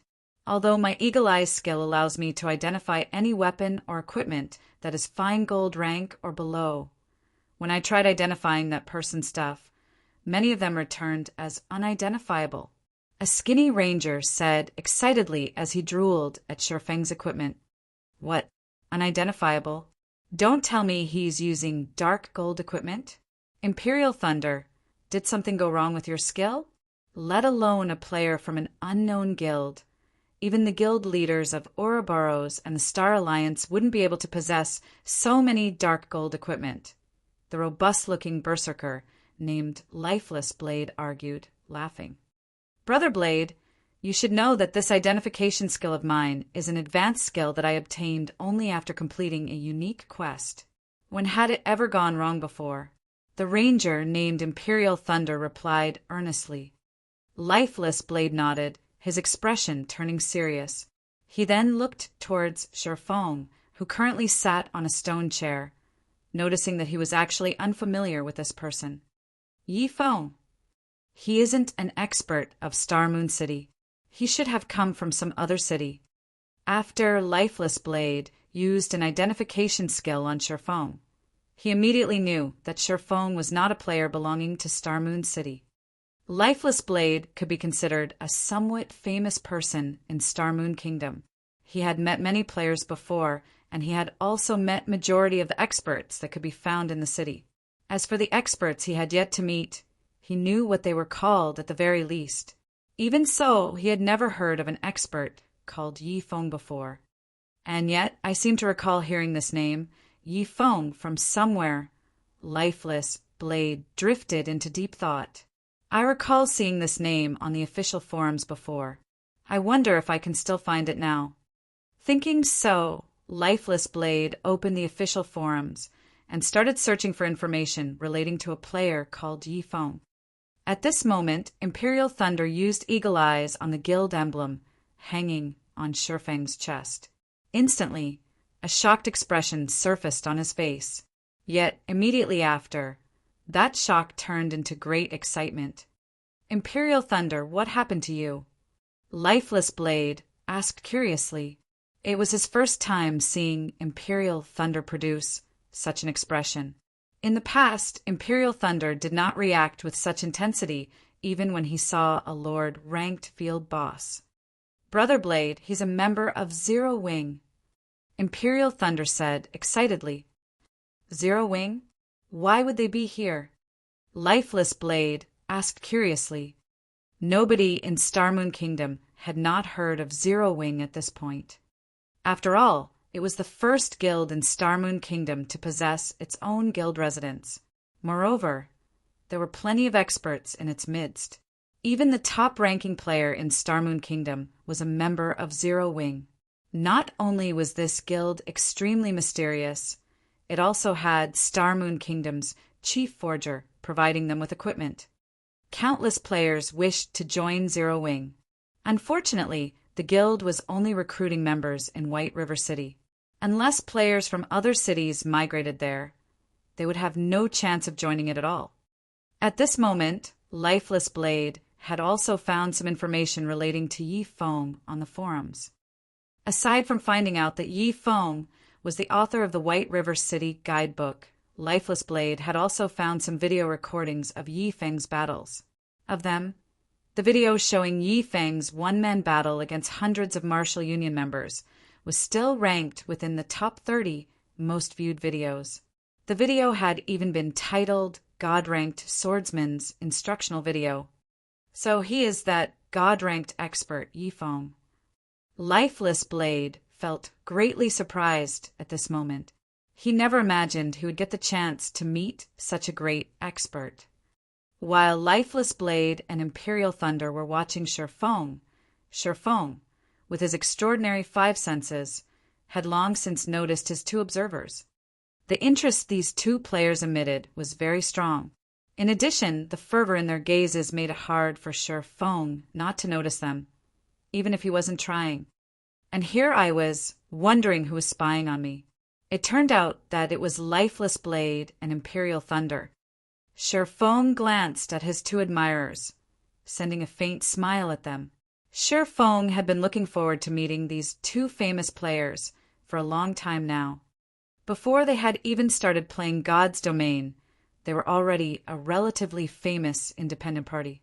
In the gaming world, they had even been called the Sharp Arrow Party. After they entered God's Domain, they shone even more than before. In the past, the team they had formed managed to successfully raid plenty of team dungeons that even the main force of first-rate guilds were helpless against. Meanwhile, the team leader, Lifeless Blade, had also been nicknamed the Ghost Raider. Brother Blade, such a chance won't fall into our laps a second time. Why don't we go get acquainted with him? Who knows, we might even become friends, Imperial Thunder suggested to Lifeless Blade.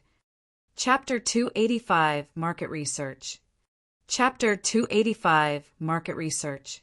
Imperial Thunder's suggestion sent Lifeless Blade into a light contemplation. Soon after, Lifeless Blade replied with a nod.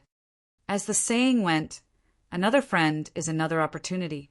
If one wished to succeed in a game, an extensive network of friends was necessary. It was especially true when it came to friends who were experts. If we are going to hastily approach and interrupt him like this, we need to be careful with our words when we speak. After all, every expert has their own unique personality. Some might be cheerful, some might be indifferent, and some might be arrogant. It would be counterproductive if we happened to accidentally provoke him, Lifeless Blade whispered. Ah, of course I know about this point. Imperial Thunder laughed. You do, huh? Lifeless Blade rolled his eyes at Imperial Thunder. He then continued, Do you still remember how you managed to provoke Yuan Fei, one of the top 10 rookies of the gaming world, whom we met last time? That was his fault for going overboard. He actually tried to roll for every equipment we got from that boss. Imperial Thunder still held a grudge against the player called Yuan Fei. When they had discovered a Lord ranked field boss before, they had kindly sent Yuan Fei an invite to raid the boss together. After the boss died, the loot the boss dropped was distributed using the dice rolling system, as more than a dozen players had participated in the raid. It was also logical that every team member would only roll for the items they needed. Yet, contrary to custom, Yuan Fei had rolled for every single item the boss dropped. Yuan Fei's actions clearly stated that if he could not use it, then he could still sell it. You could have just spoken up about the matter. At worst, we could have just stopped contacting him. There was no need for us to become enemies. Yet, you chose to pick a fight with him without even trying to talk things out. That's not how you make friends. That's how you make enemies. Yuan Fei is still holding a grudge against us, even until now. Lifeless Blade felt speechless when he recalled the incident back then. Yuan Fei was one of this year's top 10 rookies of the virtual gaming world, and the Star Alliance had even offered him an annual salary of 2 million credits in order to recruit him. Meanwhile, just because their team had provoked that petty-minded Yuan Fei, they had received plenty of oppression from the Star Alliance, making it hard for them to mingle in Star Moon City. if not for the fact that Lifeless Blade was acquainted with the guild leader of the Star Alliance. This matter would never have been settled, and their team would have been forced out of Starmoon City long ago. I understand. I won't repeat the same mistakes, Imperial Thunder said in a soft tone. In fact, he, too, recognized the mistake he made in the past. However, it was not easy for him to fix his short temper. As the two of them quietly conversed while they made their way towards Shifeng had already grasped the general market trend in Starmoon City. Overall, the items sold here were cheaper than White River City. In White River City, a stack of hard stones could be sold for 10 silver coins. At this place, however, each stack was being sold for only 9 silver coins. The same went for whetstones. In White River City, each stack of whetstones could be sold for 35 silver coins, while at this place it was being sold for only 32 silver coins. Only advanced whetstones were sold at the same price in both cities, whereby each stack went for 1 gold coin. On the other hand, mysterious iron ranked weapons and equipment sold here were at least 10% to 20% more expensive than the ones sold at White River City. As for secret silver ranked weapons and equipment, those were sold at prices 30% to 40% higher. Sure enough, with more players around, the resources available is also greater in volume. Even though mysterious iron equipment is such a rare commodity in White River City, here in Starmoon City, these items seem to be available in abundance. There is someone actually selling secret silver equipment as well. As expected of the capital city, the number of experts here is much higher than other cities. Just by looking at the items being sold at the auction house, Shifeng could clearly feel the intensity of the competition at Starmoon City, with higher quality equipment in greater demand. It was also precisely this fierce competition that resulted in more experts being produced here. In order to survive in the city, one had to rack their brains and constantly think of ways to improve themselves, gradually climbing up the ranks of this prosperous city. Otherwise, what other explanation would there be for a precious secret silver equipment to appear at the auction house? It was simply impossible for guilds to sell any weapons or equipment that were of mysterious iron rank or better. After all, these items were strategic material for a guild. At most, they would sell the equipment produced by their own forgers. However, where would they find a forger who was capable of producing secret silver equipment? Even Shifeng, who possessed plenty of support items, could not easily produce them. It went without saying that other forgers should only be able to produce bronze equipment, or at best, mysterious iron equipment at this stage of the game. Hence, the secret silver ranked weapons and equipment being sold at the auction house were definitely the offerings of independent teams. Meanwhile, their purpose in selling was simply to bolster their team's strength and obtain the funds necessary to cover their expenses. The number of independent teams that could obtain secret silver ranked weapons and equipment at White River City could definitely be counted using one's fingers. As far as Shifeng knew, the only team capable of such a feat was the Holy Grail Knights that he had met by coincidence last time. On the other hand, there were a number of such independent teams in Starmoon City. One could just imagine the difference between the two cities. If I am going to try to enter Starmoon City's market, it seems that selling high-end equipment would be the most effective way to do so. At this moment, the fine gold ranked dragon scale set equipment popped up in Shifeng's mind. He felt that it might not be a bad idea to rely on the dragon scale set equipment to break into Starmoon City's market. However, his current forging standards were still too low. Cream Coco was also only an advanced forging apprentice right now. She was still in the midst of striving to get promoted into a true forger. Moreover, another condition needed to be met if Shifeng wished to enter Starmoon City's market. Currently, Shifeng's guild was based only in White River City. If he were to establish a branch guild at Starmoon City at this period of time, that branch guild would immediately be annihilated by the many large guilds of Starmoon City.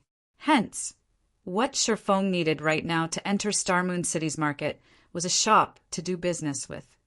However, not to mention a shop, even if Shifeng wished to set up a stall, he first needed to become a minor noble of Starmoon City. As for establishing a shop, at the very least, he needed to become a baron before he could do so. As expected, if I don't deal with this shop issue, I won't have any way of entering Starmoon City's market at all. After all, the auction house's 15% processing fee was simply too expensive. More importantly, placing items at the auction house was something only independent teams or players would do. If one wished to have any sort of development and earn large sums of money and fame, a shop of their own was essential. Hello there, friend. I am called Lifeless Blade. Seeing that you have come to the auction house, I'm guessing that you are here to sell some equipment, right?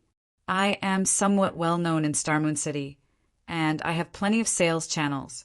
If you wish to sell your equipment at a good price, and its attributes are good, I can lend you a hand with selling them, Lifeless Blade said as he walked over, a smile on his face.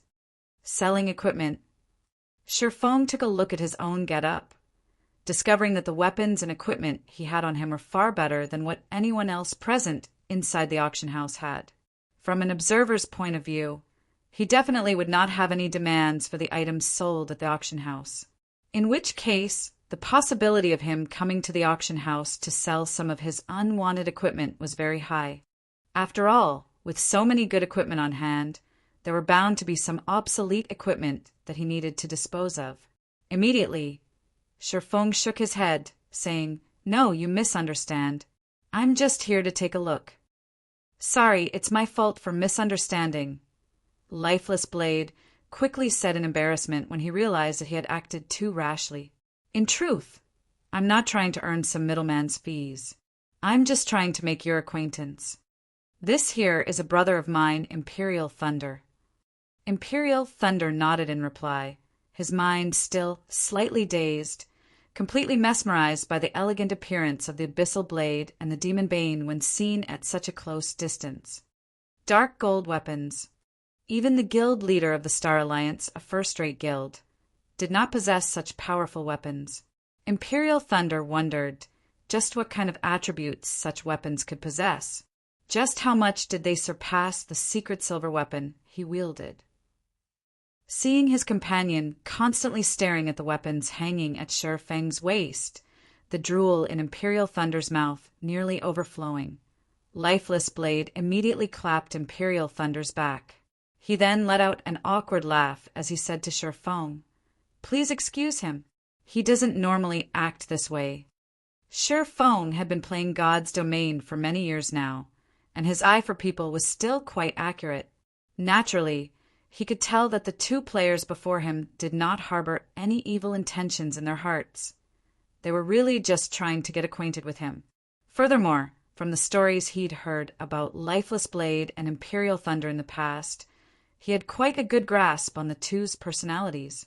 They were definitely not sinister, villainous people. Lifeless Blade was the calm and silent type. As for Imperial Thunder, although he was brash, he was a man of integrity. "No problem. I can tell that Brother Imperial is a straightforward man." Sherfong waved his hand, laughing. "Since Brother Blade wishes to become friends, it would be my honor to oblige." Lifeless Blade's eyes immediately glowed. He hadn't expected Sherfong to be so easy to get along with, having such an easygoing attitude. Hence, the two quickly started a conversation between themselves. When they touched on the topic of combat techniques, Sherfong thoroughly shocked Lifeless Blade with his words.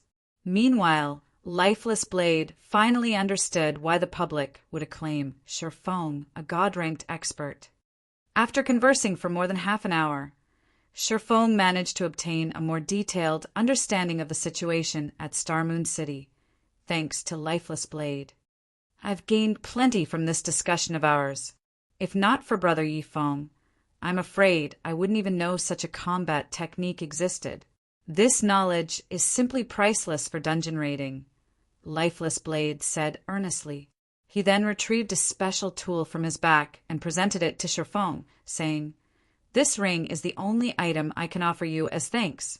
Brother Yifeng, please accept it. Otherwise, my conscience won't let me rest." Chapter 286, The Eternal Throne. Chapter 286, The Eternal Throne.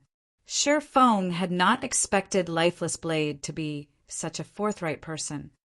Although Lifeless Blade had only taken out an ordinary-looking silver ring, Feng knew exactly how precious this item was. The reason being, not only had he seen this ring in the past, he had even owned one before. The ring was a space ring. It was a storage item. One could not judge it simply based on its mysterious iron rank. The space ring could store up to 200 slots of items. It was a very significant amount. It also did not impart any additional weight to the user, regardless of the number of items stored in it. However, this was still not the most important point about this ring. Instead, the space ring excelled the most when used during battle. Although it did not have many uses in a normal battle, when used in a fight between experts, a battlefield, or a boss battle, it could bring about game-changing effects. For example, if players wished to use magic scrolls or support items during a battle, they needed to first place their hands into their bags and search for their items before pulling those out. This entire process would waste much time. However, it was a different story if players possessed the space ring. With a simple thought, the item specified would instantly appear within the player's hands. The space ring was much more convenient than a bag. In reply to Lifeless Blade's offer, however, Feng shook his head and said, "This item is too valuable. I cannot accept it. Brother Feng, I am a man who never takes advantage of his friends. I'll feel extremely guilty if you don't accept it. Moreover, this ring is merely a storage item. It's not particularly valuable, so please accept it," Lifeless Blade said. "Well, how about this? I have a favor to ask of Brother Blade. I wonder, how many reputation points does Brother Blade have at Starmoon City right now?" Feng whispered, sighing. Lifeless Blade grew confused at Feng's question, failing to understand why Feng would ask him such a thing. However, he still chose to answer honestly. "I'm only 30 points away from becoming a minor noble of Starmoon City. As the capital city of Starmoon Kingdom, the reputation points of Starmoon City was the most difficult to earn out of all the cities in the kingdom. Even if Lifeless Blade and his team were amazing, they were still a distance away from becoming nobles of the city. 30 points. Feng sank into deep contemplation. He thought to himself, that's not a lot, I guess. If he completes those several quests, he should be able to get those points. Must your favor require a noble to accomplish, Brother Feng? Lifeless Blade asked. Yeah. Feng nodded. Only by becoming a noble could one purchase a stall in Starmoon City. Also, exchanging of stalls could only be conducted between nobles of Starmoon City in order to prevent players from taking advantage of any loopholes. However, Feng was a demon hunter. No matter where he went, he would still be treated like a noble. Hence, after Lifeless Blade purchased the stall, there would be no problems if he simply transferred ownership of the stall to Feng. In this way, Feng would have a stall in Starmoon City to officially sell his items. Originally, Feng had thought to complete a few quests in Starmoon City to increase his reputation here. However, it would not be easy to obtain 100 Starmoon City reputation points. He needed to invest plenty of time to do so. Meanwhile, Lifeless Blade had a trustworthy character, and it would be much faster to earn just 30 reputation points than to earn 100 reputation points. At first, Lifeless Blade felt ashamed for being unable to be of any help to Feng. However, Feng's next remark immediately sent him into a daze. I know a few high-level quests that can increase reputation points. After Brother Blade completes them, you should be able to become a noble of Starmoon City. After saying so, Feng proceeded to list out the few quests he had in mind to Lifeless Blade, withholding nothing at all. This shouldn't be a good idea, right? Lifeless Blade was nearly left speechless. Originally, he had fully intended to help Feng. In the end, however, he had been the one to receive help from Feng instead. Currently, the many guilds in Starmoon City were desperately searching for quests that could increase one's reputation, holding back nothing to do so. However, even when they offered a huge reward for any related information, they still had no luck in finding any. Yet, Shifeng had just casually revealed to him 4 high-level quests that rewarded reputation points, his casual remarks making it seem as if these quests were plain cabbages that could be found anywhere. Is the difficulty of these quests too hard for you to manage? Shifeng suddenly came to a realization when he saw Lifeless Blade's troubled expression. I still know a few quests that reward reputation. However, as their difficulty is much lower, the reputation points rewarded is similarly low. You'll have to complete at least 7 or 8 of them in order to accumulate 30 points. Lifeless Blade's mind was an utter mess now. He even started to suspect Shifeng was a GM, to actually know of so many reputation quests in Star Moon City.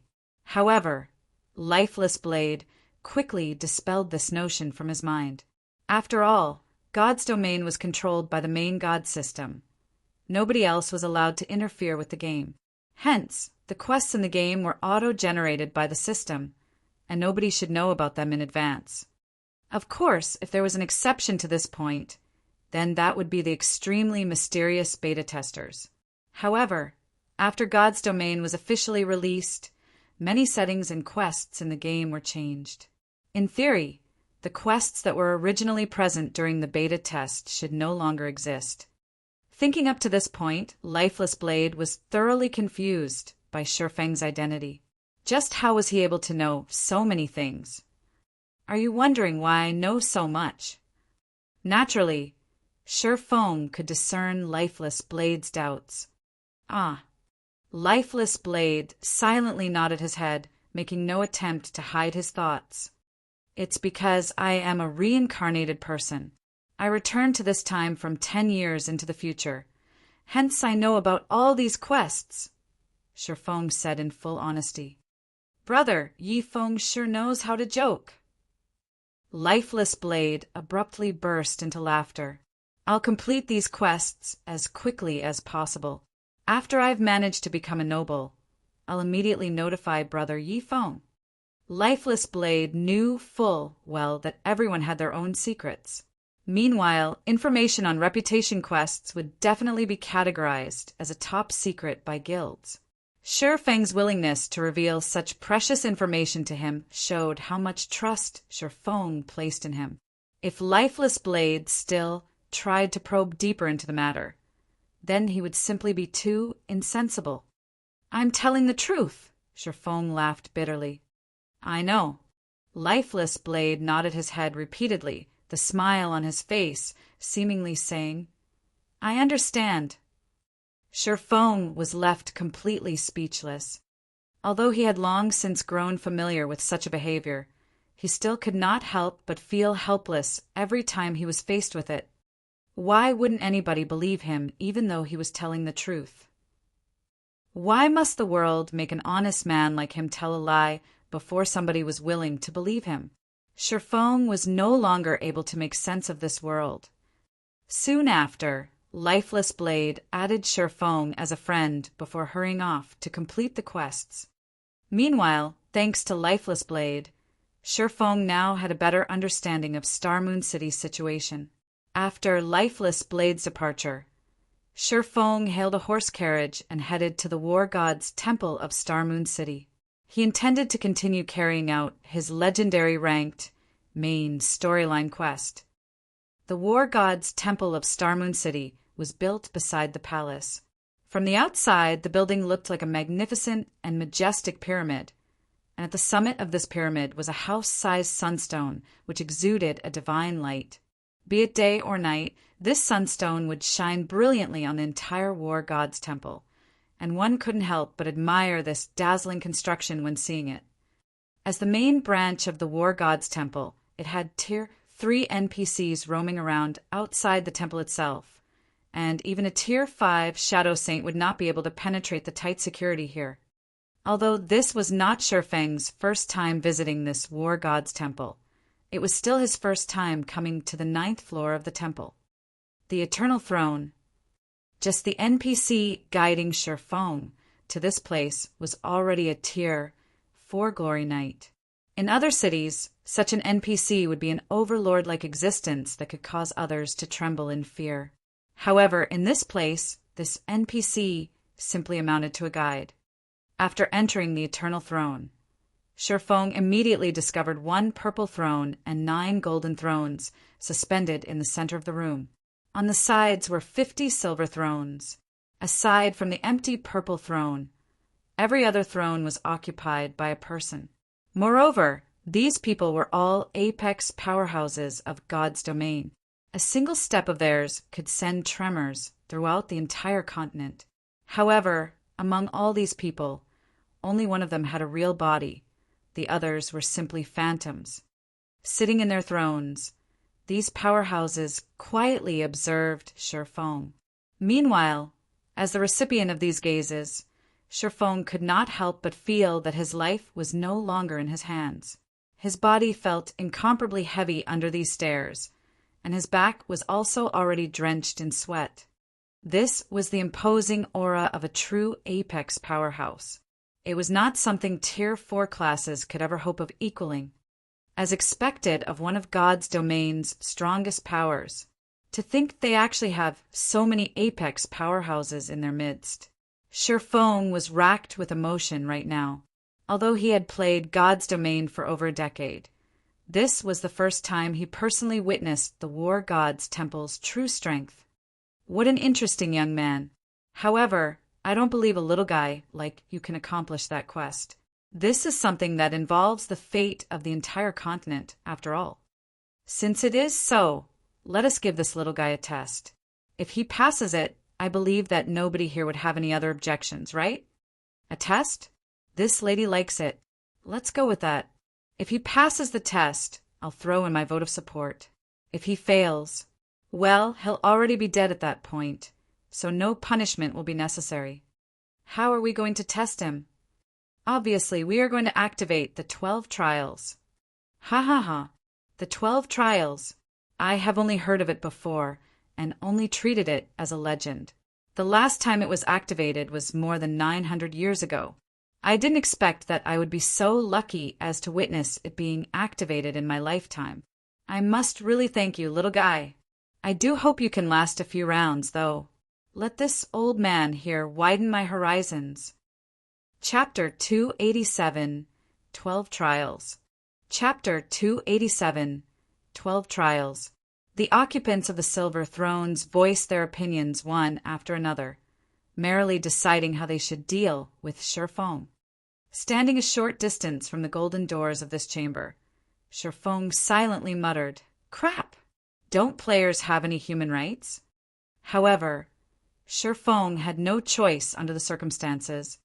The NPCs before him were all apex powerhouses of God's domain. Shifeng was merely an ant in their eyes. It would be fortunate if they even decided to give him a few extra glances, not to mention involve him in their discussion. At this moment, a youth garbed in white robes, one of the occupants of the silver thrones, moved and instantly appeared before Shifeng. Although this youth was simply standing in front of Shifeng, showing no animosity whatsoever to Shifeng, the formidable pressure Shifeng felt from him was much more overwhelming than what he'd felt from White River City's Magistrate Weissman. This white-robed youth was none other than Eucharis, the Star Moon Temple Lord of the War God's Temple, whom Shifeng had been instructed to look for. "Young man, we already know your reason for coming to this place. Although the Endless Abyss has indeed been unsealed, this is something that would have happened sooner or later. After all, no seal is eternal. In the face of time, everything is powerless. It is already good that the seal could suppress the Endless Abyss for hundreds of years. In the near future, we will join forces to suppress the Endless Abyss, preventing this matter from escalating. However, before we go and suppress it, we need to choose a person to collect the materials needed to reseal the Endless Abyss. However, this person must be a heaven-blessed person, and you just so happen to be one. Hence, we've decided to send you to collect the materials for us. Before we send you on your way, though, we need to first take a look at your potential. If you are no good, We will have no choice but to look for someone more suitable for the task. By heaven-blessed person, the NPC meant a player. In the NPC's settings, heaven-blessed people were immortal existences, as even if these individuals died, they could still revive shortly after. Hence, heaven-blessed people were the best candidates for collecting the materials needed for the seal. We have decided that your test will be the War God's Temple's 12 trials. You will be considered to have passed the test as long as you can clear 6 of the 12 trials. Of course, we won't make you go through the trials for nothing. As long as you can clear up to the second trial, you will be rewarded with 100 War God's Temple merit points. Also, the rewards will be doubled with every subsequent trial you clear. After you're done with a trial, you can use the treasury of the War God's Temple to exchange your merit points for treasures. You should know that the treasury of the War God's Temple contains the most treasure throughout God's domain.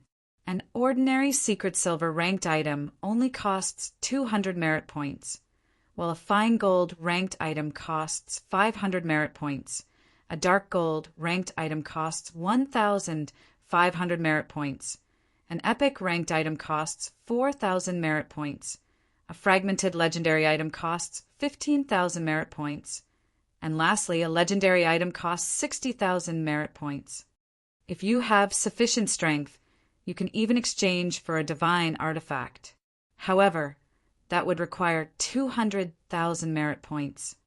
While Eucharis was giving his explanation with a smile, Shifeng's heart was already pounding madly with excitement. Shifeng couldn't help but admit that a legendary ranked main storyline quest was indeed amazing. The highest ranked item Shifeng had seen before was only of legendary rank. He had only heard rumors about divine artifacts. He had never personally seen one before. Now that he had the chance to actually see one, his gains from this trip to the War God's Temple was already plenty. However, Shifeng knew his own limits.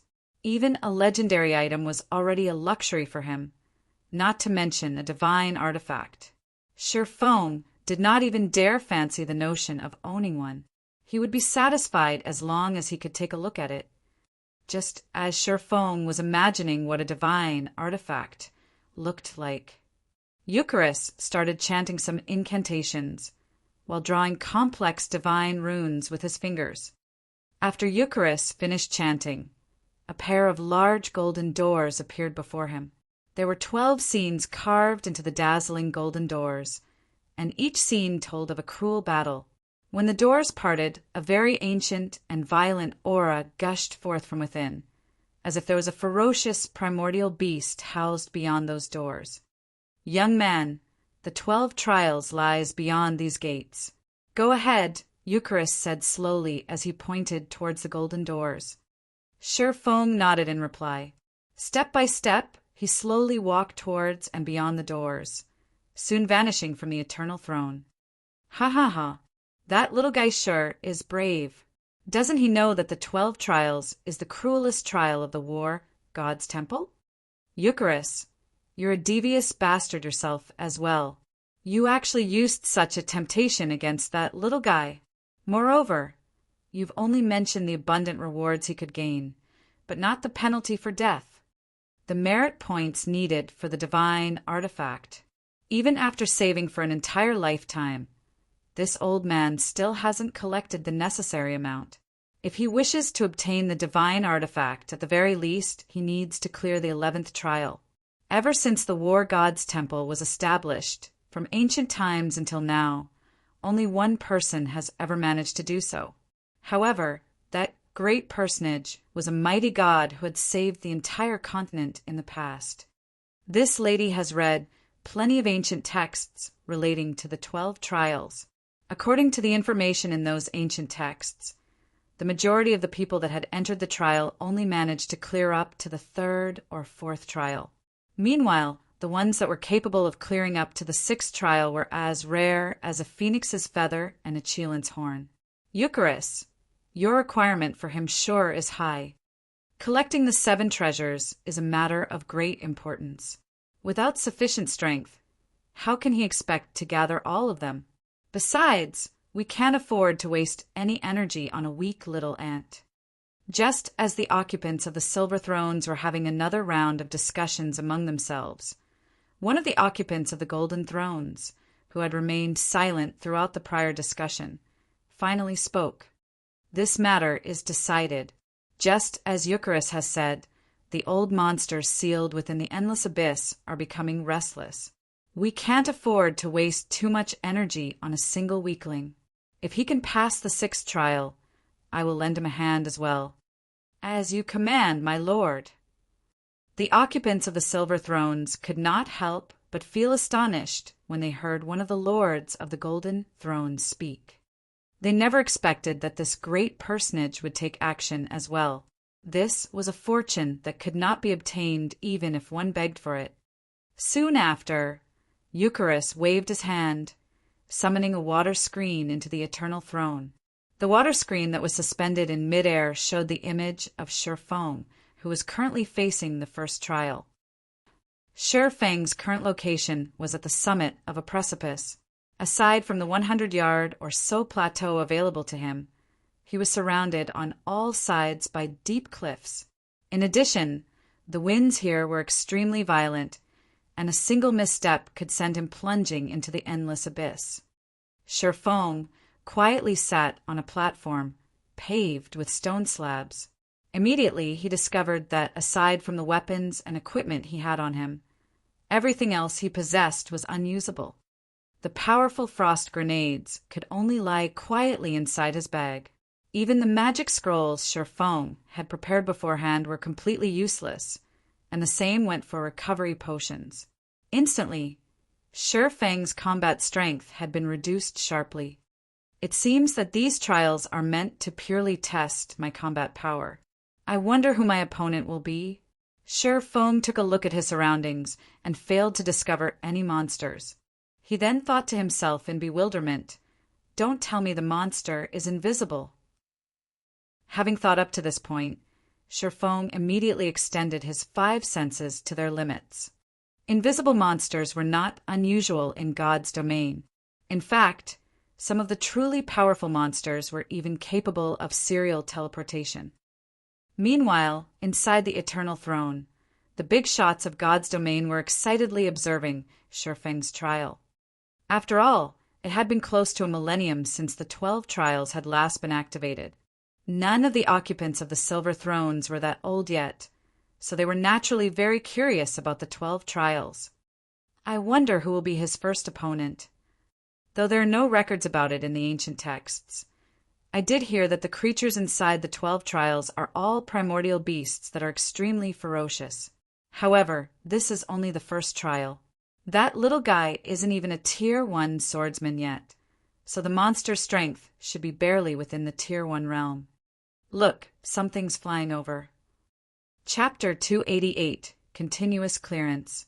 Chapter 288, Continuous Clearance. Primordial Beasts. In the God's domain of today, these creatures were either extremely rare or had long since gone extinct. They were beings that one would not normally see. Now that the 12 trials had been activated, Shifeng would also have the fortune of meeting one. If he were at any other location, it would be extremely hard for him to meet a primordial beast. Above the stage of the 1st trial, a blurred figure slowly descended from the skies, remaining unperturbed even in the face of the turbulent winds of this realm. This gigantic figure landed at the center of the stage, towering over the tiny Shifeng.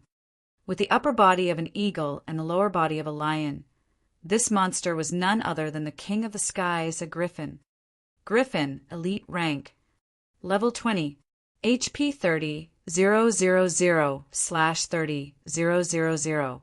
I didn't expect a griffin would be so big. Just its wingspan alone is over 20 meters. Shifeng did not hurry into action. Instead, he took his time carefully observing the griffin.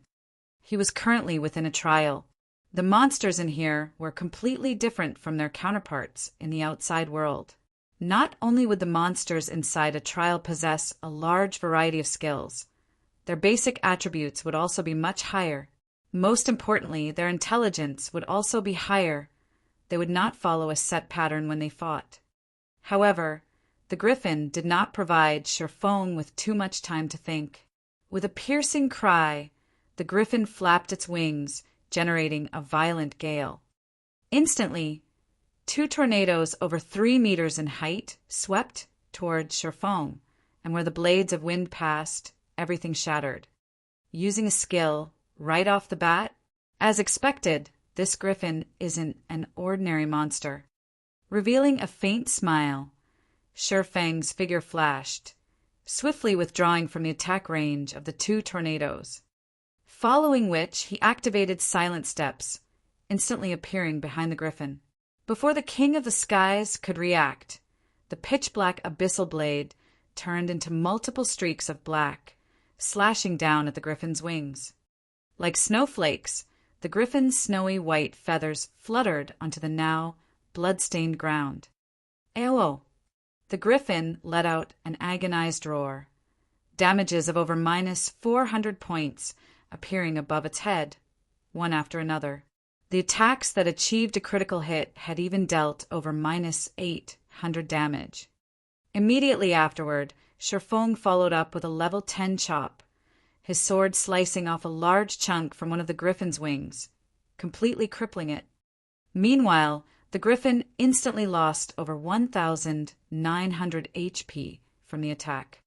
From this short exchange, the griffin had already lost 16% of its total HP. Furthermore, with one of its wings now crippled, it could not fly even if it wanted to. The gap in strength was obvious in a single glance. Against a Sherfong who had over 200 points in agility, a flightless griffin would only amount to a sitting duck. Following which, Sherfong constantly shuttled around the griffin, sending streak after streak of black radiance, stabbing into the griffin's body. However, Sherfong only used basic attacks throughout all this. This way he would not be affected by the awkward movements consequent to using a skill, which would hinder his ability to dodge. Moreover, Sherfang's attacks were extremely accurate. Every one of his attacks would land either on a vital point of the griffin or at a joint that would affect the griffin's movements, making it even harder for the griffin to strike him. Although every hit Sherfong landed only caused around -400 damage, after a dozen or so seconds passed, the ferocious griffin fell. System: griffin defeated. First trial completed, rewarding 100,000 EXP and 5 free mastery points. Proficiency of all skills increased by 50 points. System: first trial cleared. Do you wish to start the next trial? The trial even rewards free mastery points? How wonderful! When Sherfong saw the rewards he received, a faint smile appeared on his face. After sheathing the abyssal blade and the demon bane back into their scabbards, he clicked yes to start the next trial. Although the monsters of the trial were indeed powerful, they were barely worth mentioning when compared to Sherfang's attributes and equipment. He cleared it, and with such ease as well. Not bad. Although he hasn't yet officially become a Tier 1 swordsman, his combat power is already at that tier. It is only natural that he is able to kill the griffin. If this continues, he should be able to get through the first 3 trials without any problems. From the 4th trial onwards, however, things won't be as easy anymore. That's right. The 12 trials would undergo a change in level once every 3 trials. The monsters would also receive a huge increase in combat power between levels.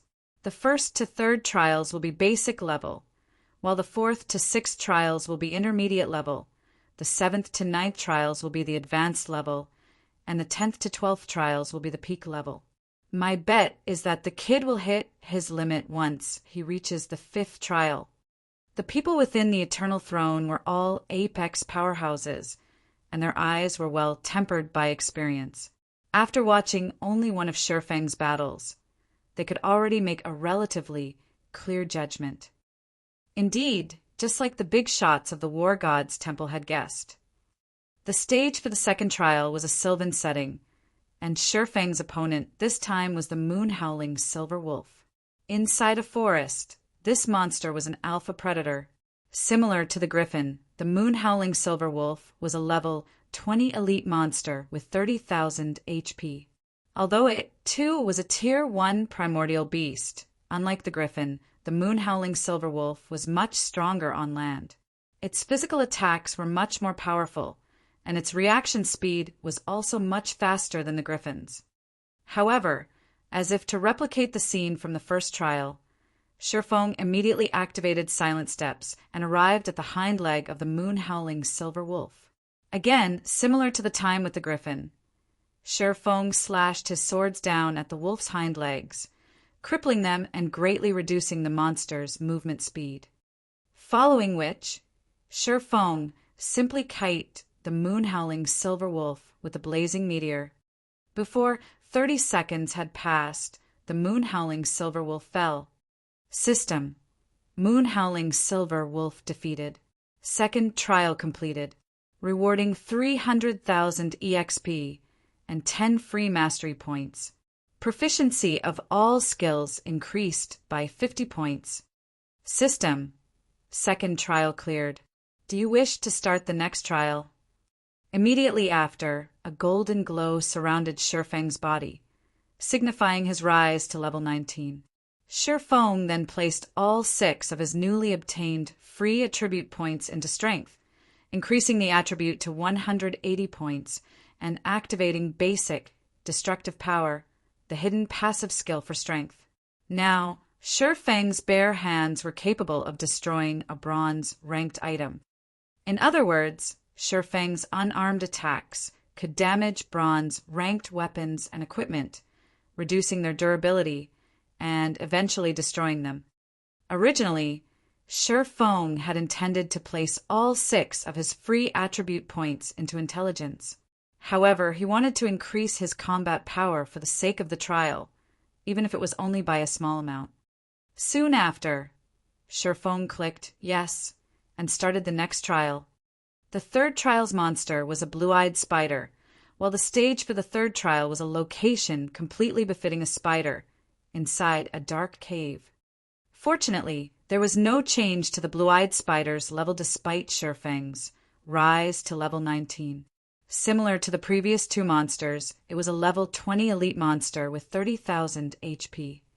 However, the blue-eyed spider was much stronger than the moon-howling silver wolf, though not in terms of attack power and movement speed. Instead, the blue-eyed spider had its highly potent venom and its tough and sticky silk. It also possessed superb eyesight. Even if its surroundings were pitch black, the blue-eyed spider would still be able to see clearly as if it were daytime. Moreover, its eyes also provided it with a 360-degree field of vision without any gaps in between. Shifeng carefully looked around. Even if he possessed extraordinary strength, his range of visibility was limited to a maximum range of 5 yards. Meanwhile, the blue-eyed spider could easily spot any attempt Shifeng made to attack from a distance of 30 to 40 yards, making the situation extremely unfavorable for Shifeng. Interesting. However, Shifeng did not show any signs of panic. On the contrary, his lips curled up slightly. If it were any other player here, they might have to fight a bitter battle if they did not possess any supportive tools. Unfortunately, not me. Suddenly, a deep blue flame appeared in Shifeng's hand, lighting up the surrounding area. The scorching flame also caused the freezing temperatures inside the cave to rise sharply. Nevertheless, this was still not the end. The ice blue devil flame in Shifeng's hand quickly expanded and enveloped his body, completely covering him in a layer of deep blue flames. At this moment, Shifeng looked just like a god of fire, the flames on his body brightly illuminating the entire cave. Meanwhile, the blue-eyed spider's position had also been clearly revealed. Chapter 289, Silver-Eyed Lion King. Chapter 289, Silver-Eyed Lion King. The blue-eyed spider lived in darkness all year round. Hence, its eyes, which were accustomed to the dark, could not adapt at all when the dazzling flames suddenly illuminated the entire cave. The blue-eyed spider was just like a frightened little rabbit. Suddenly, the blue-eyed spider, which had previously had the upper hand, was placed in an unfavorable situation. On the other hand, Sherfong, who had summoned the ice blue devil flame, could now deal 20% more damage, and his fire and ice-type attacks would also have an additional 40% damage, instantly breaking out of his disadvantageous position. While the blue-eyed spider was still incapacitated, Sherfong used silent steps and arrived over 20 yards behind the 8-legged monster. With the power of thunder and flames coating its length, the abyssal blade smashed into the blue-eyed spider's body. Minus 1,836. A frightening amount of damage appeared above the blue-eyed spider's charred head. The attack had also placed it in a fainted state for 4 seconds. Sherfong then followed up the attack with a thundering flash and a normal attack. Minus 634, minus 1,751, minus 1,087, -1, 169. After suffering this series of attacks, the blue-eyed spider finally broke out of its stupor. However, it only had 72% of its HP remaining now. The blue-eyed spider was furious. Rotating its body, it spat a stream of dark green venom at Sherfong.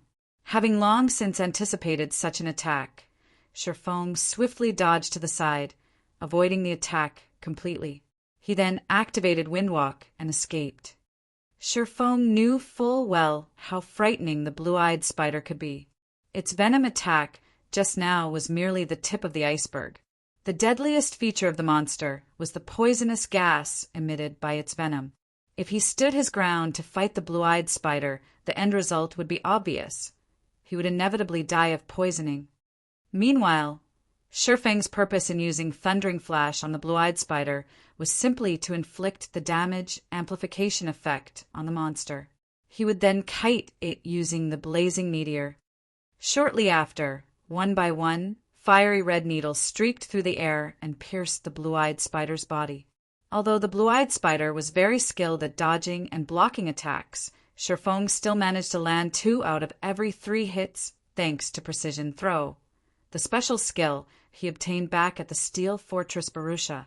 Moreover, his attacks would occasionally trigger the quadruple phantom effect of the blazing meteor, instantly causing 4 minus 600 damages to appear above the blue-eyed spider.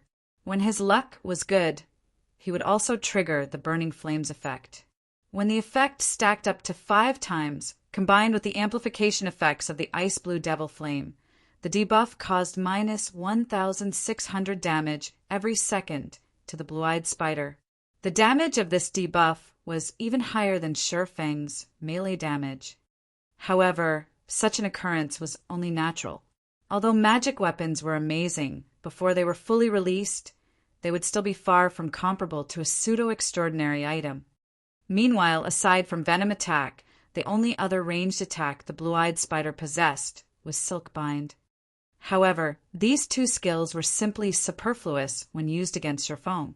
Sherfong simply made an effortless sidestep to dodge these attacks, and with a flick of his wrist, he would send yet another needle into the blue-eyed spider. Following which, the blue-eyed spider's HP bar constantly decreased. 62%, 45%, 33%, 20%. Within a few moments, the blue-eyed spider died at Sherfang's hands as well. System: blue-eyed spider defeated. 3rd trial completed, rewarding 1 million EXP and 10 free mastery points. Proficiency of all skills increased by 100 points. System: 3rd trial cleared. Do you wish to start the next trial? 1 million EXP just for clearing the 3rd trial? The system sure is generous. The difficulty for the first 3 trials isn't that high, though. It seems that the truly difficult part would start from the 4th trial onwards. I should take a rest and get my mental state back to peak condition for now. Despite having effortlessly cleared the first 3 trials, Sherfong did not believe, even for a second, that a legendary ranked main storyline quest could be so easily completed. Although Sherfong did not possess a good understanding of the 12 trials, It was still established as one part of a legendary quest. Its difficulty would definitely be high. The passing requirement was for Shi Feng to clear up to the 6th trial. Yet, the difficulty of the first 3 trials was not particularly high. According to combat power, the monsters Shi Feng had faced were only at the basic level of a Tier 1 monster. Hence, the truly difficult part was definitely the 4th to 6th trials. Shi Feng had always been a careful person. Hence, he intended to make ample preparations. Inside the Eternal Throne, the many apex powerhouses there had been slightly surprised by Shi Feng's battle. That was a Tier 2 mysterious flame, the Ice Blue Devil Flame. It seems that the kid is still hiding his strength. It seems he really does have a chance at clearing the 6th trial. Based on his current strength, from the 4th trial onwards, he should be facing intermediate level Tier 1 primordial beasts. In terms of combat power, the kid is already at the intermediate level of Tier 1. Since the primordial beast that would appear in the 6th trial will be at the peak of intermediate Tier 1, he should have a 30% chance of defeating it with his current combat power. The big shots sitting in the silver thrones unanimously acknowledged Shi Feng's potential.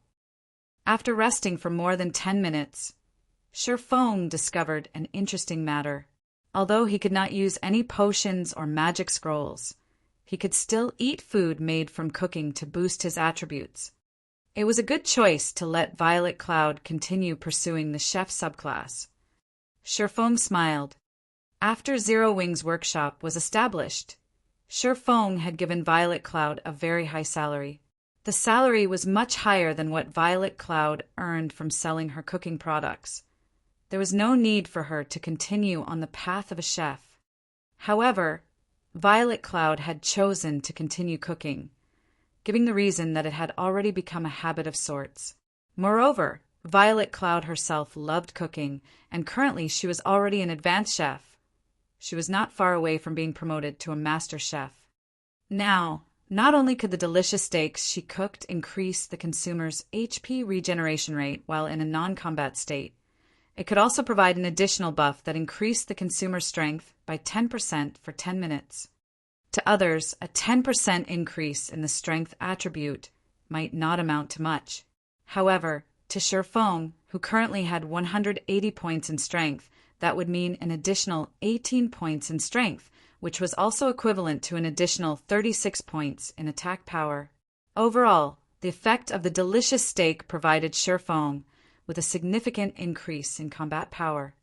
After Shi Feng was rested, he clicked yes to start the 4th trial. Soon after, Shi Feng was teleported to a grassy plain. Taking a look at his surroundings, Shi Feng quickly discovered a lion with a golden mane lazily sprawled across a large boulder, its stout tail swishing around in a leisurely manner.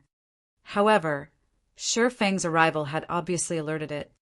When this golden-maned lion stood up, its height exceeded 5 meters.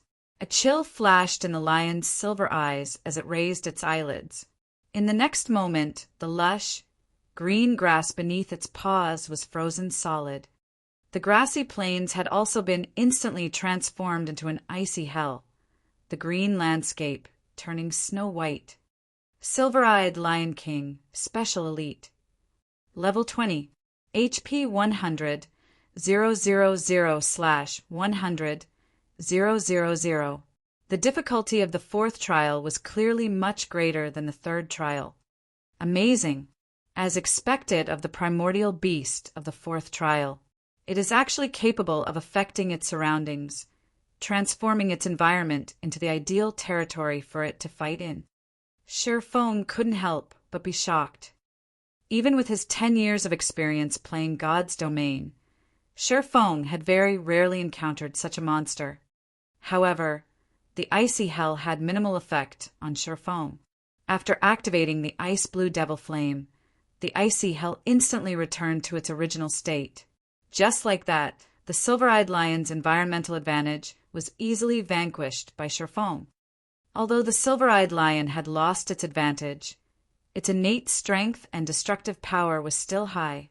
With a swipe of its paws, A large pit was formed in the grassland and gravel flew all over the place. Before Sher Fong could get a good grasp of the situation, he was hit by the shockwave ensuing from the impact of its claws and instantly lost 621 HP. What terrifying strength! Just the shockwave of its attack could already deal over minus 600 damage to me. If I received a direct hit from its claws, the damage will definitely be in the thousands. Although Sher Fong had been caught off guard by the silver-eyed lion, he did not freeze in place. Immediately, he activated Windwalk and escaped. If he fought a direct battle against the silver-eyed lion, there was no question that he would die. Although Sher Fong could avoid the silver-eyed lion's claws in a head-on confrontation, if its claws battered the ground just like before, the resulting shockwave would propagate over at least an 8-yard radius. Sher Fong would have no way of dodging the shockwave at all. Also, Sher Fong only had a little more than 2,400 HP in total. He would last only a few hits at best. Chapter 290 Simultaneous Advancement. Chapter 290 Simultaneous Advancement. The silver-eyed Lion King roared furiously when it saw Sher Fong running away. Focusing its eyes on Sher Fong, the silver-eyed Lion King abruptly pushed against the ground with its robust and powerful legs. Like a violent gale, its body shot forth directly at Sher Fong. Unfortunately for it, in terms of speed, Sher Fong had a clear advantage over the silver-eyed Lion King. The distance between Sher Fong and the silver-eyed Lion King gradually grew as the chase continued. However, if Sher Fong started his kiting maneuver, the silver-eyed Lion King would quickly close this distance. Under a situation where he was not allowed to use potions to recover his HP, Sher Fang's only recovery method was his innate battle recovery. However, he would only recover 1% of his HP every 5 seconds. Based on Sher Fang's total HP, he would only recover around 24 HP every 5 seconds. If he wished to recover the 600 plus HP he'd lost, he needed to spend a relatively long period of time to do so. Fortunately, I'm a tad faster than it. The stage this time also covers a large area, so I can run around without any worries. Otherwise, I will really lose my life this time. Sher Fong sent a casual glance at the silver-eyed Lion King, while majority of his attention was focused on the surrounding terrain. God's Domain was different from other virtual reality games in that it was much more realistic than the others.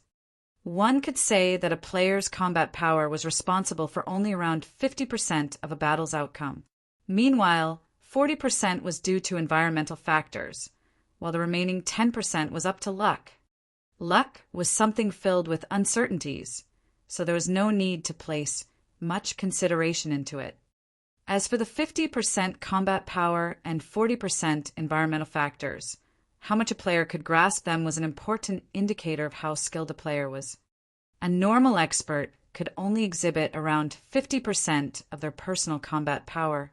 In God's Domain, the main God system would be the one responsible for evaluating and making the final judgment on a player's personal combat power. This method of calculation was the most credible way to judge a player's personal combat power. As to how it was calculated, only the main God system knew this. Currently, however, the main God system would not show players how much their personal combat power was, and how much of it they could actually exhibit. Once the first 100-man team dungeon was successfully raided, the second evolution of God's Domain would be activated. After the second evolution, a teleportation gate to the Divine Colosseum would appear in every city. When players entered the Divine Colosseum, they could compete and battle against other players there. Not only could they obtain equipment there, they could also upgrade and improve their combat techniques. It was also due to this reason that the fights in God's Domain became extremely popular. As more time passed, the popularity of fights in God's Domain would even grow to surpass that of the fighting competitions in the real world.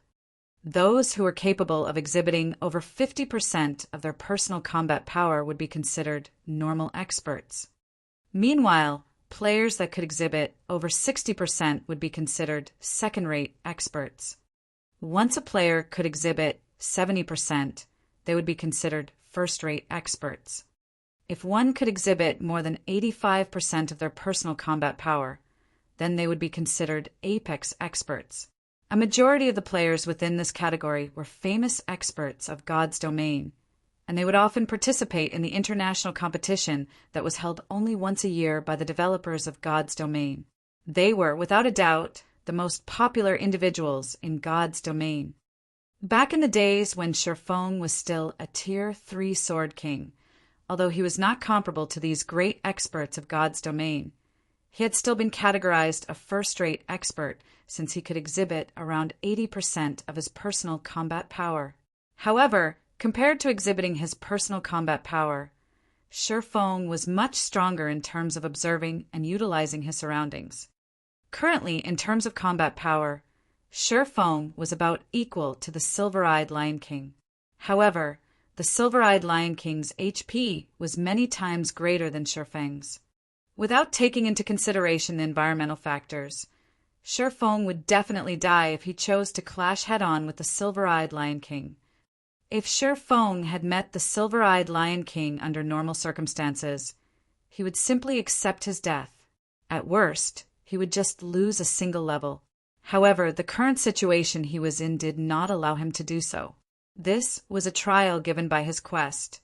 There was no second chance for him, and his death would also signify the end of the quest. Hence, he absolutely could not die right now. After running for over a dozen minutes, Shifeng arrived at a hill. As for the Silver-Eyed Lion King, it was still far from catching up to Shifeng. Shifeng wandered around this hill for a while and eventually discovered a cliff. Immediately, Shifeng's eyes glowed and his lips curled up in a smile. At last, I found the key to victory. Shifeng chuckled lightly. He then activated Windwalk, dashing towards the edge of the cliff. Originally, Shifeng could have used this period of time to increase the gap between him and the Silver-Eyed Lion King even further. However, Shifeng chose not to do so because he wanted to find a favorable terrain to deal with the Silver-Eyed Lion King. A minute later, Shifeng stood at the edge of the cliff. Below him was a large gorge. This height should be sufficient. Shifeng made some mental calculations and felt that his plan was feasible. After several more seconds passed, the Silver-Eyed Lion King finally caught up. Just as the Silver-Eyed Lion King leapt into the air, its razor-sharp claws about to slash Shifeng's head, Shifeng jumped, dodging the attack completely. In the next moment, the Silver-Eyed Lion King's paws smashed into the cliff. Boom! The ground beneath Shifeng and the Silver-Eyed Lion King was destroyed, both man and beast plunging towards the very bottom of the cliff. Just as Shifeng's body was about to hit the ground, he activated gravity liberation, his body instantly becoming as light as a feather. Immediately, Shifeng's rate of descent dropped sharply. The Silver-Eyed Lion King, on the other hand, was not as fortunate. When its body hit the ground, a large crater was formed from the impact. Still not dead? You're quite durable, aren't you? Shifeng commented as he looked at the Silver-Eyed Lion King that was embedded into the ground. Right now, the Silver-Eyed Lion King only had a thread of its HP left. You've already dug your own grave, so you might as well stay in it. Shifeng unceremoniously sent a thundering flash at the monster. 3 arcs of lightning streaked into the Silver-Eyed Lion King, taking away its remaining 1,000 or so HP. Before, if Shifeng had chosen to jump down the cliff first, the Silver-Eyed Lion King definitely wouldn't have followed suit. Its intelligence was not that low, after all. Instead, it would simply have taken a detour down the cliff. Hence, Shifeng had chosen to borrow the Silver-Eyed Lion King's immense, destructive power to destroy the edge of the cliff. That way, there was no doubt the Silver-Eyed Lion King would be caught unawares. System: Silver-Eyed Lion King defeated. 4th trial completed. Rewarding 3 million EXP, 20 free mastery points, and 10 gold coins. Proficiency of all skills increased by 300 points. System: Fourth trial cleared. Do you wish to start the next trial? 3 million EXP? Isn't this reward a little too lavish? Feng was immediately shocked by the system's reward. He had only recently risen to level 19. Yet, now he was already close to welcoming level 20. Moreover, after the fourth trial, Feng's War God's Temple Merit points were already at 700 points. He could now afford to exchange for 1 fine gold ranked item and 1 secret silver ranked item. And as long as he cleared the fifth trial, he could obtain another 800 merit points. The points in that round alone trumped those from all the previous rounds combined. He would then be able to afford to exchange for either 1 dark gold ranked item or 3 fine gold ranked items. After a short rest, Feng clicked yes again and started the fifth trial. The stage of the fifth trial was set in a desert. Meanwhile, the primordial beast that would serve as his opponent in this trial was a monstrosity that had the head of a lion, the body of a goat, and a snake as its tail. The moment this monster noticed Feng's entry into its territory, its crimson-red eyes immediately squinted, a hint of excitement leaking out from them. Chimera! Feng was surprised. Without even needing to use observing eyes on the monster before him, Feng already knew what it was. After all, he had fought this monster countless times in the past. A chimera was the final boss of a 100-man team dungeon. In the past, Feng and the team he led had suffered defeat after defeat under the hands of the chimera. Only after experiencing innumerable team wipes did they manage to finally kill it. Hence, Feng had a very deep impression of chimeras. Chimera, Special Elite. Level 20. HP 120. 000/120,000. The chimera was a monster Feng was extremely familiar with. Feng knew both the strengths and weaknesses of a chimera like the back of his hand. A chimera could spit fire from its mouth, and its strength was comparable to the silver-eyed Lion King.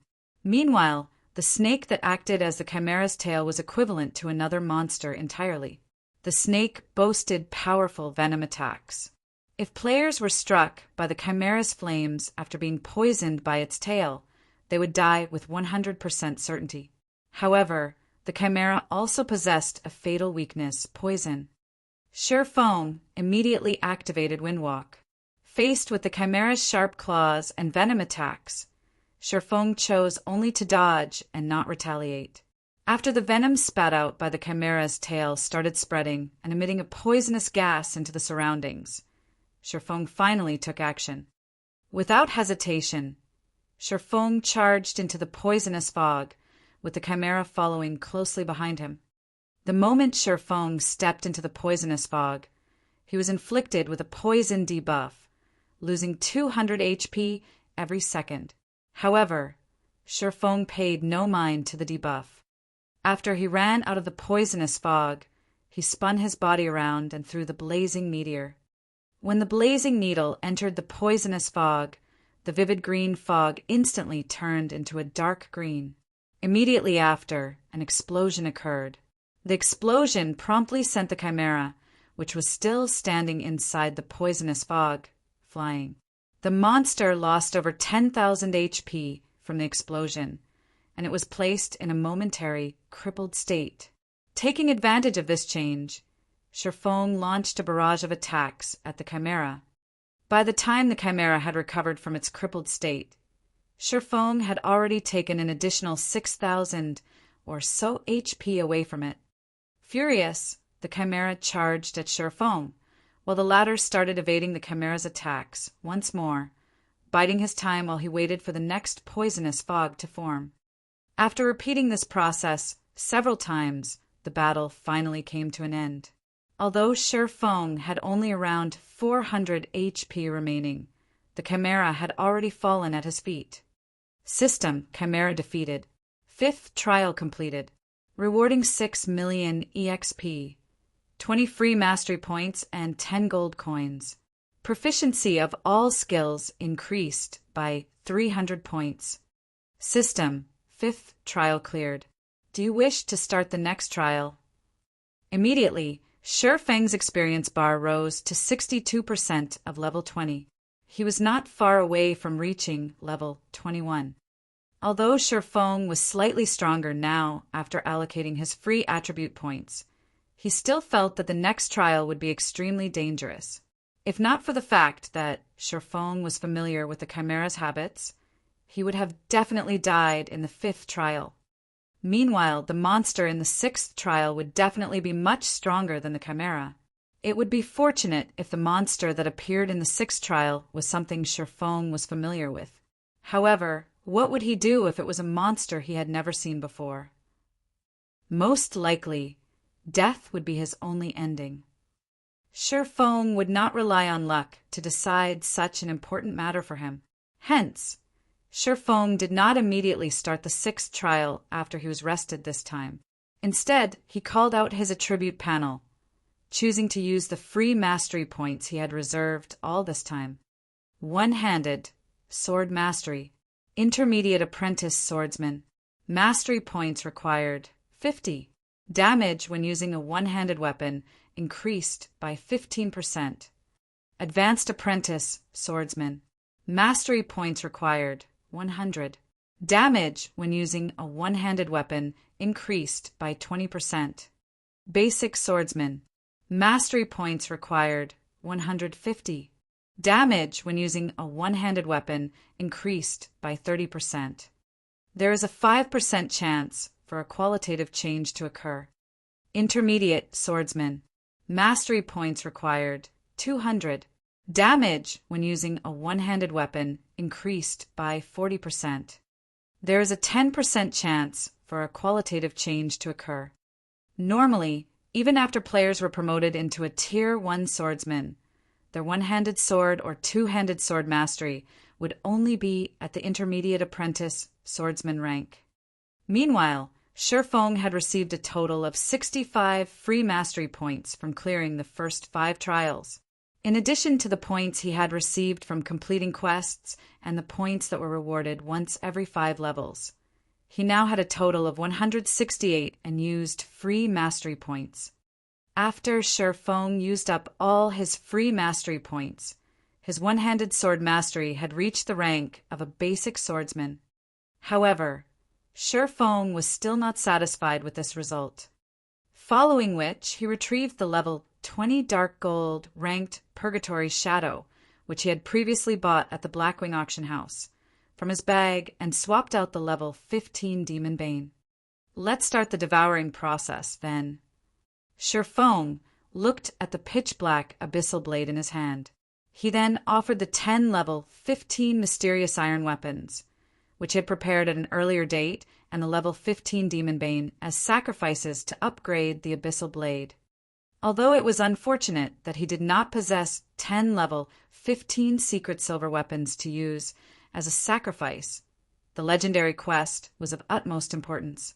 He could not afford even the slightest misstep, and it was necessary for him to utilize all available avenues. Chapter 291, The Beginning of Greatness. Chapter 291, The Beginning of Greatness.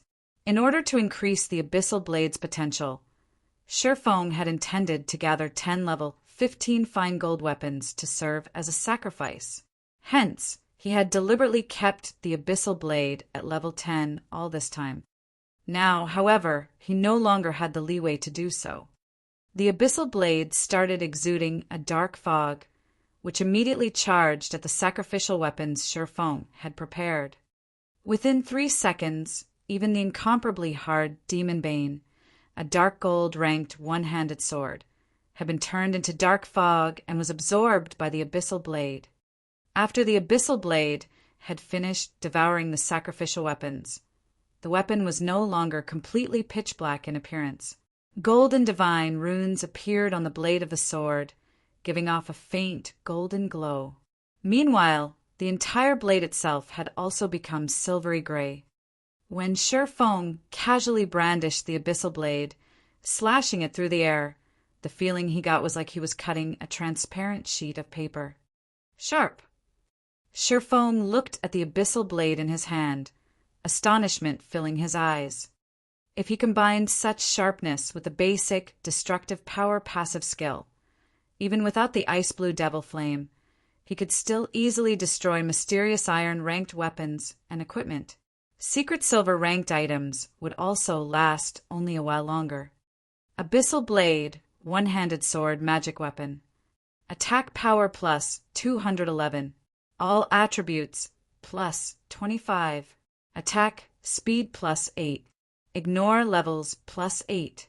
Attacks have 35% chance to cause 200% damage. 10% chance to cause 300% damage. 20% chance to induce Doom Curse, reducing all attributes by 40% for 30 seconds. If wielder belongs to any swordsman-related class, all skill levels plus 3. Increase free ability points received for every increase in level by 2 points. Equipment level 15. Can be upgraded. Devour 10 level 20 mysterious iron weapons and 1 level 20 secret silver weapon to upgrade to level 20. Can be evolved unknown. Additional skill 1, Phantom Kill. Instantly creates a doppelganger. You can control this doppelganger. Doppelganger will have 55% of original body's attributes and all skills. At the same time, doppelganger and the original body can be swapped. Duration, 40 seconds. Cooldown, 5 minutes. Additional skill 2, Abyssal Bind. Binds enemies and prevents movement, reducing defense by 100%. Duration, 3 seconds. Cooldown, 1 minute. Additional skill 3, 9 dragons, slash. Instantly creates 9 phantoms of the Abyssal Blade for wielder to use. Each phantom sword is capable of dealing up to 30% damage. Duration, 30 seconds. Cooldown, 5 minutes. Additional skill 4, Dark Violent Dance.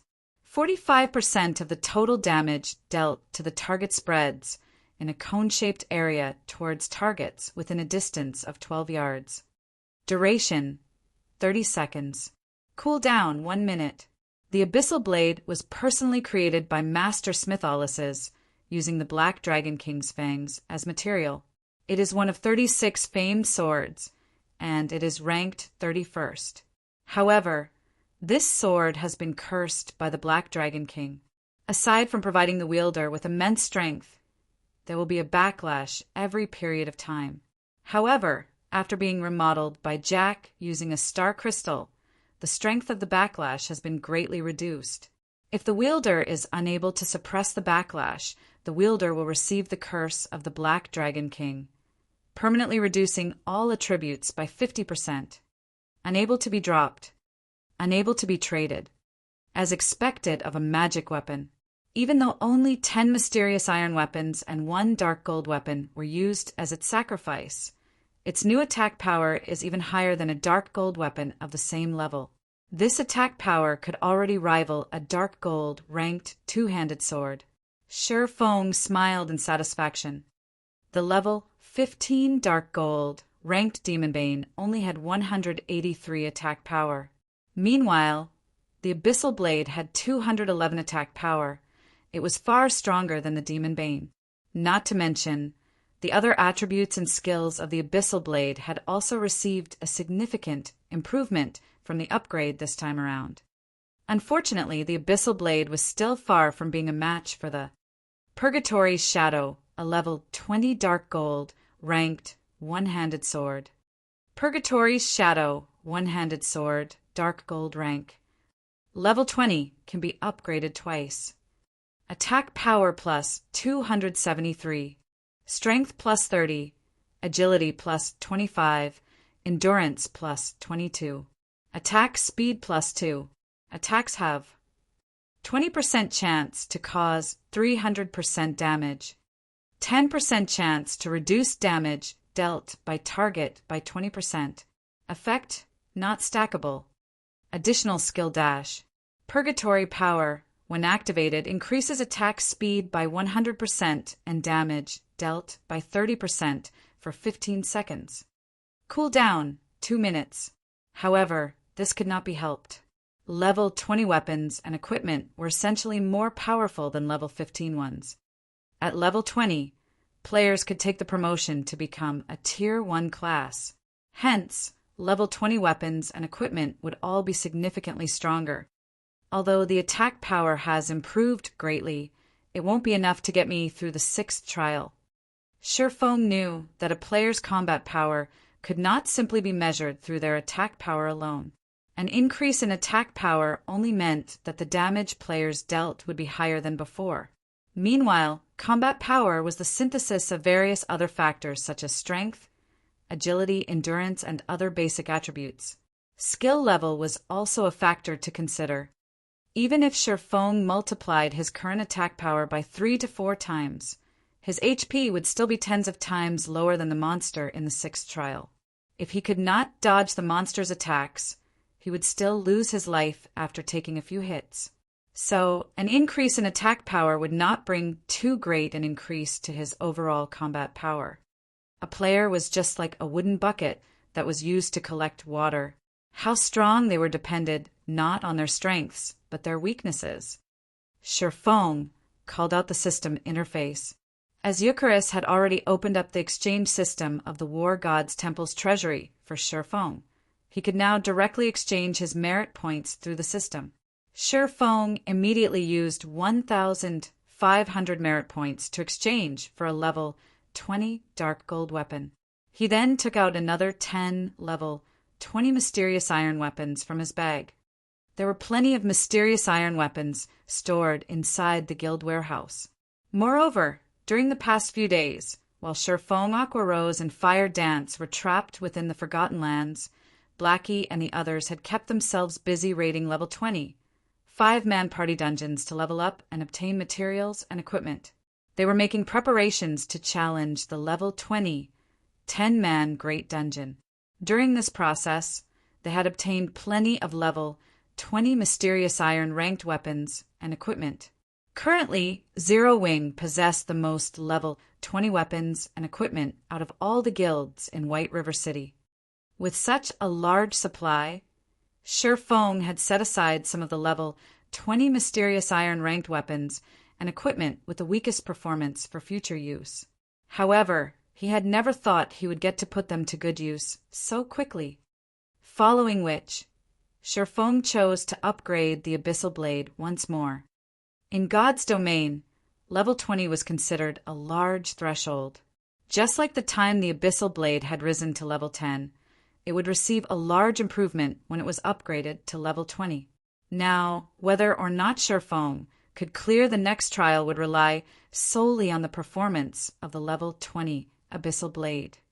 The devouring process this time was clearly different from when the Abyssal Blade got upgraded to level 15. After devouring the offerings, the Abyssal Blade erupted and let loose a dragon's roar. The sky and earth trembled in the face of this mighty roar. Immediately after, the Abyssal Blade broke free from Shifeng's grasp and floated in midair. Boom! The Abyssal Blade exploded, transforming into a black tornado. The surroundings went deathly still as if with bated breath. As the black tornado dissipated, a gigantic figure emerged in its place.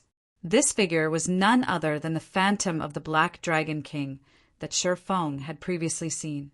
However, compared to the first time Shifeng had seen it, the phantom that appeared this time was much more vivid. Moreover, the destructive aura it emitted was far stronger than before. Even when he was faced with the apex powerhouses back at the Eternal Throne, Shifeng had not been so scared. Of course, this disparity was also due to the fact that those big shots had been intentionally suppressing their auras. At this moment, the Black Dragon King's phantom, which was several hundred meters in height, actually turned to look at Shifeng and revealed a human-like sneer. Soon after, the phantom dissipated and transformed back into the Abyssal Blade. As the sword landed, its blade stabbed deep into the earth before Shifeng, with only its hilt remaining above ground. Some time passed before Shifeng gradually recovered from his stupor. He then slowly extended his hand and pulled out the Abyssal Blade. The appearance of the abyssal blade had greatly changed after being upgraded. The entire sword was now silvery gray in color, and it exuded a faint black aura of death. The image of a black dragon could also be seen fading in and out of existence on the blade of the sword. Meanwhile, the image of a dragon had also been carved out of the hilt of the abyssal blade. There were small black chains wrapped around the hilt as well, seemingly acting as a seal for the dragon. Have I just done something I shouldn't have? Sherfong wondered, laughing bitterly as he looked at the lifelike dragon sculpture.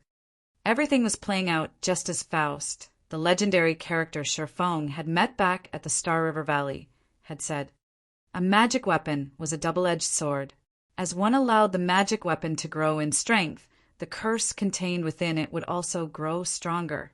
Meanwhile, the wielder would sooner or later be devoured by the strength of the magic weapon. Chapter 292 Black Emperor. Chapter 292 Black Emperor. Extraordinary strength comes from an extraordinary will. This was the only advice Faust had given Sherfong. After Sherfong grasped the abyssal blade, which had undergone a huge change in its appearance, he could fully feel the terrifying strength contained within the sword itself. It was like the sword was alive. Sherfong could even feel pulsations when he gripped the hilt of the abyssal blade. It felt as if the Black Dragon King was roaring inside the abyssal blade and likely to break through its seals at any given time. Such powerful attributes! When Sherfong checked the attributes of the abyssal blade, he couldn't help but secretly marvel at them. The abyssal blade was definitely the best weapon below epic rank Sherfong had seen. Even the blazing meteor, which had been crafted by the forging genius Iliora, was not its match. Currently, based on the abyssal blade's attributes, it would not be an exaggeration to label the sword a pseudo-extraordinary item. Provided that he could continue upgrading it, it would reach the epic rank standard before long. Abyssal blade, one-handed sword magic weapon. Attack power plus 302. All attributes plus 30. Attack speed plus 10. Ignore levels plus 10. Attacks have 40% chance to cause 200% damage. 15% chance to cause 300% damage. 20% chance to induce Doom Curse, reducing all attributes by 40% for 30 seconds. If wielder belongs to any swordsman-related class, all skill levels plus 3. Increase free ability points received for every increase in level by 2 points. Equipment level 20. Can be upgraded. Devour 10 level 25 secret silver weapons and 1 level 25 fine gold weapon to upgrade to level 25. Can be evolved unknown. Additional skill 1, Phantom Kill. Instantly creates a doppelganger. You can control this doppelganger. Doppelganger will have 70% of original body's attributes and all skills. At the same time, doppelganger and the original body can be swapped. Duration, 40 seconds. Cooldown, 5 minutes. Additional skill 2, Abyssal Bind. Binds enemies and prevents movement, reducing defense by 100%. Duration, 4 seconds. Cooldown, 1 minute. Additional skill 3, Nine Dragons Slash. Instantly creates 12 phantoms of the abyssal blade for wielder to use. Each phantom sword is capable of dealing up to 40% damage. Duration, 30 seconds. Cooldown, 5 minutes. Additional skill 4, Dark Violent Dance. 50% of the total damage dealt to the target spreads in a cone-shaped area towards targets within a distance of 12 yards. Duration, 30 seconds. Cooldown, 1 minute. Additional Profound Inheritance, Black Emperor. When activated, every critical hit will accumulate 1 layer of Death Aura. Each layer of Death Aura can be used to increase all attributes of wielder by 2% and attack speed and movement speed by 1% for 10 seconds, or be used to reduce the cooldown of a skill by 3 seconds. Maximum of 30 layers of Death Aura. Duration, 10 minutes. Cooldown, 18 hours.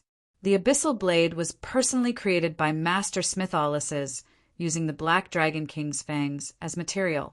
It is one of 36 famed swords, and it is ranked 31st.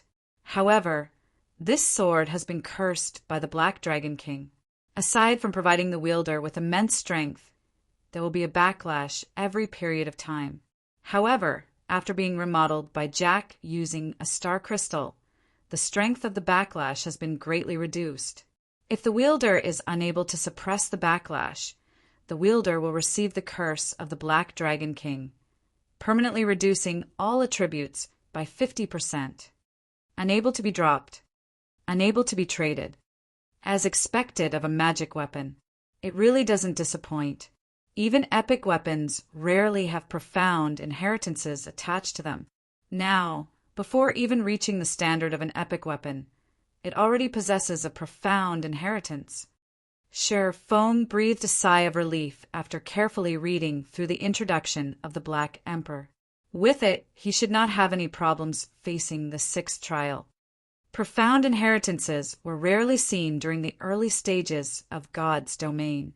They only started becoming widely known during the middle stages of the game.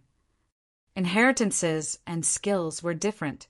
In God's domain, the skills provided to each class were made to accommodate the masses of players, so there was no sense of individuality to them.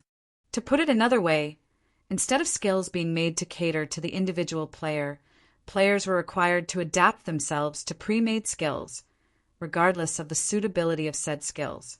Meanwhile, inheritances could be used by players to create their own unique method of attacking, allowing more freedom in their fighting styles. It could also further increase a player's combat power. The most basic of inheritances in God's domain would enhance a player's skills, such as increasing the skill's damage or altering the effects of said skill to allow a more flexible fighting style. As for the more advanced inheritances, not only would they alter players' skills, they could also increase a player's attributes. Meanwhile, the Black Emperor inheritance clearly belonged to this category. If others were to see the attributes on the Abyssal Blade, their jaws would definitely fall to the ground in shock. Some would even harbor thoughts of owning it for themselves. An organization like Underworld, which had been continuously gathering all kinds of powerful items, would definitely not hesitate to use unscrupulous means to take possession of the Abyssal Blade. In today's society, virtual gaming had already become one of the world's main forms of entertainment. The emergence of God's domain had further solidified the position of virtual reality games in people's lives. Currently, the average person would spend close to half of their day living inside God's domain. It was also due to this reason that players all wished to live a better and more respectable life in God's domain. After all, life in God's domain was just like another part of their own lives. However, unlike their lives in the real world, their lives in the virtual world were much purer and simpler. Generally, they only needed good weapons, equipment, and influence in the game. At this current age, players' pursuit of virtual items was no less than women's pursuit of luxury goods. After all, in the eyes of average players, weapons and equipment were the representation of strength. Gorgeous-looking weapons and equipment that allowed one to have amazing damage output were all the envy of average players. High-level weapons and equipment were symbols of strength in God's domain, and countless players pursued them. It was also the reason why many players were willing to spend hundreds and thousands, and sometimes even tens of thousands of credits to purchase these powerful items. Some wealthy youths that were born with a golden spoon would even spend several millions without blinking just to obtain a powerful item. These people were willing to go to such lengths because, with powerful weapons and equipment, they could experience the pleasure of being superior to others. In the case of a magic weapon, like the Abyssal Blade, it wouldn't be impossible for it to sell for an astronomical price of several tens of millions. Sher Foam recalled that 1 year after God's domain's official launch in the past, a legendary item had appeared in the world auction, which was held in the real world. At that time, the legendary item had been sold off for 60 million credits. The price had thoroughly shocked the entire world. Shortly after the auction, however, The person who sold the legendary item immediately regretted that decision. There was only a limited number of legendary items throughout the entire god's domain, and every single one of them was considered a strategic weapon by guilds. Just by owning one, a player could easily get through their Tier 4 or even Tier 5 class promotions. Meanwhile, the value of a Tier 5 powerhouse could reach up to tens of billions of credits. The reason being, when a guild gave birth to a Tier 5 powerhouse, the guild would have the ability to conquer 2 or 3 additional cities that could each hold a population of several million people. Of course, the Abyssal Blade was still incapable of rivaling a legendary weapon at present. It wasn't even at the level of an epic weapon yet. However, it was what Shurfong currently needed the most. For Shurfong, several hundred points of additional attributes weren't as beneficial a powerful skill, and the Black Emperor inheritance just happened to fit the bill. Shurfong had learned many powerful skills. However, all of them possessed the same fatal weakness. All of them possessed explosive power, but none of them possessed any staying power. Maybe this weakness wouldn't be a problem when these skills were used inside a dungeon or against players with poor equipment. After all, when going against players with poor equipment, Shurfong did not even need to use up all the skills in his arsenal to finish them off. He could simply overwhelm them with superior attributes, and not even techniques would be required. Meanwhile, when inside dungeons, he would have MTs to tank the monsters at the front lines, healers to heal him from behind, and many other players to support him. He only needed to survive and wait for the cooldown of his skills to end before starting the next volley of attacks. But when fighting against monsters or players that were equal in strength with him, just a short burst of damage would not carry him to victory. Without sustainability, he would be trampled by his opponent after his short burst. Just take Absolute Heaven, for example. When he had ambushed Shurfong, after his series of attacks had been defended against by Shurfong, the only other thing Absolute Heaven could do was to escape. Unless Absolute Heaven had a method to take advantage of his opponent's weakness, only death awaited him. Following the upgrade of the Abyssal Blade, Shurfong sank into deep contemplation for more than 2 hours, thinking of ways to incorporate the Black Emperor inheritance into his fighting style. Now he felt much more confident about clearing the 6th trial. Let's see what kind of monster is awaiting me in the 6th trial, then. Shurfong revealed a faint smile. Stretching his finger, he tapped yes on the system interface and started the next trial.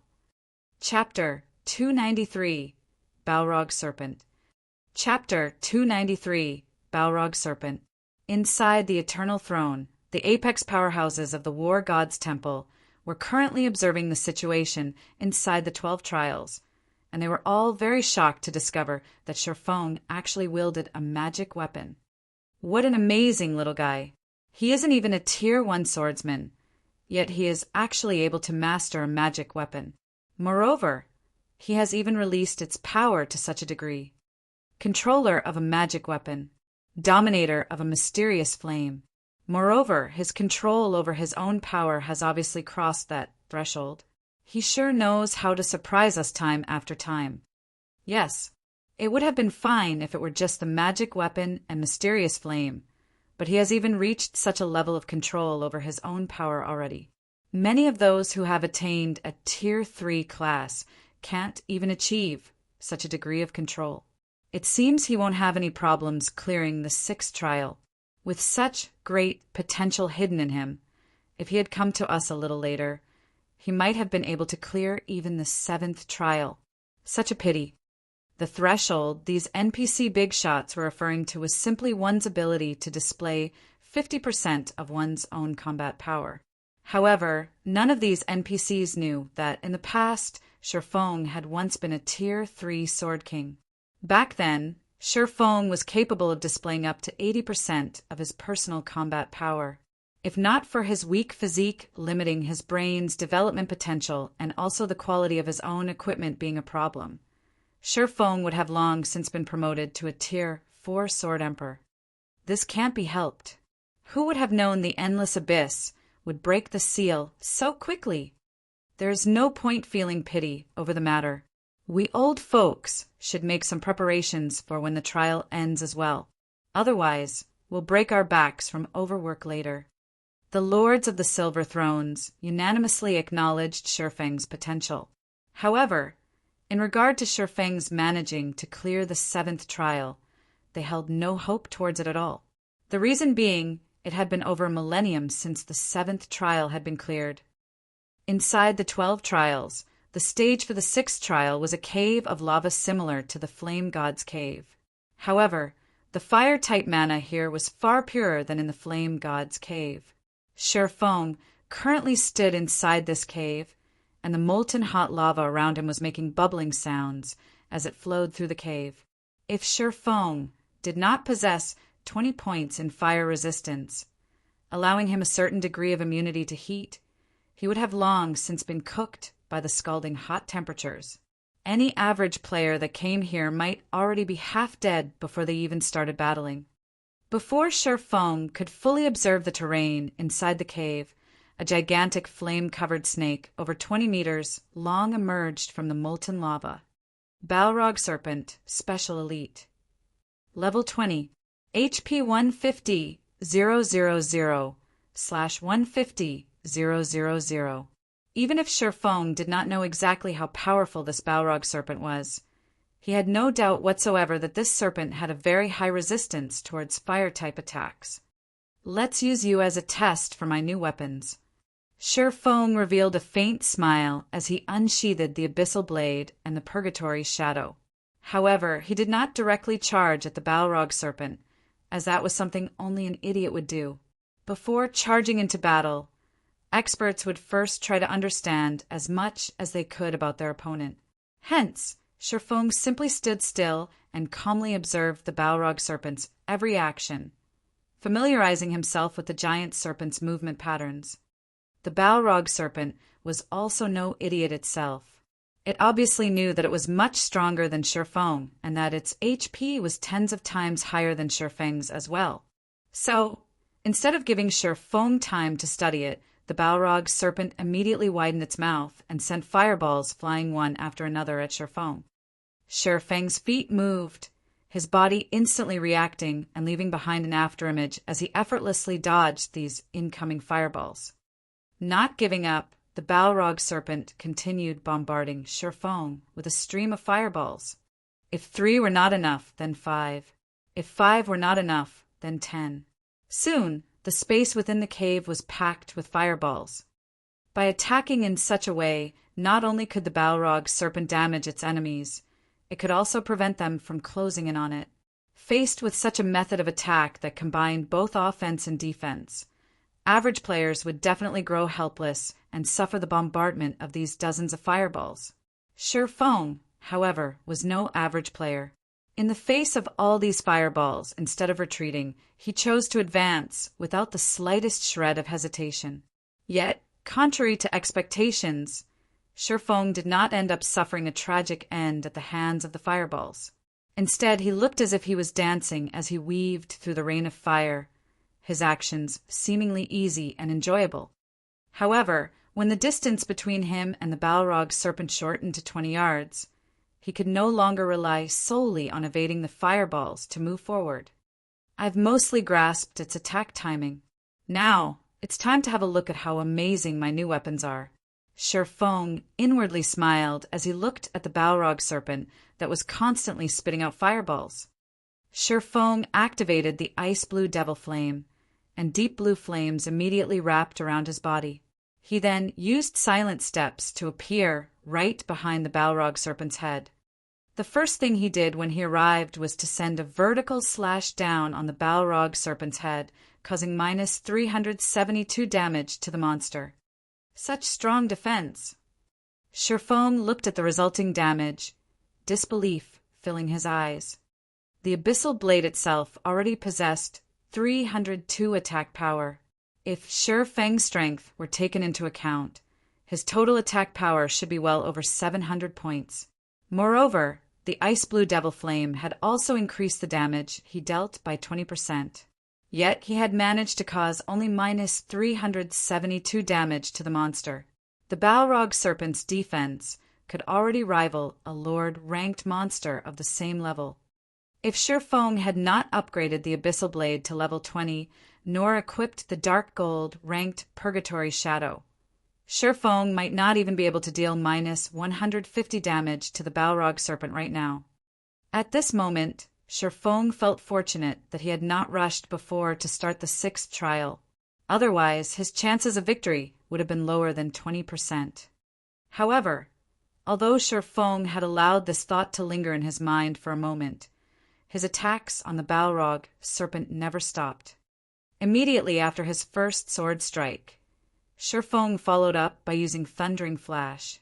3 electric arcs dove into the flaming Balrog Serpent, piercing its gigantic body and causing damages of minus 554, minus 1,528, and minus 1,125. The damage he dealt was much higher than before. Simultaneously, he had also inflicted a damage amplification debuff that lasted 20 seconds on the Balrog Serpent. Following which, Shurfong continued with a chop, the attack achieving a critical hit and dealing close to minus 2,000 damage. When Shurfong landed on the ground, he immediately followed up with a flurry of sword slashes. The Abyssal Blade now had a 40% chance to deal a critical hit, so Shurfong could deal a critical hit with almost every other attack. From this series of attacks, the Balrog Serpent had lost over 7,000 HP. However, the Giant Serpent had 150,000 HP. Shurfong would need to repeat such a burst of attacks at least 20 more times in order to completely kill it. Originally, Shurfong felt quite happy with the damage he was dealing. At this rate, even if he did not activate Black Emperor, he still possessed a very high chance of killing the Balrog Serpent. Unfortunately, that happiness was short-lived. The reason being, Shurfong soon discovered that the Balrog Serpent's HP was rapidly returning to full. It was actually recovering 500 HP every second.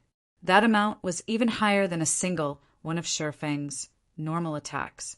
If Shurfong remained idle, the Balrog Serpent would fully recover in less than 20 seconds. Meanwhile, the Balrog Serpent immediately sent its tail swiping at Shurfong, finally reacting to Shurfeng's attacks. Shurfong hurriedly used parry to block the attack. Although he suffered no damage from the Balrog Serpent's tail strike, he was forced to retreat 3 steps, with his hands growing numb from the force of the impact as well. In terms of destructive power, the Balrog Serpent was definitely superior to the Chimera. The Balrog Serpent was also much faster. Shurfong had actually been forced to use parry because he could not dodge in time. Currently, Shurfeng's parry was at level 7, so it had a cooldown of 21 seconds. Aside from parry, Shurfong also had Defensive Blade, a skill that had both offensive and defensive capabilities. Currently, Defensive Blade was at level 6, and it had a cooldown of 2 minutes. Although its cooldown was much longer than parry, it allowed Shurfong to completely block 4 melee attacks and 8 ranged attacks. He would also be immune to charge attacks. Just as the dozens of fireballs were about to hit him, Shurfong jumped into the air, dodging them completely. Right after that, the Balrog Serpent swiped its tail at Shurfong again. The sound of wind whistling could be heard as its tail streaked through the air. In the face of this powerful attack, Shurfong showed no signs of weaknesses. Immediately, he countered the attack with a level 7 Thunderflame explosion. When sword and tail collided, sparks of flame scattered in all directions. The Balrog Serpent's tail was knocked back, the monster itself receiving over minus 400 damage from the brief clash. On the other hand, Shurfong landed heavily onto the ground, his feet sinking partly into the molten lava. A damage of over minus 700 points also appeared above his head. As expected in a direct confrontation, Shurfong was definitely a lot weaker than the Balrog Serpent. However, Shurfong was probably the only player in God's domain right now who dared to actually fight a special elite monster in such a way. Chapter 294, Storm of Swords. Chapter 294, Storm of Swords. Although Feng lost against the Balrog Serpent in a direct confrontation, Thunderflame Explosion, the skill he used, wasn't just a powerful, destructive skill. It was also a control skill. However, the Balrog Serpent was a special elite monster. It possessed a degree of resistance towards control skills. Hence, the level 7 Thunderflame Explosion, which would originally place enemies hit by it in a fainted state for 5 seconds, only managed to incapacitate the Balrog Serpent for 5 seconds. For average players, 5 seconds might not seem like a long time.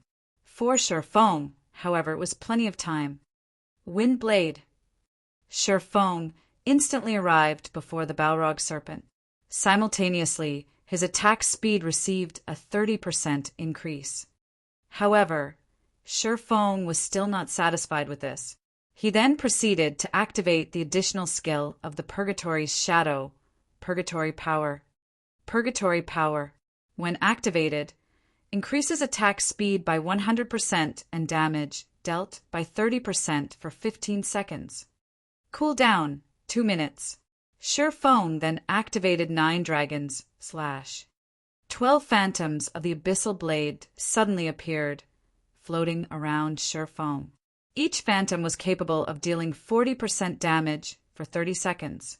However, it had a long cooldown of 5 minutes. Feng brandished his 2 swords using his full strength. In addition to the 12 Abyssal Blade phantoms he was controlling, a total of 14 swords surrounded and madly attacked the Balrog Serpent. Within moments, the cave was filled with sword images dancing around. 14, 28, 56, 112. Countless sword images flashed in the air, forming a storm of swords that devoured the Balrog Serpent whole. Feng's sword slashed at the Balrog Serpent's body one after another, each strike causing close to -500 damage. Moreover, close to half of this barrage of attacks achieved a critical hit, each dealing close to -1000 damage to the monster. Meanwhile, each of the phantoms of the Abyssal Blade had also managed to deal over -200 damage to the Balrog Serpent. The total damage of the 12 phantoms was even more frightening than that of Feng himself.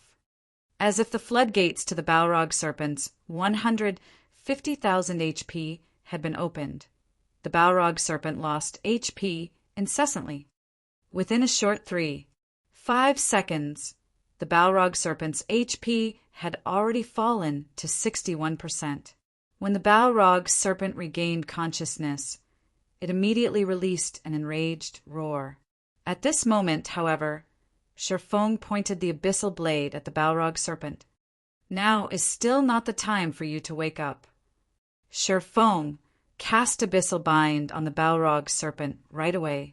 If he were to allow the Balrog Serpent to start retaliating, his previous efforts would all go to waste. In the blink of an eye, 9 pitch-black chains emerged from the ground, quickly wrapping around and binding the Balrog Serpent. Meanwhile, the Balrog Serpent could do nothing but roar in anger as it helplessly watched sword after sword piercing its own body, continuously reaping its HP. The Abyssal Bind had a duration of 4 seconds. Moreover, the Balrog Serpent's resistance towards control skills was completely ineffective against it. The Abyssal Bind's effective duration was not reduced in the slightest. In addition, the Abyssal Bind reduced the Balrog Serpent's defense by 100%, rendering the Balrog Serpent's innately powerful defense utterly useless. Now, each of Feng's sword strikes dealt over -800 damage, with the occasional triple critical hit dealing over -2500 damage. A series of splendid numbers appeared above the Balrog Serpent's head, before the eye-catching number of -2500 disappeared. A damage of over -1700 points appeared on top of it. Practically 1 out of every 2 strikes would achieve a critical hit. Meanwhile, each of the 12 Abyssal Blade Phantoms were now dealing over -350 damage to the Balrog Serpent. For the Balrog serpent, these 4 seconds were a complete hell. By the time the Balrog serpent escaped from the chains binding it, it had only 19% HP remaining. However, Sher Fong had long since been prepared for this moment. Disappear! Sher Fong raised the silvery-gray abyssal blade. The dense, fire-type mana in the surroundings started gathering around the abyssal blade, causing the sword to release a blinding glow. This was indeed Sher Feng's ultimate skill, Flame Burst. Flame Burst. Level 5 requires 4 million EXP to upgrade to level 6. Channeling time, 2 seconds. Gathers the power of flames to a single point and causes 420% damage to the target. Attack count, 6 times.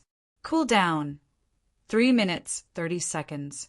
Before the Balrog serpent could even start attacking, Sher Fong had already brandished the scorching hot abyssal blade 6 times. All 6 sword slashes immediately sank into the Balrog serpent's body. Minus 3,310, minus 3,347, minus 6,784, minus 6,706, minus 3,371, minus 6,754. 6 frightening damages appeared consecutively above the Balrog serpent's head, instantly taking away the monster's remaining 28,000 HP. Soon after, the Balrog serpent's body started fading away, and only after it disappeared completely did Sher Fong release a sigh of relief. System: Balrog serpent defeated. 6th trial completed. Rewarding 9 million EXP, 20 free mastery points, and 10 gold coins. Proficiency of all skills increased by 500 points. System: 6th trial cleared. Do you wish to start the next trial? Sher Feng's experience bar immediately rose to 41% of level 21. If put on the ranking list on White River City, Sher Fong would only be beneath Violet Cloud and the others. However, he was still 2 levels behind Blackie, the current top-ranking player of White River City. Finally, I've passed the requirement. Should I try to take on the 7th trial, though? Sher Fong looked at the system interface, showing the trial's prompt. Privately, Sher Fong had the notion to take the challenge. Now that he had cleared the 6th trial, it signified that his task was already over. He had no need to brave the dangers and accept the next trial at all.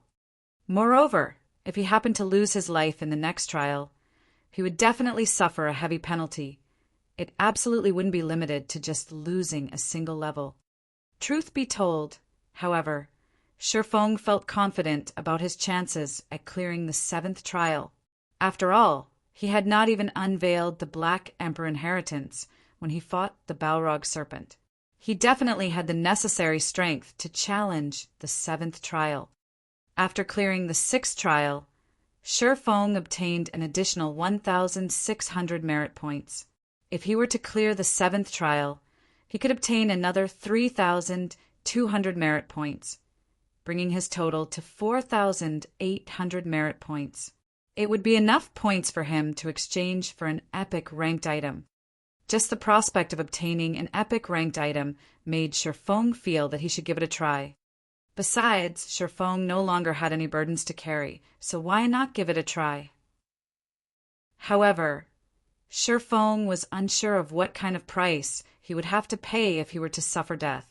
If it was only losing a single level, then Sher Fong would gladly proceed to the 7th trial. However, Sher Fong knew such an outcome was not likely. Just the penalty for not completing the Trial of Gods was already considered unbearable for players. Some players might even have to delete and restart their accounts due to the harsh penalties imposed. Meanwhile, the 12 trials was the most challenging trial of the War God's Temple. It would be an insult to the War God's Temple if the punishment for dying was only the loss of a single level. Just as Sher Fong was hesitating, his system communicator rang. Meanwhile, the person calling him was Aqua Rose. Did something happen? Shifeng asked. Previously, Shifeng had already told Aqua Rose that he did not wish to be disturbed as he was about to do a quest, and that, unless there was something big happening, she shouldn't try to contact him. Based on Aqua Rose's serious personality, if it wasn't an extremely important matter, then she definitely wouldn't try to contact him, hence Shifeng's question. Dark Star has suddenly declared an all-out war against us, and several hundreds of our guild members have already been killed by members of Dark Star while they were out grinding. Moreover, the core team, led by Fire Dance, has also been trapped by Dark Star inside the Silverleaf Forest. Although we've already sent reinforcements, they were blocked by members of Dark Star outside the forest. What I'm trying to say is that, Guild Leader, you need to immediately contact Gentle Snow and have her send some people to help contain Dark Star so that our members can take the opportunity to save Fire Dance and the others. Aqua Rose was extremely anxious at this moment. They had already failed to break through the encirclement of Dark Star around the Silverleaf Forest multiple times now. If this situation continued, Fire Dance and the others would truly be finished. Feng Xianyang, you did good. Shifeng's expression immediately sank, a cold, killing intent gleaming in his eyes. If Fire Dance and the others belonging to the main force of the guild were to die a few times, it would be a tremendous loss to Zero Wing. Leaving aside the fame that Fire Dance and the others had accumulated for themselves, just losing a part of the equipment they possessed would be a serious blow to the guild. Just how long would it take for them to recover such precious equipment? Meanwhile, when Shifeng tried to figure out who was responsible for such a situation, Feng Xianyang came up as his strongest suspect. Feng Xianyang was the true wielder of authority in Dark Star. After Shifeng's previous forthright rejection, it would not be strange if Feng Xianyang retaliated. Hence, who else could be responsible for Dark Star's declaration of war? Chapter 295, Mirage Beast. Chapter 295, Mirage Beast. Although Shifeng was incensed by this news, Fire Dance and the others would have long since lost their lives by the time he arrived at the Silverleaf Forest. All right, I'll contact Gentle Snow immediately. Shifeng disconnected his call with Aqua Rose after saying so. He then called out his friends list, selected Gentle Snow's name, and chose to contact her. It was a fact that Ouroboros and Zero Wing were allies. Since an ally was under attack, Gentle Snow naturally did not refuse to send reinforcements when Shifeng asked. Moreover, Gentle Snow had found out about this entire matter a step ahead of Shifeng. Hence, she had already organized her subordinates, even before Shifeng contacted her, and they were just about to hurry over to the Silverleaf Forest right at that moment. Gentle Snow had gathered 2,000 members from Ouroboros to aid Zero Wing. Of them, 500 were elite members of the guild. Such a powerful force would pose a huge threat to the 6,000 members of Dark Star, blocking the way into the Silverleaf Forest. Many thanks for your help, Miss Snow.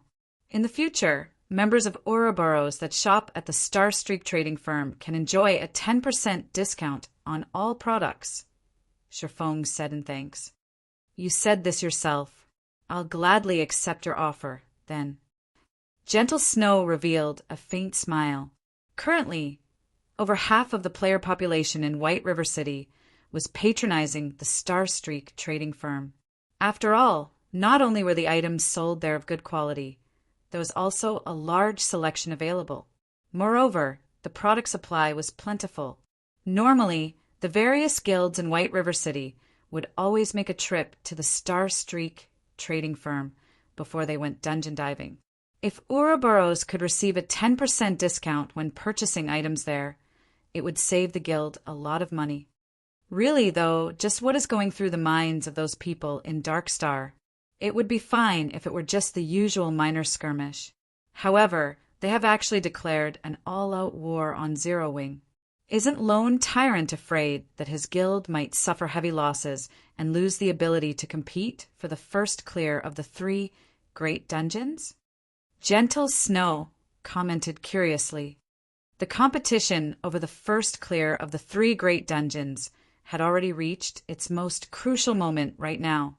Moreover, Darkstar only had the final boss left to defeat in order to snag the first clear of the Land of Death and gain an absolute advantage over the other guilds. However, Darkstar had instead chosen to take action against Zero Wing at this critical junction. God's Domain had been launched just recently. At this early stage of the game, everyone was busy leveling up and raiding dungeons to strengthen themselves.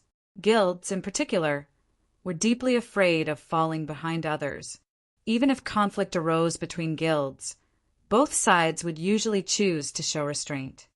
After all, an all-out war between guilds would profit nobody. Worse, they might even get taken advantage of by a third party. If such a situation were to truly occur, then the damage to both guilds would grow even more massive. Hence, unless there was a huge disparity in strength between both sides, nobody would casually choose to start a war. Darkstar and Zero Wing were both among the top 6 guilds in White River City, so the difference in strength between the 2 guilds was not particularly wide. No matter how Gentle Snow looked at the situation, she could not figure out why Darkstar would choose to suddenly declare war. I am afraid that the one starting the war this time around isn't Lone Tyrant, but the organization that's backing him, Underworld, Shifeng said, laughing bitterly. Underworld. Gentle Snow couldn't help but wrinkle her eyebrows at this revelation. So that's how it is. I've been wondering how Darkstar had managed to suddenly obtain so many experts. It turns out the mysterious power supporting Darkstar is Underworld. However, how did you manage to find out about this? Even though I've planted many spies inside Darkstar, I never managed to uncover the forces hidden behind Darkstar. Feng Xianyang from Underworld came looking for me to buy some of Zero Wing's shares. However, the price he offered was simply too low.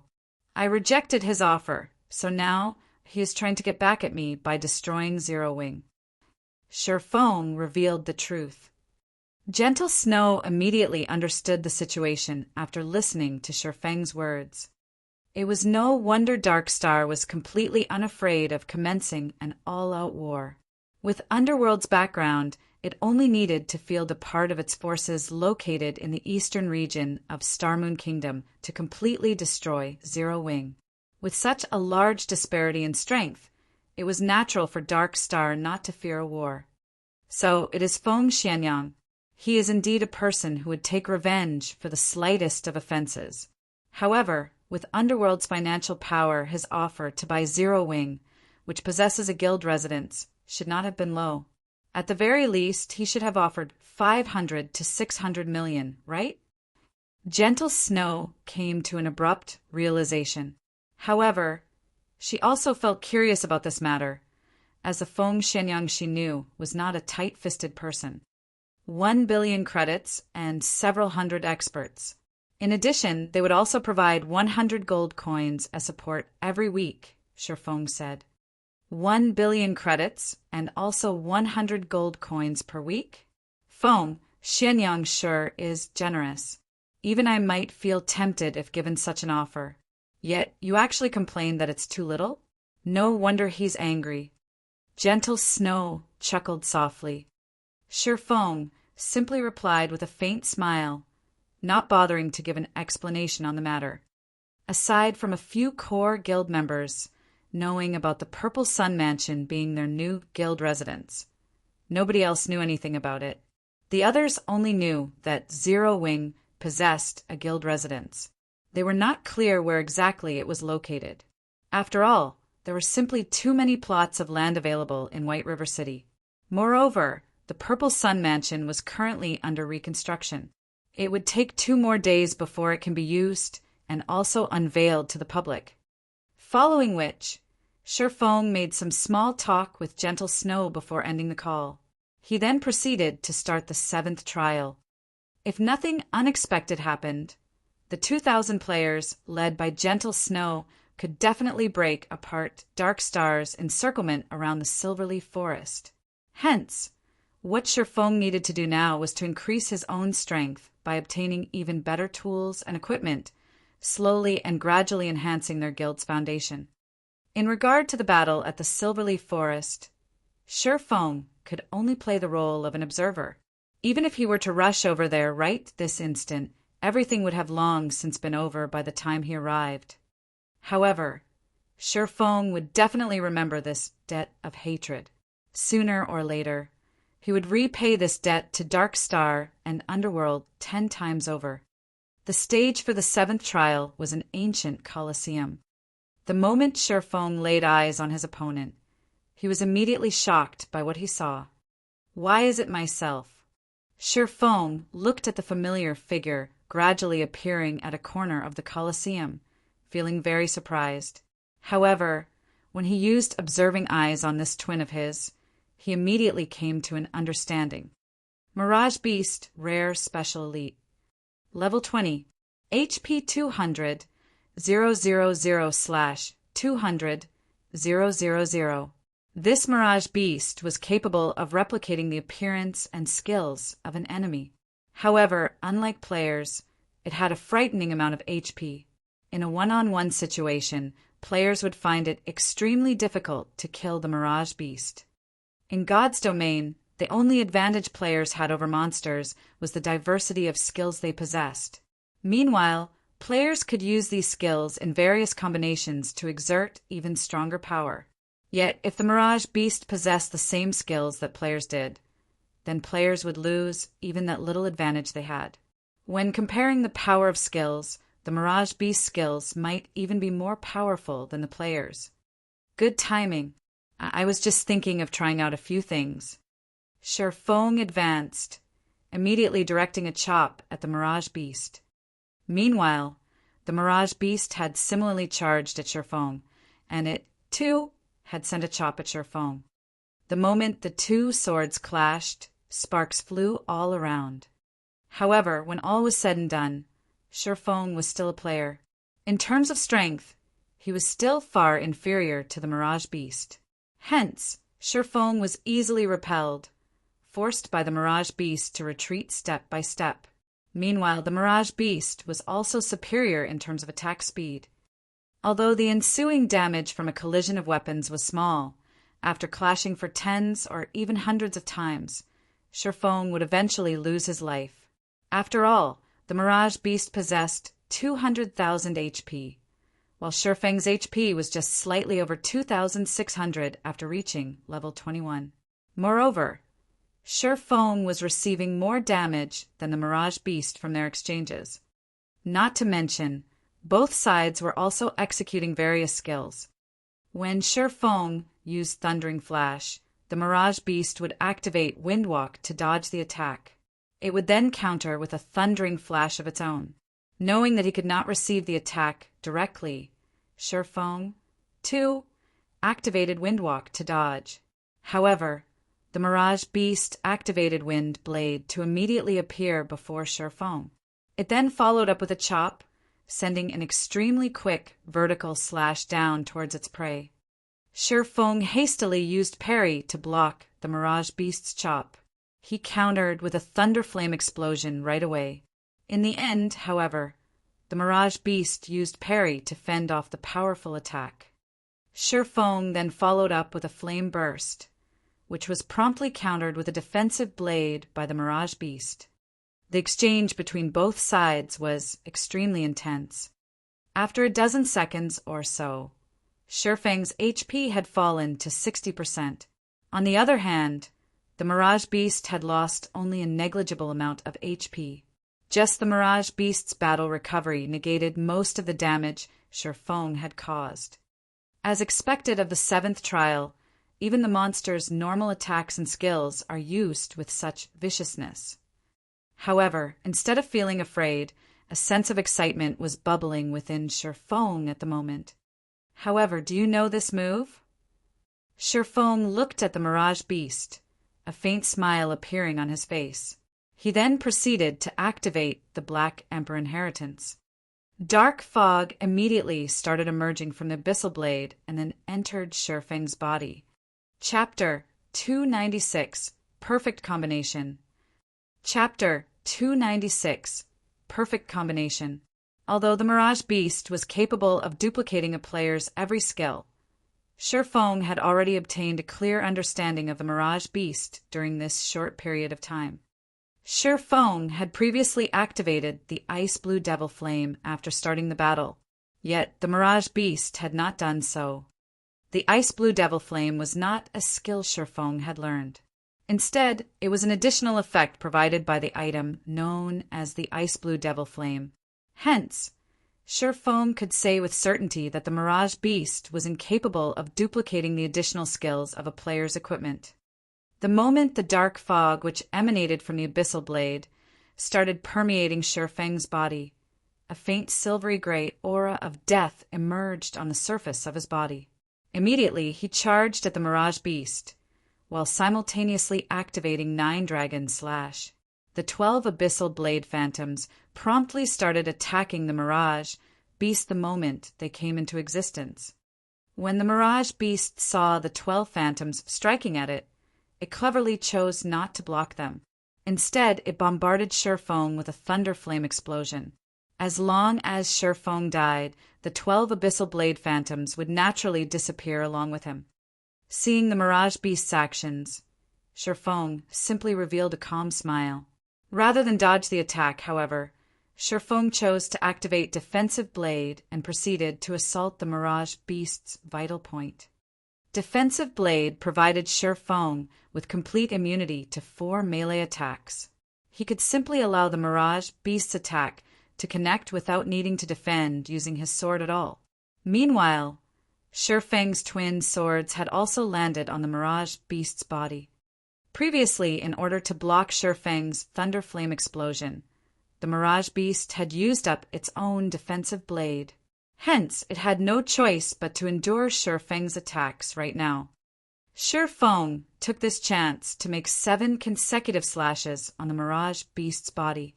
His normal attacks caused over -500 damage, while critical hits dealt over -1,000 damage. Meanwhile, each of the Abyssal Blade Phantoms could also inflict over -200 damage. Out of the 7 sword strikes Shifeng landed on the Mirage Beast, for achieved a critical hit. Coupling those sword strikes with the attacks of the Abyssal Blade Phantoms, Shifeng dealt over -7,000 damage within this brief moment. It was a very impressive amount of damage. However, the Mirage Beast, which had taken on Shifeng's appearance, simply gave Shifeng a smile of disdain. The Mirage Beast looked as if it was saying, "This is your limit." The Mirage Beast had 200,000 HP, so -7,000 damage was only a scratch to it. It would be perfectly fine again once it rubbed some spit on its wounds. On the other hand, now that Shifeng no longer possessed any life-saving skills, only death awaited him. A high HP is really a great asset. Shifeng sighed when he looked at the Mirage Beast's HP bar. In the next moment, though, Shifeng revealed a smile, saying, "However, you are still 10 years too early if you think you can overpower me just with this asset of yours alone." Shifeng activated the Purgatory Shadow's additional skill, Purgatory Power, increasing his attack speed by 100% and damage by 30% for 15 seconds. Shifeng then pointed the Abyssal Blade at the Mirage Beast charging at him. Abyssal Bind. 9 chilling chains instantly emerged from the ground, wrapping around and restraining the Mirage Beast. Abyssal Bind had a duration of 4 seconds.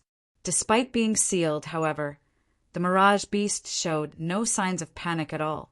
It did not even try to resist in the slightest. Instead, it revealed a mocking expression as it looked at Shifeng, as if telling Shifeng to slash it as much as he wanted to.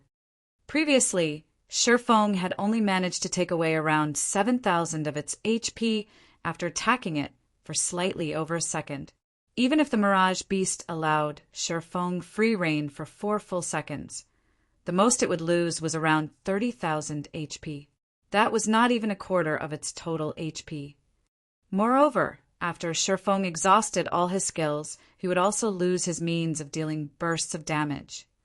With neither life-saving skills nor bursting skills, the end result was obvious. Hence, the Mirage Beast felt very assured of its victory. Since the very beginning, this human never had a chance of defeating it. However, the Mirage Beast quickly discovered that reality was much crueler than fantasy. The Abyssal Bind indeed had a duration of only 4 seconds. However, the skill also possessed the effect of reducing its target's defense by 100%, and this allowed Shifeng's damage to abruptly soar. Now, each of Shifeng's normal attacks could deal over -700 damage. Miraculously, one of his attacks even triggered the Doom Curse, one of the Abyssal Blade's effects. Instantly, the Mirage Beast had its attributes reduced by 30%, and its maximum HP fell from 200,000 to 140,000. Engulfed by the storm of swords, the Mirage Beast's HP fell crazily. Shifeng also achieved critical hits with his attacks one after another, stacking layer upon layer of death aura around his body. In this situation, the 9-Dragon Slash could be said to be a perfect match for the Black Emperor inheritance. After activating the 9-Dragon Slash, Shifeng would not be lacking in death auras at all. Before the 4 seconds were up, the Mirage Beast's HP had already gone below the 70% threshold. Just as the Abyssal Bind was about to lose effect, and the Mirage Beast was about to regain its freedom, Shifeng abruptly leaped into the air and switched sword techniques. Simultaneously, he used 10 of the 30 layers of death aura he had accumulated to reduce the Thunder Flame explosion's cooldown. The level 7 Thunder Flame explosion had a cooldown of 30 seconds. Meanwhile, each layer of death aura could reduce a skill's cooldown by 3 seconds. After using 10 layers of death aura, Thunder Flame explosion could be used again. However, Shifeng was still not done. He then used the remaining 20 layers of death aura on himself, instantly increasing all his basic attributes by 40% and attack speed and movement speed by 20% for 10 seconds. After receiving this new buff, Shifeng executed Thunder Flame Explosion, bombarding the Mirage Beast's head and sending sparks of flame flying all around. A damage of over -1,300 points appeared above the Mirage Beast's head, and the monster was placed into a fainted state for 3 seconds. Unless a monster was completely immune to control skills, powerful experts could usually restrain said monster continuously until death. Meanwhile, it was obvious that the monsters were not completely immune to control skills. They simply had a certain degree of resistance that would degrade the effects of control skills. Otherwise, it would truly be impossible for players to clear the 12 trials. Nevertheless, Shifeng was very clear about his own situation. Currently, as his level was still low and the number of skills he had learned was few, he only possessed explosive power but no staying power. After his short burst, if his enemy wasn't dead, the only options left for him were either to die or to flee. At present, Shifeng still had many gaps to fill in terms of the skills he had learned. However, the Black Emperor inheritance just happened to be able to fill these gaps, allowing him to create a perfect cycle with his skills. Without the Black Emperor inheritance, Shifeng would not have dared to challenge the 7th trial at all. The only pity was that the effects of the Black Emperor inheritance could only be used on the skills Shifeng had personally learned. It could not be used on the additional skills that came with equipment or weapons. If it were actually possible to do so, it would simply be too overpowered. Throughout the fainted debuff's 3-second duration, Shifeng had not only dealt a ton of damage himself, he had also managed to collect over 20 layers of death aura, thanks to the 9-Dragon Slash. When the Mirage Beast was about to regain consciousness, Shifeng spent another 10 layers of death aura to reset the cooldown of Thunder Flame Explosion, before promptly using it on the Mirage Beast again. This time, however, the fainted debuff of Thunder Flame Explosion was less effective on the Mirage Beast. The debuff's duration was less than 3 seconds now. However, Shifeng did not care about this matter, because at this time he was drowning in the pleasure he felt from brandishing his 2 swords. He felt that this was the true combat method a swordsman should have, and it was a combat method he had always been pursuing. Excessive strength easily gave rise to gaps. Instead of mindlessly trying to deal as much damage as possible, the true way to battle was to combine and coordinate one's skills to attack steadily like flowing water. In this way, Shifeng continually used Thunder Flame Explosion to incapacitate the Mirage Beast. Although the fainted debuff's effect grew weaker and weaker each time, the Mirage Beast's remaining 140,000 HP was still forcefully wiped out by Shifeng's perfect control. Ultimately, the Mirage Beast remained helpless until the very end. The various big shots present in the Eternal Throne also could not help but be shocked by this result. They had never imagined that Shifeng had such strength within him. System: Mirage Beast defeated. 7th trial completed. Rewarding 15 million EXP, 30 free mastery points, and 10 gold coins. Proficiency of all skills increased by 800 points. System: 7th trial cleared. Do you wish to start the next trial? The moment Shifeng received 15 million EXP, he instantly leveled up twice to level 23. Currently, only Blackie had reached level 23 throughout the entire White River City. However, Blackie had spent several days in order to go from level 21 to level 23. On the other hand, Shifeng had taken less than 10 seconds to do so. Shifeng then looked at the system notification. Although his heart was filled with anticipation towards the 8th trial, he still shook his head, thinking to himself, one needs to know when to stop.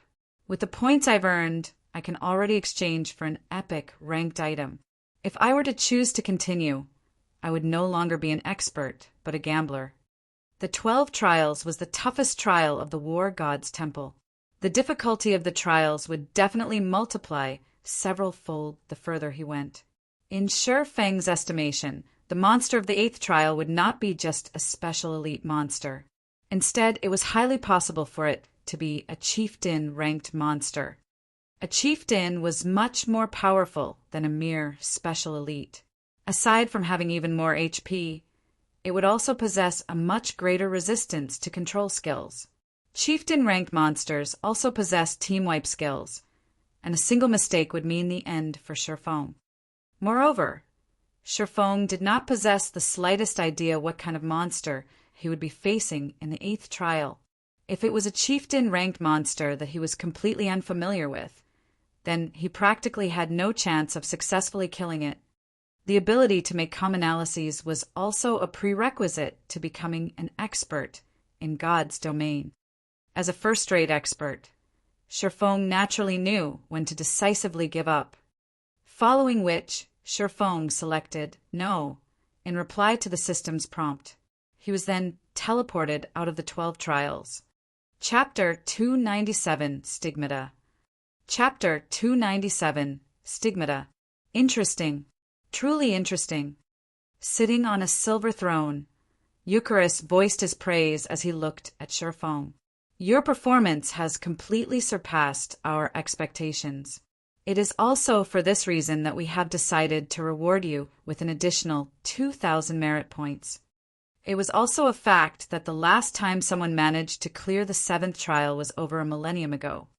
System: rewarding 2,000 War Gods Temple merit points. That's generous of them. An expression of joy appeared on Shifeng's face. With 1,500 merit points, Shifeng could afford to exchange for a dark gold ranked item. Meanwhile, for 1,000 merit points would be equivalent to an epic ranked item. Hence, the additional 2,000 merit points he received right now was truly a big harvest. Since you've already passed our test, walk to the center of the chamber. We will give you the strength necessary to locate the 7 treasures, Eucharis said. Shifeng then strode to the center of the Eternal Throne. There were countless divine runes inscribed on the floor there, joined together to form a huge magic array. Meanwhile, the 50 silver thrones were hovering around this magic array, the thrones themselves apparently connected somehow with this magic array. "Let us begin, then," Eucharis said as he looked at his companions.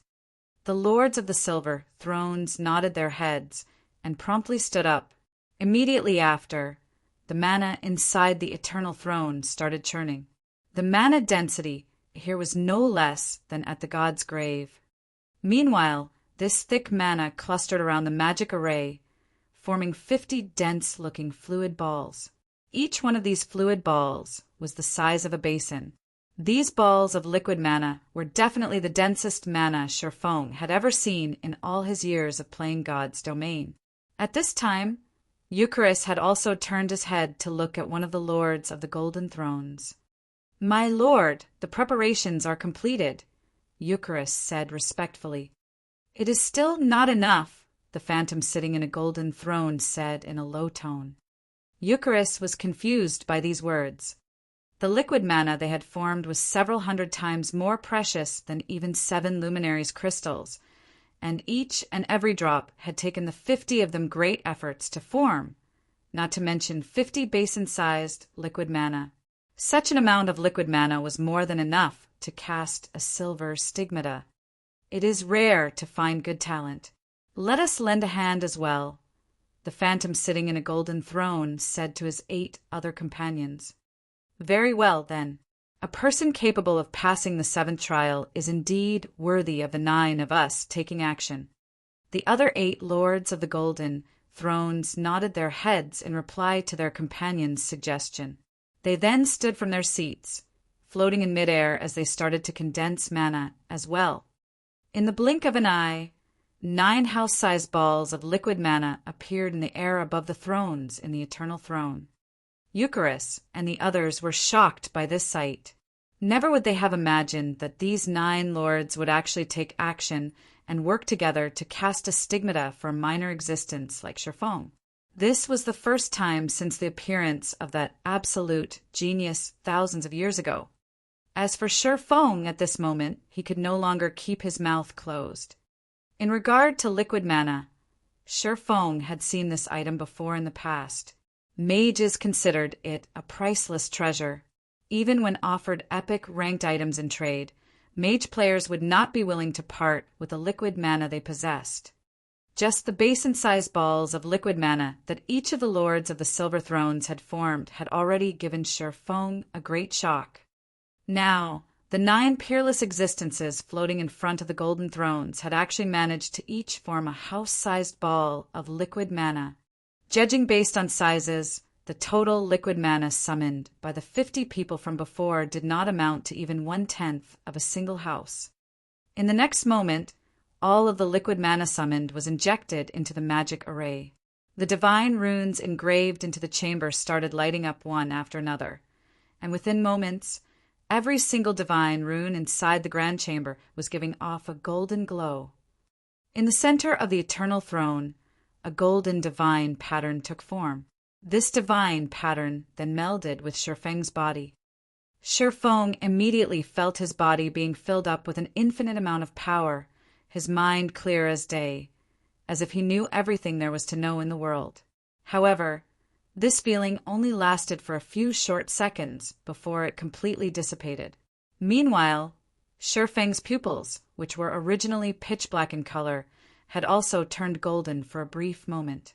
Although his pupils regained their original color, careful observation would reveal innumerable bright stars flashing within them, looking just like the starry skies at night.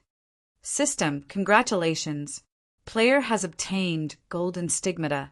Reputation with the War God's Temple increased by 3,000 points. The seal on the Endless Abyss has been broken. If we wish to reseal the Endless Abyss, we need the assistance of the 7 treasures, which the gods had bestowed upon the human race. However, the 7 treasures have been missing for hundreds of years now, scattered throughout this large continent. A few of these 7 treasures have even been damaged. It would be extremely difficult to locate and gather the 7 treasures. However, With the stigmata that we have engraved into your body, your task of locating the 7 treasures should become much easier. As long as you come within a certain range of one of the 7 treasures, the stigmata will produce a response to notify you of it. If you happen to come across one of the 7 treasures that is damaged, the stigmata can also aid you in repairing it. Now that our part here is done, we will move to suppress the endless abyss. The fate of the entire continent will depend on you now. I pray that you will be able to gather the 7 treasures as soon as possible. System: Legendary ranked main storyline quest, 7 treasures accepted. Quest details: the 7 treasures have been scattered throughout the continent. Player is required to gather the 7 treasures within 2 years. Otherwise, the endless abyss will break through the war god's temple suppression and plunge all inhabitants of God's domain into misery and suffering, turning the continent into the playground of darkness. If player is unable to complete this quest, player's level will drop by 30, all attributes will be permanently reduced by 70%, and all EXP gained will be reduced by 90%. The system really is ruthless. If I can't complete this quest, this account would definitely have to be scrapped. Fortunately, I have 2 years to complete it. Sherfong inwardly clicked his tongue when he read the system notification. However, just what is this stigmata thing? Sherfong wondered, as there was nothing new on his body or in his bag. He then opened his status bar to take a look. As expected, there was an additional column labeled Stigmata. Golden Stigmata automatically perceives the presence of the 7 treasures within a radius of 5,000 yards. Detect can be used once a day to search for the specific location of the 7 treasures within a radius of 50,000 yards. In addition, player will receive Stigmata's power, providing player with Ignore levels plus 20 and all resistances plus 40. For every increase in 5 levels, all attributes of player will increase by 5 points, in addition to receiving 10 free attribute points and 10 free mastery points. Player will also receive the skill Omniscient Eyes. Omniscient Eyes, a pair of eyes that can see through everything and find out all information. Nothing is capable of hiding from the Omniscient Eyes. The Omniscient Eyes have a perception range of 100 yards. Duration, 1 minute. Cooldown, 10 minutes. Such amazing effects. Sher Feng's excitement after looking at the effects of the golden stigmata was indescribable. For starters, the additional 40 points in all resistances meant that he could ignore most of the environmental factors of many terrains. He would also receive reduced damage from spells. When battling against magic-type monsters, he could easily take on the role of an MT. However, the most amazing part about the golden stigmata would still have to be the increase in attributes. The golden stigmata was unlike the abyssal blade, whereby Sherfong would receive 2 additional free attribute points every time he leveled up. However, the golden stigmata would provide Sherfong with an average of 7 basic attribute points per level, 2 points of which were even free attribute points. This was definitely a huge increase. Moreover, the golden stigmata also provided Sherfong with a powerful identification skill. This skill would be of significant help when used against dungeon bosses or during field battles. It seems the Heavenly Dragon's breath is already waving its hands at me. Sherfong revealed a faint smile. Originally, the Heavenly Dragon's breath's requirement of 120 points in intelligence had given Sherfong a major headache.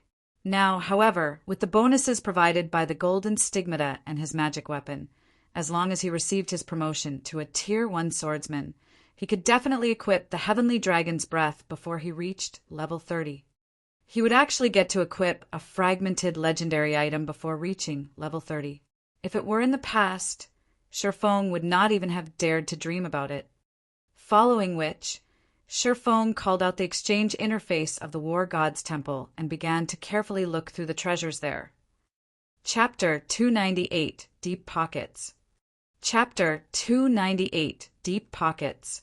Previously, Feng had focused his attention purely on clearing the trials. Even when he upgraded the Abyssal Blade to level 20, he had only picked out a random level 20 dark gold weapon. The War God's Temple was one of the strongest powers in God's domain. This was a fact that remained true from ancient times up to the present. Feng had been able to fully experience this truth simply by seeing the various big shots in the Eternal Throne take action. Hence, one could just imagine how wealthy the War God's Temple's treasury would be. As for this War God's Temple exchange system, players would automatically activate it after obtaining the first clear on a 100-man team dungeon. However, one would already require large amounts of War God's Temple reputation even to exchange for a fine gold item. In God's domain, reputation with the War God's Temple was infamous for being extremely hard to obtain, not to mention meeting the required reputation for exchanging an epic item. If not for his quest, Feng would not have the chance to exchange for an epic ranked item. He would not even have the chance to lay eyes on them. He would not get the chance to see the never-before-seen divine artifacts, either. I wonder what sort of divine artifacts are in the treasury of the War God's Temple. Feng's heart was filled with anticipation as he filtered the exchange window to display only divine artifacts. A total of 2 divine artifacts was shown. Luminous Starlight, divine rank, 2-handed staff. Equipment requirement: Strength 3,000, Intelligence 8,000. Required merit points 200,000. Skyfrost Blizzard, divine rank, 2-handed spear.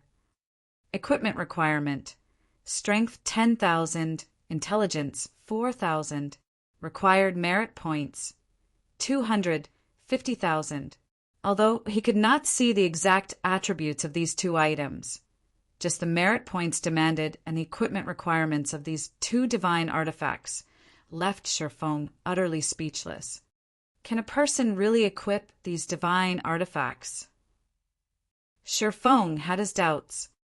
It was simply unthinkable for a person to possess 10,000 strength.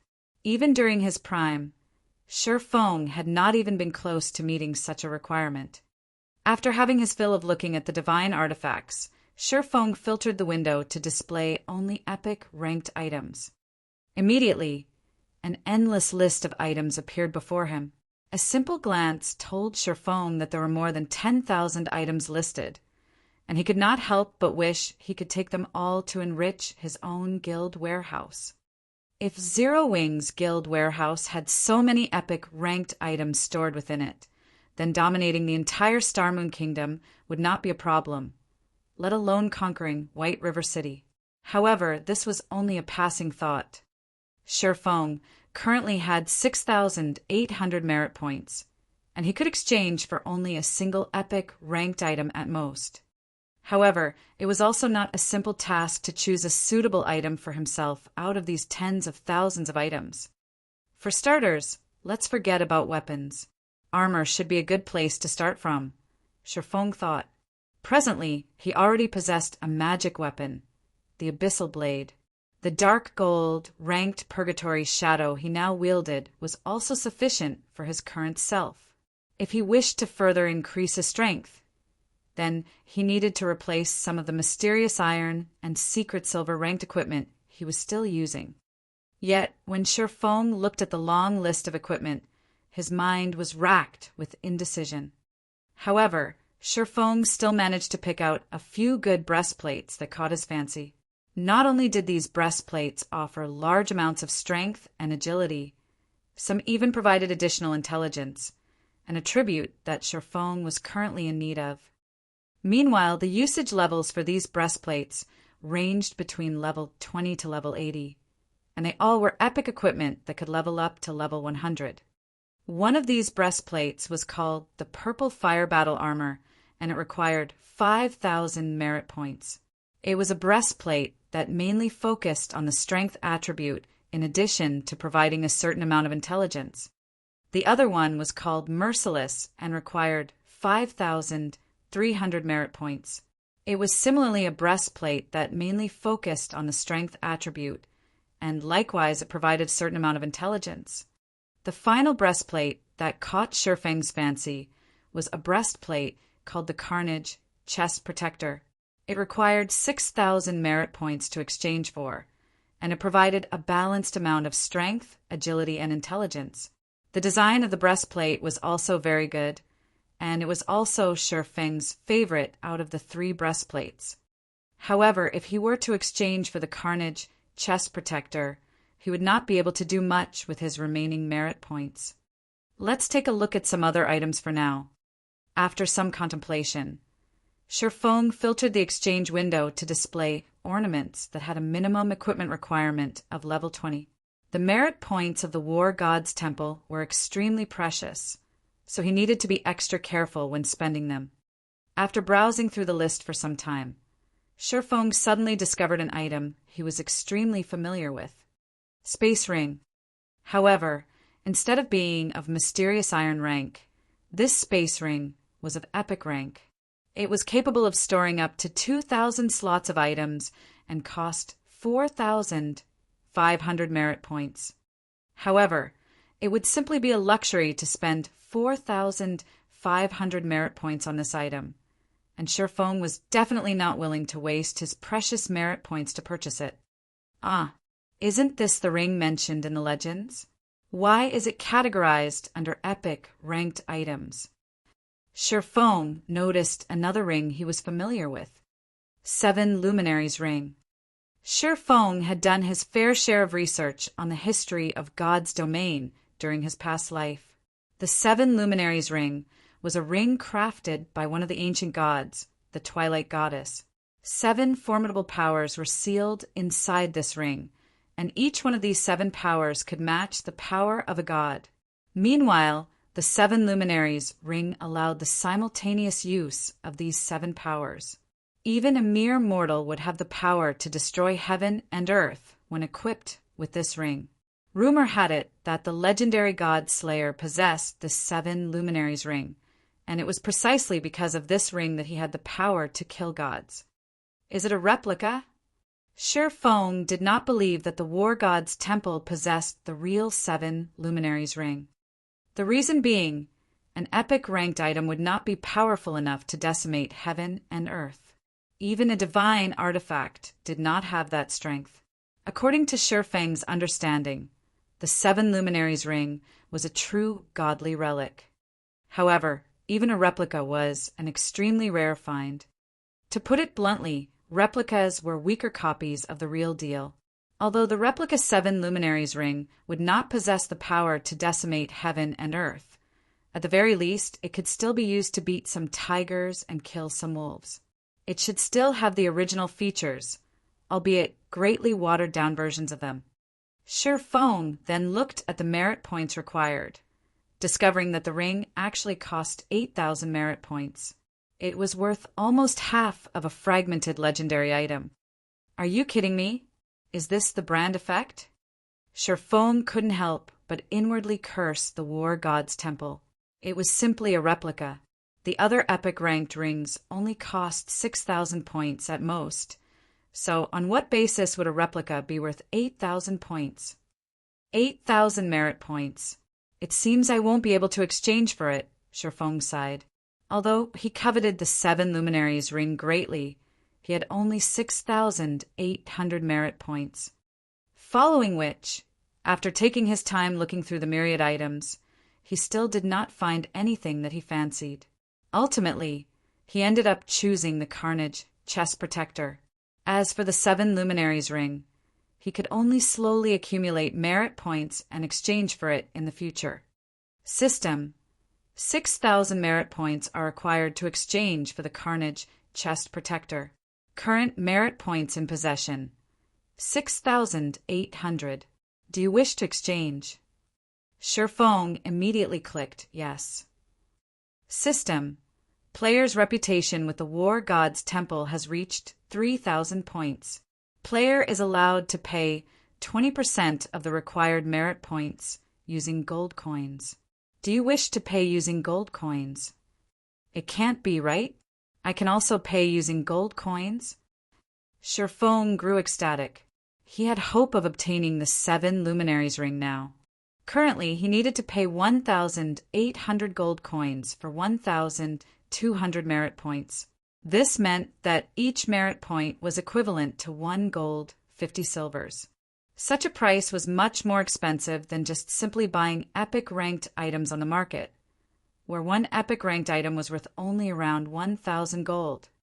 If 6,000 merit points were converted to gold coins, that would be a total of 9,000 gold. This price was at least 8 to 9 times more expensive than the markets. The system was truly Blackheart. However, this was a rare chance for Sherfong. If he could pay a portion of the merit points required using gold coins, he would be more than willing to do so. Following which, Sherfong chose to exchange for the 7 luminaries ring instead. 20% of 8,000 merit points would be 1,600 points, which would be 2,400 gold coins. At this stage of the game, average players would be glad just to have a few extra silver coins to spend, and spending 20 to 30 silver coins at once would be considered an extravagance. As for gold coins, average players might not even know what these things looked like. Currently, 1 gold coin could be sold for 11,000 credits. Meanwhile, 2,400 gold coins would be worth over 25 million credits. Even a first-rate guild would not spend so much money just to obtain an epic ranked item, not to mention spending 2,400 gold coins. If Aqua Rose were to find out about this matter, she would definitely label Sherfong a spendthrift. However, Sherfong chose to pay the 2,400 gold coins without hesitation. He had 5,000 gold on his person at this time, having originally intended to use this money to purchase a stall in Star Moon City. Now, though, doing so was no longer possible. After completing the exchange, a purple gold crystal ring appeared on Sherfeng's palm. There were 7 different gems inlaid into the ring, and the entire ring itself exuded a faint purple aura. It looked absolutely luxurious and fascinating. Chapter 299, one word. Chapter 299, one word. Anusar. When Sherfong received the ring, he could not help but grow excited. In the past, a legendary item had been sold for tens of millions of credits at the world auction. At that time, the news had thoroughly shocked the entire world. Many people felt that the person who purchased the legendary item was a complete fool. After all, it was simply an item inside a virtual world. It was nothing more than a data-generated item. Only a person whose head was caught in the door would spend so much money to purchase it. Now, if Sherfong converted the war god's temple merit points and gold coins he had spent into credits, the total amount would be even higher than the price of the auctioned legendary item. More importantly, he had spent such a large sum just to obtain an epic item, which was 2 ranks lower than a legendary item. However, even if Sherfong were called a fool several hundred times over, he would still be willing to do what he had done without hesitation. He was only afraid that he would not get such a chance. Back then, countless people had ridiculed the person who purchased the legendary item as a big fool. Later on, however, that person became the guild leader of King's Return, Odin. King's Return was a super guild, and the territories it occupied surpassed even an empire. Meanwhile, as the guild leader of such an amazing guild, Odin was an existence that made everyone feel fear and respect. The wealth and status he possessed was simply unimaginable. Did anyone laugh at him after that? The answer was no.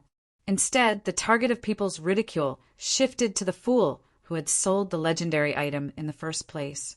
At that time, not to mention several tens of million, even if traded using a city with a population of several millions, it would still have been a losing transaction. Meanwhile, the 7 luminaries ring was a godly relic mentioned in legends.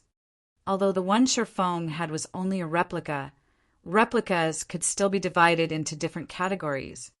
If one took a replica of a fine gold item and a replica of an epic item and placed them side by side, without even making an in-depth comparison, one could already tell which one was the better item.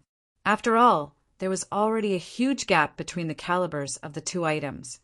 Moreover, the higher the quality of the target of replication, the greater the difficulty in replicating it. One could not produce a replica simply by wishing for it. The difficulty of producing an epic item that was the replica of a godly relic was much higher than simply producing a normal epic item. The difficulty of doing so might even rival the difficulty of producing a legendary item. The person who produced this ring must be a truly amazing forging sage. If the materials and energy used were of higher quality, the final product might even have become a legendary item. Shi Feng was a forger himself, so he naturally could tell just how amazing the forger that managed to produce this 7 luminaries ring was. The replica of a godly relic would definitely not have been easy to produce. Even a grandmaster forger would not be able to produce one. It would only be possible for a forging sage. 7 luminaries ring, replica, ring, epic rank. Level 20, level 80, current level, 23. Equipment requirement, strength 200. Attributes will be adjusted according to user's level.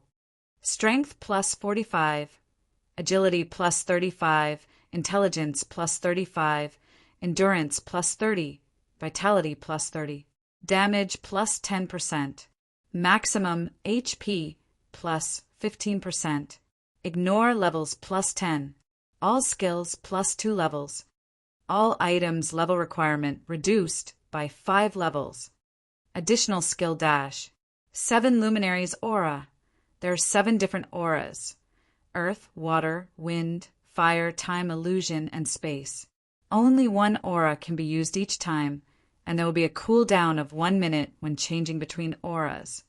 Aura of Earth. Level 1. Requires 1 million EXP to upgrade to level 2. Defense increased by 30%. Damage taken reduced by 20%. Activatable skill dash. Absolute defense. Provides immunity to 7 attacks. Cooldown. 1 minute 30 seconds. Aura of Water. Level 1. Requires 1 million EXP to upgrade to level 2. Received healing increased by 30%. Cast consumption reduced by 20%. Activatable skill dash. Life Bloom. Heals selected target for 10% HP every second for 30 seconds. Cooldown. 1 minute 30 seconds. Aura of Wind. Level 1. Requires 1 million EXP to upgrade to level 2. Movement speed increased by 20%. Attack speed increased by 20%. Agility increased by 15%. Activatable skill dash. Wind Rider. Enables temporary flight and movement speed increase of 100% for 15 seconds. Cooldown. 2 minutes. Aura of Fire. Level 1. Requires 1 million EXP to upgrade to level 2. Damage increased by 30%. Target's defense reduced by 20%. Activatable skill dash. Firestorm. Inflicts 500% damage within a range of 10 by 10 yards for 5 seconds. Cooldown. 5 minutes. Aura of Time. Level 1. Requires 2 million EXP to upgrade to level 2. Cooldown of all skills reduced by 20%. Enemies within a 100-yard radius will have their movement speed and attack speed reduced by 20% and cooldown of skills increased by 20%. Activatable skill dash. Absolute Time. Prevents enemies within a range of 50 by 50 yards from using any skills or tools for 20 seconds. Cooldown. 3 minutes. Aura of Illusion. Level 1. Requires 2 million EXP to upgrade to level 2. All attributes increased by 20%. Enemies within a 100-yard radius will have all their attributes reduced by 20%. Activatable skill dash. Fantasy World. Immunity to all magic damage and 10% of magic damage received will be converted to healing to recover players' HP for 10 seconds. Cooldown. 3 minutes. Aura of Space. Level 1 requires 2 million EXP to upgrade to Level 2. Immunity to all control and restricting effects. Activatable skill dash. Space movement. Instantly move to any location within a radius of 300,000 yards. Cooldown. 10 minutes. As expected of a Godly Relics replica. Even if it is only at epic rank, apart from the basic attributes it provides being inferior to a legendary item, its other aspects are much stronger. Shifeng's surprise reached its limits after he read the attributes of the 7 Luminaries ring. This was the first time Shifeng was seeing the exact abilities of the 7 Luminaries ring. At this moment, Shifeng finally understood why the legends had said that even an ordinary mortal would have the ability to decimate heaven and earth when in possession of the genuine 7 Luminaries ring. One could even kill gods with this ring. Meanwhile, the 7 Luminaries ring in Shifeng's hand was only a replica. It was also only at epic rank, and it was tens of thousands of miles away from being comparable to the genuine article. However, even if it was only an epic ranked replica, in Shifeng's eyes, it was already a miniature godly relic. It could easily outshine any other epic item. It would be great if I could upgrade this epic ranked 7 Luminaries ring to legendary rank. Shifeng could not help but start fantasizing. If he could raise the 7 Luminaries rings rank to legendary, then its value would become immeasurable. At that time, only divine artifacts would be able to suppress it. After Shifeng equipped the 7 Luminaries ring, his attributes greatly increased. His intelligence reached 91 points, only a small distance short of 120 points. I can use the Aura of Earth when acting as an MT, Aura of Water when acting as a healer, Aura of Wind when hunting or escaping, Aura of Fire when battling, Aura of Time and Aura of Illusion when fighting in a team battle, and Aura of Space when I'm in a hurry. This ring covers almost every possible situation. It truly is the most powerful epic item. Shifeng had mostly grasped the uses of the 7 auras in the 7 Luminaries ring. It really made one wonder just how powerful the genuine godly relic was. Just as Shifeng was fantasizing about the genuine godly relic, he suddenly thought of another matter. If he used the Aura of Space, he could still make it if he hurried to the Silverleaf Forest right now. After all, a distance of 300,000 yards could generally cover 2 regions. Shifeng could first teleport to Stream Fort from White River City. Afterwards, he only needed to pass through 4 regions in order to arrive at the Silverleaf Forest. Under normal circumstances, even if Shifeng ran with all his might, he would still need around 5 hours to travel across these 4 regions.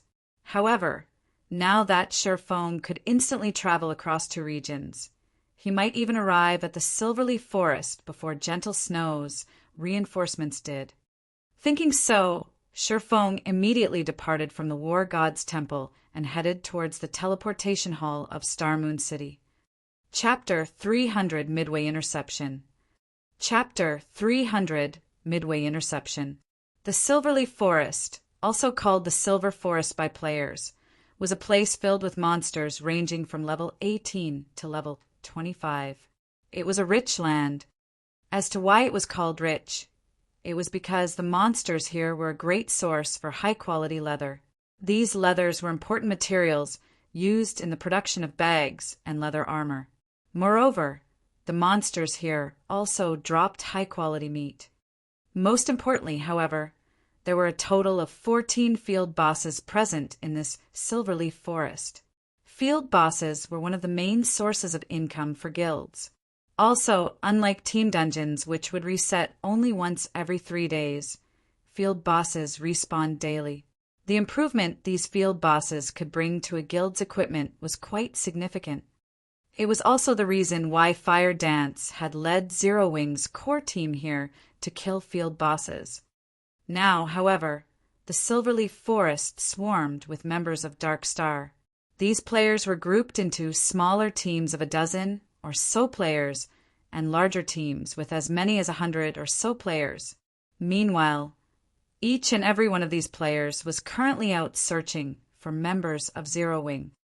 Master Tyrant, we need to speed up our operations. If we wait until Gentle Snow's people arrive, it will be difficult if we wish to wipe out Zero Wing's main force, Southwolf said as he looked at Lone Tyrant. For her to actually willingly send out reinforcements, it seems that woman really does have a deep relationship with Zero Wing. Lone Tyrant was slightly surprised.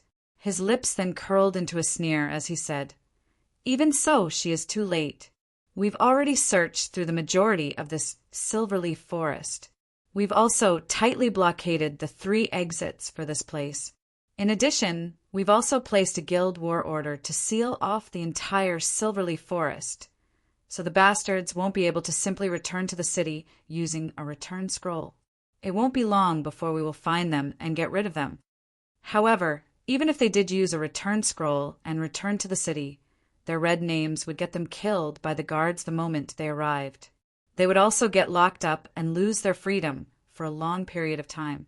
Such a penalty would be much worse than simply getting killed by us." South Wolf nodded in agreement. In order to deal with Zero Wing's main force this time, Darkstar had spared no effort, sending out all the elite members it had. Even Underworld had sent a team of Underworld guards into the fray. There were over 10,000 players participating in the hunt this time around, and of those, 6,000 were used to hinder Zero Wing's reinforcements. With its current power, Zero Wing definitely could not contend against these 6,000 players. However, South Wolf himself could not help but admit that Zero Wing indeed possessed some real ability. Even when they were ambushed, they had still reacted in an extremely calm manner. They had immediately launched a counterattack and bravely fought back. Moreover, many within their ranks possessed relatively good techniques. This time, in order to kill the few hundred elite members of Zero Wing, Darkstar had lost over 1,000 members. South Wolf found this result simply unbelievable. The reason being, of the 1,000+ members that died, over 300 were elite members of Darkstar. Their fighting techniques could definitely be considered first-rate. The most unbelievable part was that even a few members of the Underworld Guards had been killed by Zero Wing. However, that was it. So what if Zero Wing was top-notch when it came to dungeon raiding? In a field battle, numbers triumphed over everything else. This was an unchangeable fact for all games. It's a pity that we didn't manage to locate Black Flame or Yi Feng. If we could deal with them as well, we can thoroughly remove Zero Wing's name from White River City. We'll see if they dare act presumptuously in front of young Master Feng again. South Wolf's hatred of Shifeng had never dissipated in the slightest, and he had always intended to fulfill the words he had spoken before. However, now that they were about to get rid of Zero Wing's main force, the anger in his heart had lessened slightly. Relax, those too will soon be finished as well. In White River City, nobody can protect them. Even the elites led by Gentle Snow won't be able to do so, Lone Tyrant said proudly. How so? Asked South Wolf, somewhat surprised. If Zero Wing can make allies, why can't Darkstar do so as well? Lone Tyrant softly chuckled. Allies. This was the first time South Wolf was hearing about this. Of course you wouldn't know about this matter. This is a heavily guarded secret of Darkstar. I made this alliance precisely to forestall Gentle Snow's intervention, and also to prevent them from joining together with Zero Wing to deal with us, Lone Tyrant said pridefully, as if he had full control over everything. If Gentle Snow wishes to bring reinforcements over, she'll have to first see if she can arrive at the Silverleaf Forest entrance. Regarding the matter of exterminating Zero Wing, this time you can rest assured. You just need to remind Vice Leader Feng of the agreement we made. Guild Leader Tyrant can rest assured on this matter. As long as you complete the task this time, we will definitely deliver the 100 million credits and weekly funding of 150 gold that we promised. South Wolf laughed. Fine, as long as you guys don't forget your promise. Lone Tyrant nodded in satisfaction. In truth, he did not place much importance on Zero Wing. When Feng Shenyang had asked him to deal with Black Flame and Zero Wing, Lone Tyrant had simply agreed, not giving the request much thought. After all, Lone Tyrant had never acknowledged Zero Wing as Dark Star's opponent. His true enemy was only one person, Gentle Snow.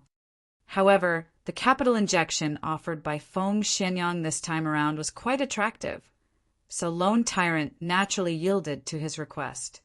With this capital injection, he would be able to contend against Gentle Snow for White River City on an equal footing. As an added bonus, he could also gain plenty of good equipment from Zero Wing. Guild leader, we found them, an assassin suddenly said in the team chat. Good, we'll head over there immediately. Lone Tyrant softly chuckled. He then gave a command through the guild channel, saying, Everyone, hurry over to that location. We must let them escape this time. The precious equipment on their bodies are waving their hands at us. Immediately, all the members of Dark Star that had come to the Silverleaf Forest cheered loudly. They had long since been drooling over Zero Wing's precious equipment. What secret silver equipment? Many members of Zero Wing's main force possessed fine gold equipment, and some even dark gold equipment. Meanwhile, at one of the dense thickets of the Silverleaf Forest, space suddenly ruptured. One man walked out from this rupture in space, and this person was none other than Shifeng, who had arrived using space movement. Space movement, sure, is convenient. Too bad it has a slightly long cooldown. Shifeng was liking the 7 luminaries ring more and more now. Shifeng had taken less than an hour to get here from Starmoon City, even arriving ahead of Gentle Snow. Just as Shifeng was about to contact Fire Dance, a call came from Gentle Snow. We got ambushed by 500 or so elite players, so it may be a little later before we can reach the Silverleaf Forest, Gentle Snow apologized.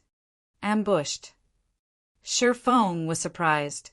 To actually muster so much manpower, that Lone Tyrant sure came prepared. We weren't ambushed by players from Dark Star. Gentle Snow shook her head. No? Is it Underworld, then? Shifeng couldn't help but feel amazed by Underworld's strength. It definitely should not be easy to field so many players for this hunt. Yet they were actually able to deploy another 500-plus elites to hinder Gentle Snow. The organization known as Underworld really possessed a powerful framework. No, they're elites from world dominators. My guess is that Dark Star has already joined hands with world dominators. Gentle Snow then suggested, It won't be possible for my side to break through any time soon. If your reinforcements really can't break through, you all should just give up. If we wait until World Dominator's troops head over there and carry out a pincer attack against you, then Zero Wing will truly be finished. I know. Shifeng fully understood the situation now. Dark Star wasn't planning on just giving a huge blow to Zero Wing this time. Instead, they intended to wipe out Zero Wing, removing it as a threat completely. Chapter 301 Fangs. Chapter 301 Fangs. The reinforcements from Ouroboros definitely won't make it now. Zero Wing's forces had also been blocked at the outer perimeter of the Silverleaf Forest. According to Shifeng's understanding, Dark Star currently had over 3,000 members searching inside the Silverleaf Forest, including practically all of Dark Star's elites. The 6,000 or so players blockading the outer perimeter were merely cannon fodder.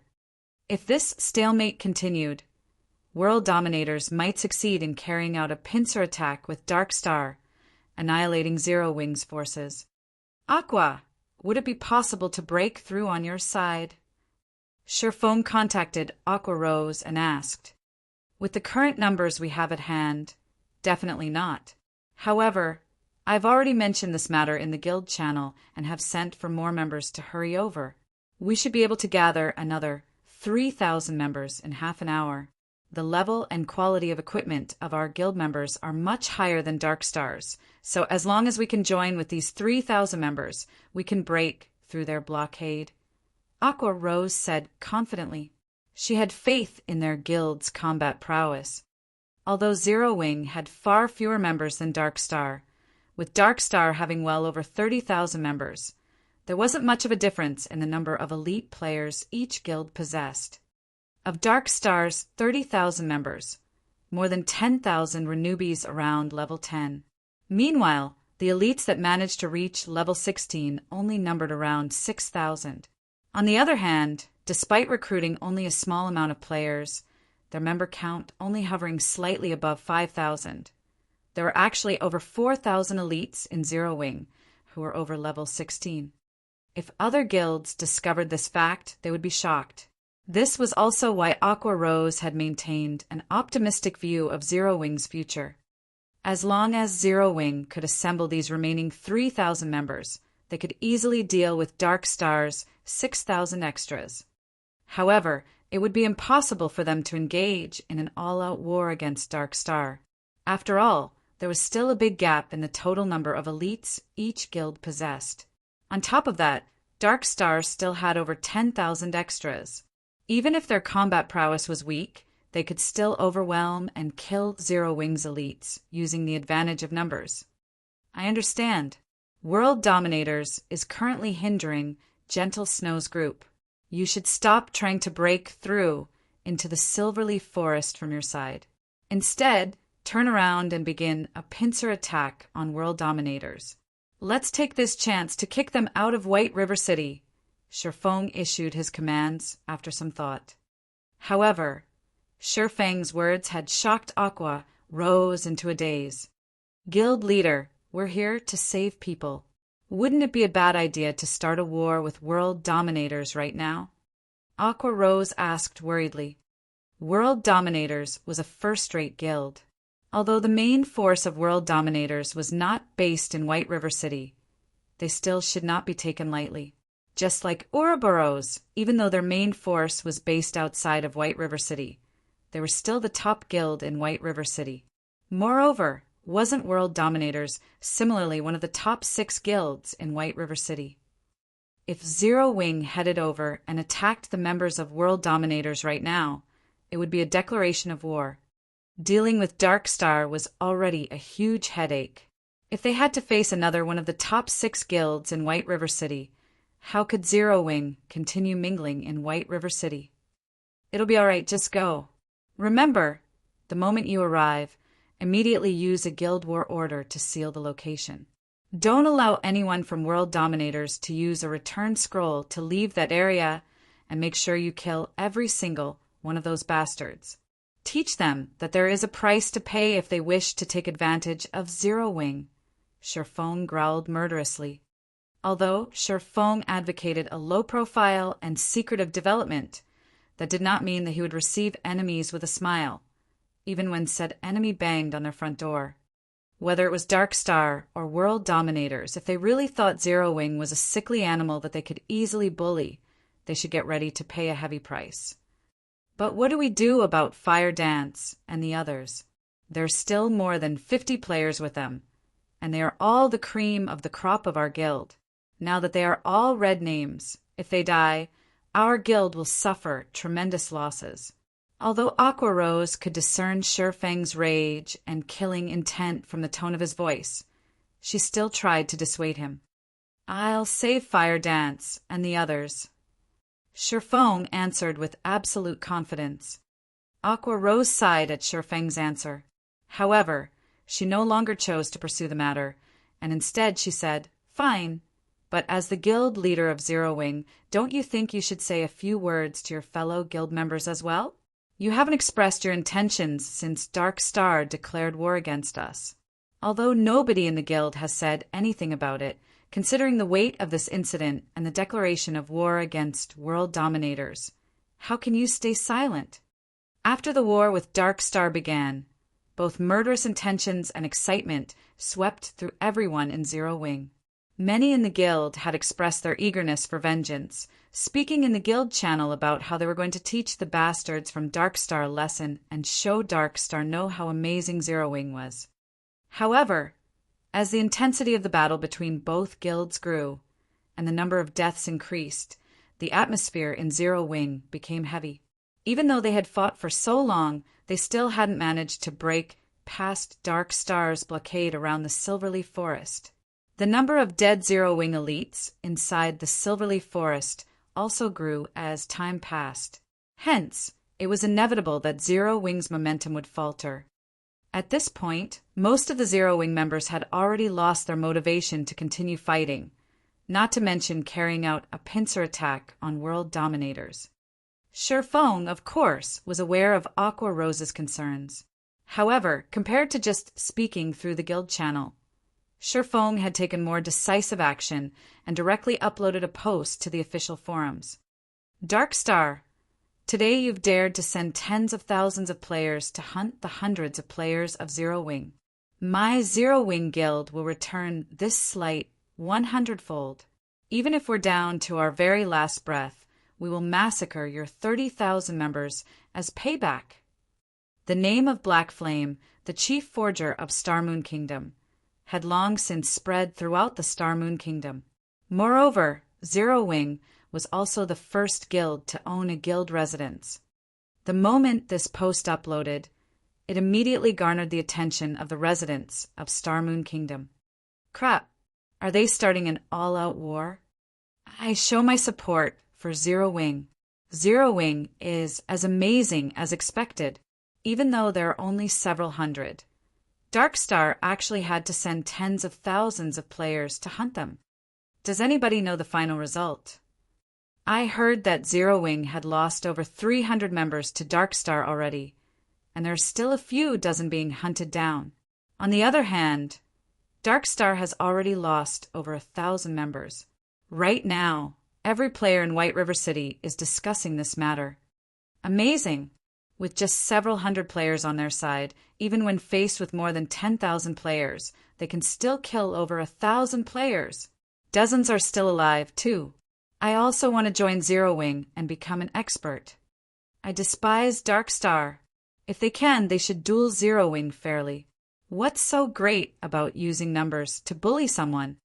I am one of the members of Zero Wing that had been surrounded and killed. You guys should have seen how amazing our guild's Sister Dance and Brother Black fought. Sister Dance weaved across thousands of players, killing over 100 Darkstar members in a row. Brother Black's spells instantly vaporized hundreds of Darkstar members the moment it landed. I have a video recording of the battle, so come to Zero Wing's forum section if you want to have a look at it. After Shifeng uploaded his post, the entire forum exploded in a storm of comments. The players that had only recently started playing God's Domain also started paying attention to Zero Wing as a result of this commotion, especially after seeing the battlefield containing thousands of players. In comparison, the battle scenes they usually saw in movies were boring. The scene where countless stars crashed onto the battlefield, destroying the land and instantly turning hundreds of players into ash, especially stunned them. They couldn't help their boiling blood after watching this scene. After watching this video, many players started considering joining Zero Wing. Chapter 302, Strong Capital. Chapter 302, Strong Capital. Shifeng had used the name of Black Flame when he uploaded his post. Hence, just a few minutes after the post went live, it had already received a massive amount of visitors. The number of replies easily passed 10,000. Shortly after, the post had been automatically pinned at the top of the forums by the game officials, and there was also an additional bright red or tag on the post. This single word was eye-catching. Meanwhile, due to Shifeng's post, the originally crestfallen guild members' fighting spirits immediately reignited, and they hungered for Darkstar's death. Moreover, the video of Darkstar's ambush of Zero Wing had also shocked its viewers. The video allowed everyone to understand that even players could become so powerful. When the stars of light descended, the scene seemed as if the world was coming to an end, and within an instant, hundreds of players had been vaporized. Even players outside of the spell's damage range were not spared as the wind generated by the spell's impact sent them flying. Seeing the power of this skill, everyone finally understood why Blackie had such a high level. While everyone else struggled to kill a single monster, Blackie could simply lure several hundred monsters and kill all of them with a single move.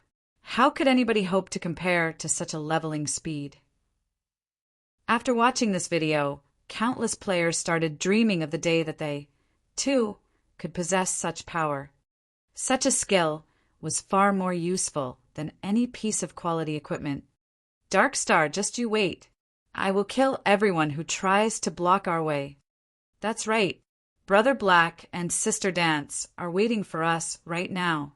How can we be so shameful? Aren't they just 6,000 monkeys? Even if I have to die 10 times over, I will extinguish Dark Star. The members of Zero Wing all released spirited battle cries as they glared at the members of Dark Star blocking their path.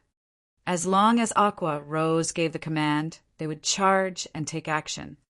However, just as they turned their gazes to Aqua Rose, Zero Wing's vice leader, Shifeng's voice suddenly dominated the guild channel.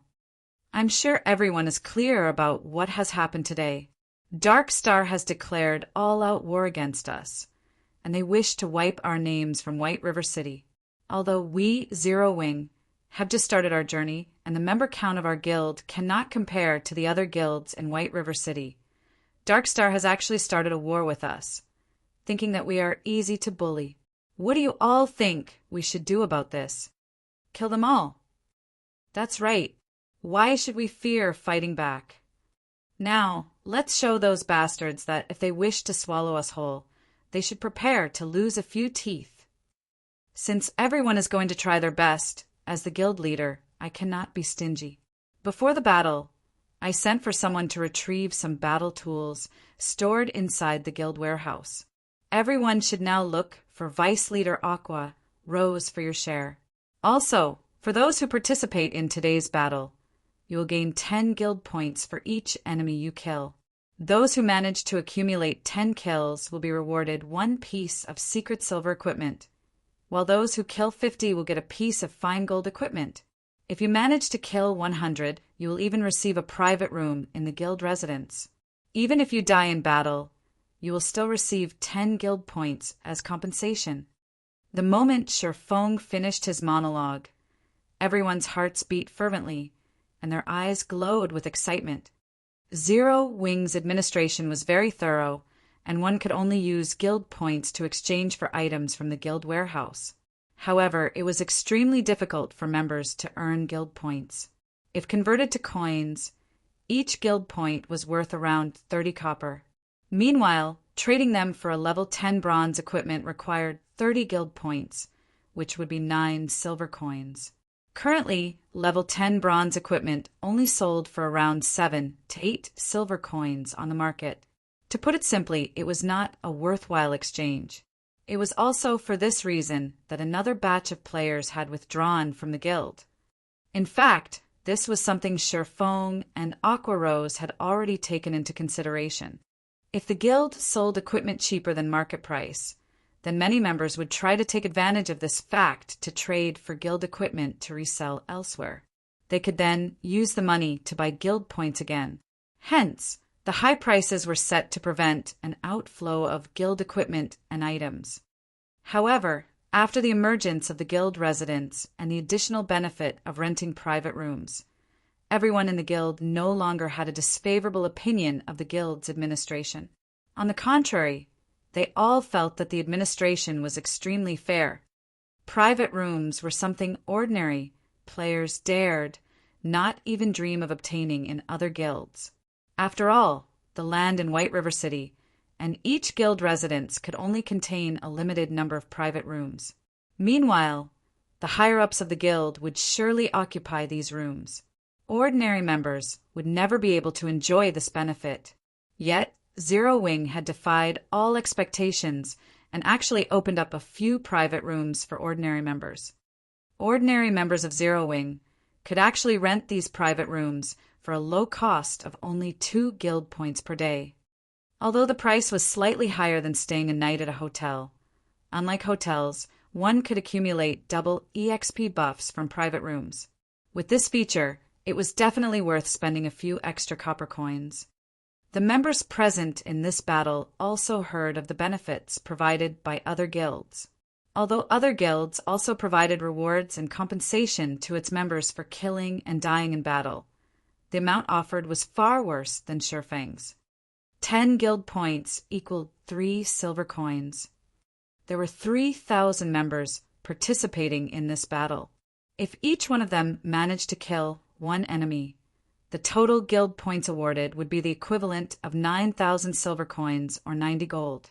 This was a massive sum of money. Moreover, Shurfang also promised to compensate for each guild member's death. At the very least, he would have to spend over 100 gold. If converted to credits, 100 gold would be worth over 1 million. This situation reaffirmed everyone's confidence in Zero Wing's financial resources and background. With such great benefits, powerful financial resources, and most importantly, such an amazing guild leader, was it possible for such a guild not to grow powerful? Even if I have to die, I'll still drag at least 10 guys with me. Humph, don't you have any ambition? Didn't you hear the guild leader say that he would reward those who managed to get 100 kills with their own private room? You have to be capable of actually doing that first. Have you not seen how easily Brother Black and Sister Dance managed it? The momentum pushing the guild members to kill their enemies was stronger than ever now. Although the guild would only rent out, not sell, any of the private rooms, one could imagine how much a private room would cost. It was definitely not something worth a measly 1,000 guild points. Although their chances of actually killing 100 people were slim, there was still a small possibility. Naturally, they would fight for that glimmer of hope. Everyone, come to me to receive the frost grenades. Each person will only get 2. Party leaders will get 3 frost grenades and 1 tier 0 attack or defense magic scroll. Team leaders and vice-team leaders will receive 5 frost grenades and 1 tier 1 magic scroll. After Shurfang finished his speech, Aqua Rose started distributing the supportive tools to every guild member. In order to display Zero Wings, might to everyone in Star Moon Kingdom, Shurfang bled his pockets dry this time. He retrieved all the supportive tools from inside the guild warehouse for this battle. The moment everyone received the supportive tools, everyone felt even more certain of their victory over Dark Star. Just by arming all of them with a single frost grenade, they could easily force Dark Star's 6,000 members to eat a huge loss. Adding in the control effect of the frost grenades, their chances of defeating these 6,000 players increased by at least 30%. Vice Leader Aqua, how should we fight? We'll all listen to your commands. That's right. With these tools of war, I can easily kill over 10 people and earn a ton. 100 people, here I come. Let's hope that those bastards don't run away. Everyone started joking around as they felt confident in defeating Dark Star now. Since everyone is ready, follow me. Aqua Rose nodded. The next moment, however, she turned around and ran in the opposite direction of the Silverleaf Forest. Chapter 303, Hold Nothing Back. Chapter 303, Hold Nothing Back. Deep inside the Silverleaf Forest. Boss, I don't know what's going on with Zero Wing, but they've retreated from Silverleaf Forest's entrance. An assassin who used stealth to stalk Zero Wing's troops reported in the team chat. It seems that they're giving up on trying to get in. Ha ha ha. That black flame made such a bold statement, yet now he's fleeing with his tail between his legs? If we upload this news to the forums, he will definitely become a laughing stock. South Wolf laughed loudly when he received this report. Lone Tyrant's lips curled into a sneer as well, saying contemptuously, Zero Wing is just a gathering of nobodies. Since the very beginning, they have never stood a chance at victory. They should consider themselves lucky. If they waited until we finished wiping out Zero Wing's core team, we would have turned around and begun a pincer attack on them with world dominators. At that time, even their remaining 3,000 to 4,000 members would have no hope, and Zero Wing would utterly disappear from White River City. Guild Leader Tyrant is as amazing as expected. It turns out that you had such a plan readied as well. No wonder you are an expert capable of competing with gentle snow over White River City. Not only do you possess extraordinary strength, but your intellect is also at the top of White River City. South Wolf flattered as he came to a realization. As long as you can remove Zero Wing's name from White River City, the only obstacle in your way will be Ouroboros. However, with Dark Star and World Dominators working together, even the team led by Gentle Snow would no longer pose a threat. At that time, Guild Leader Tyrant would become the true overlord of White River City. It's still too early to make such claims. Lone Tyrant chuckled as pleasure filled his heart. He then continued, saying, "Ultimately, Gentle Snow is a well-known expert and leader in the virtual gaming world. I'm afraid that I'll need more strength before I can chase her out of White River City. When the time comes, it will also depend on whether or not Underworld plays its part." Ha ha ha. Guild Leader Tyrant can rest assured. As long as Dark Star possesses a high chance of becoming the overlord of White River City, Underworld will invest greatly in it.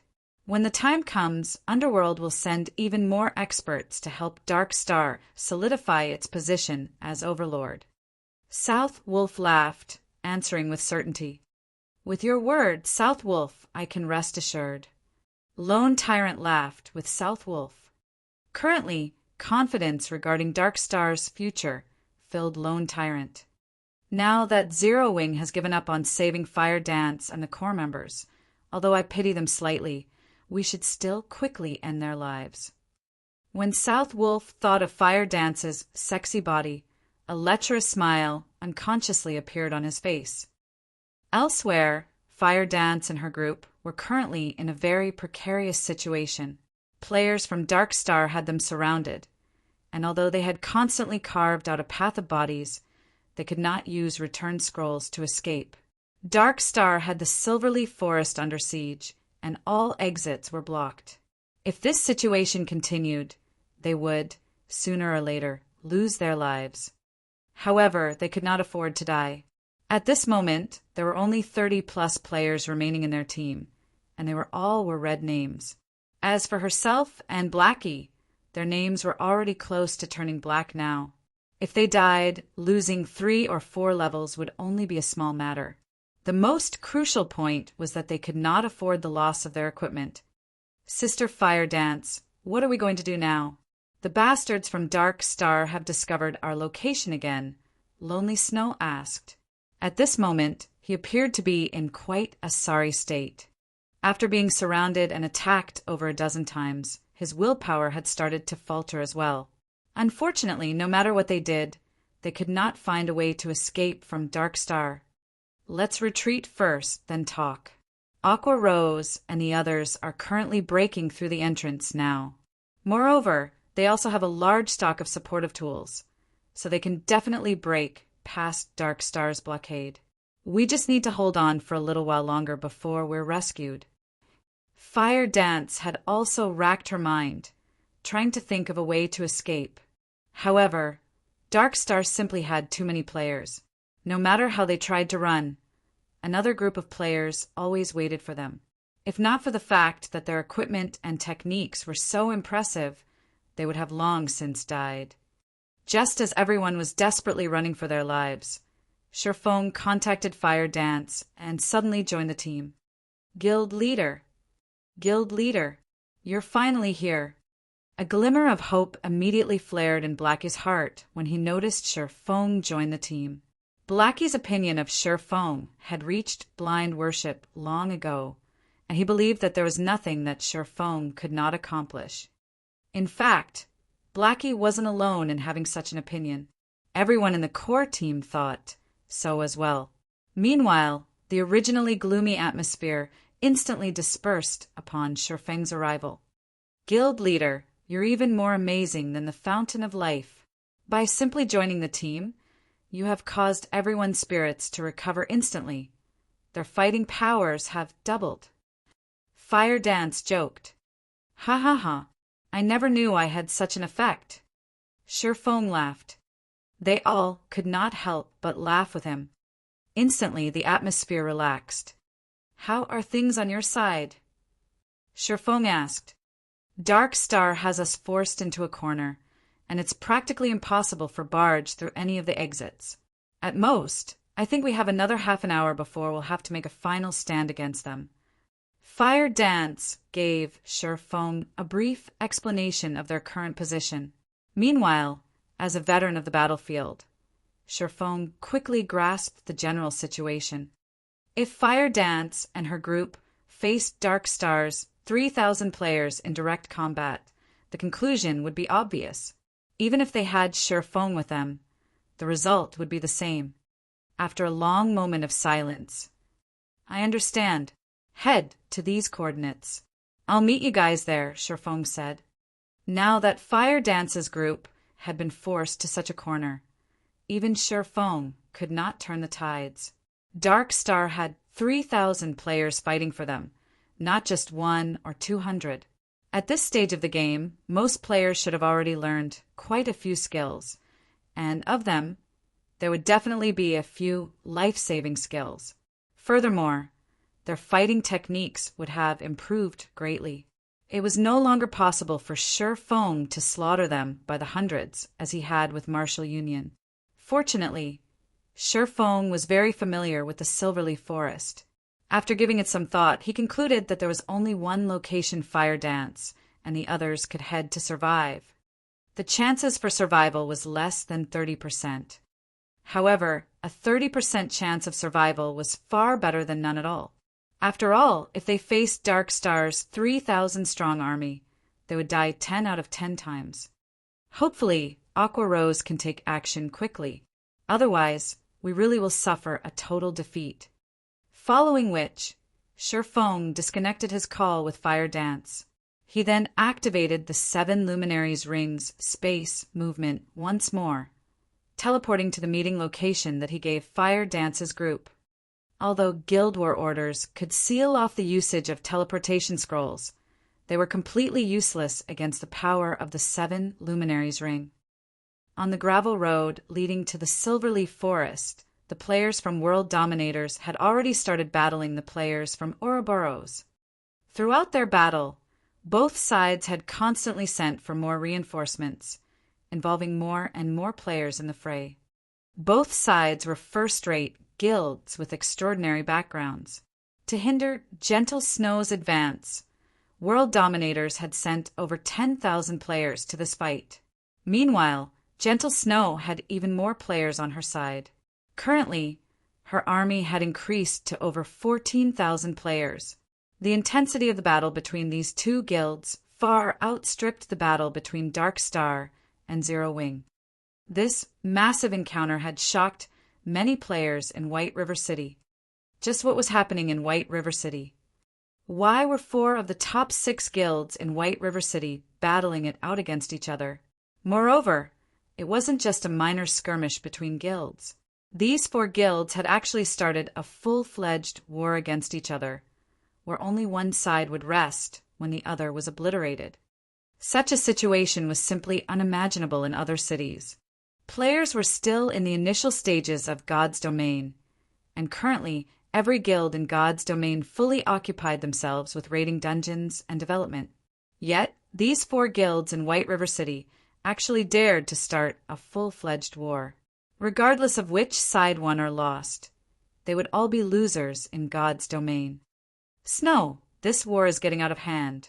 Both sides have already incurred over 1,000 fatalities. If this situation continues, Emperor's Light and the Assassin's Alliance might be tempted to take advantage of the situation. I think we should retreat for now. After fighting for so long, we have fulfilled our duty to Zero Wing, Zhao Yuero urged as she looked at Gentle Snow, who currently issued commands.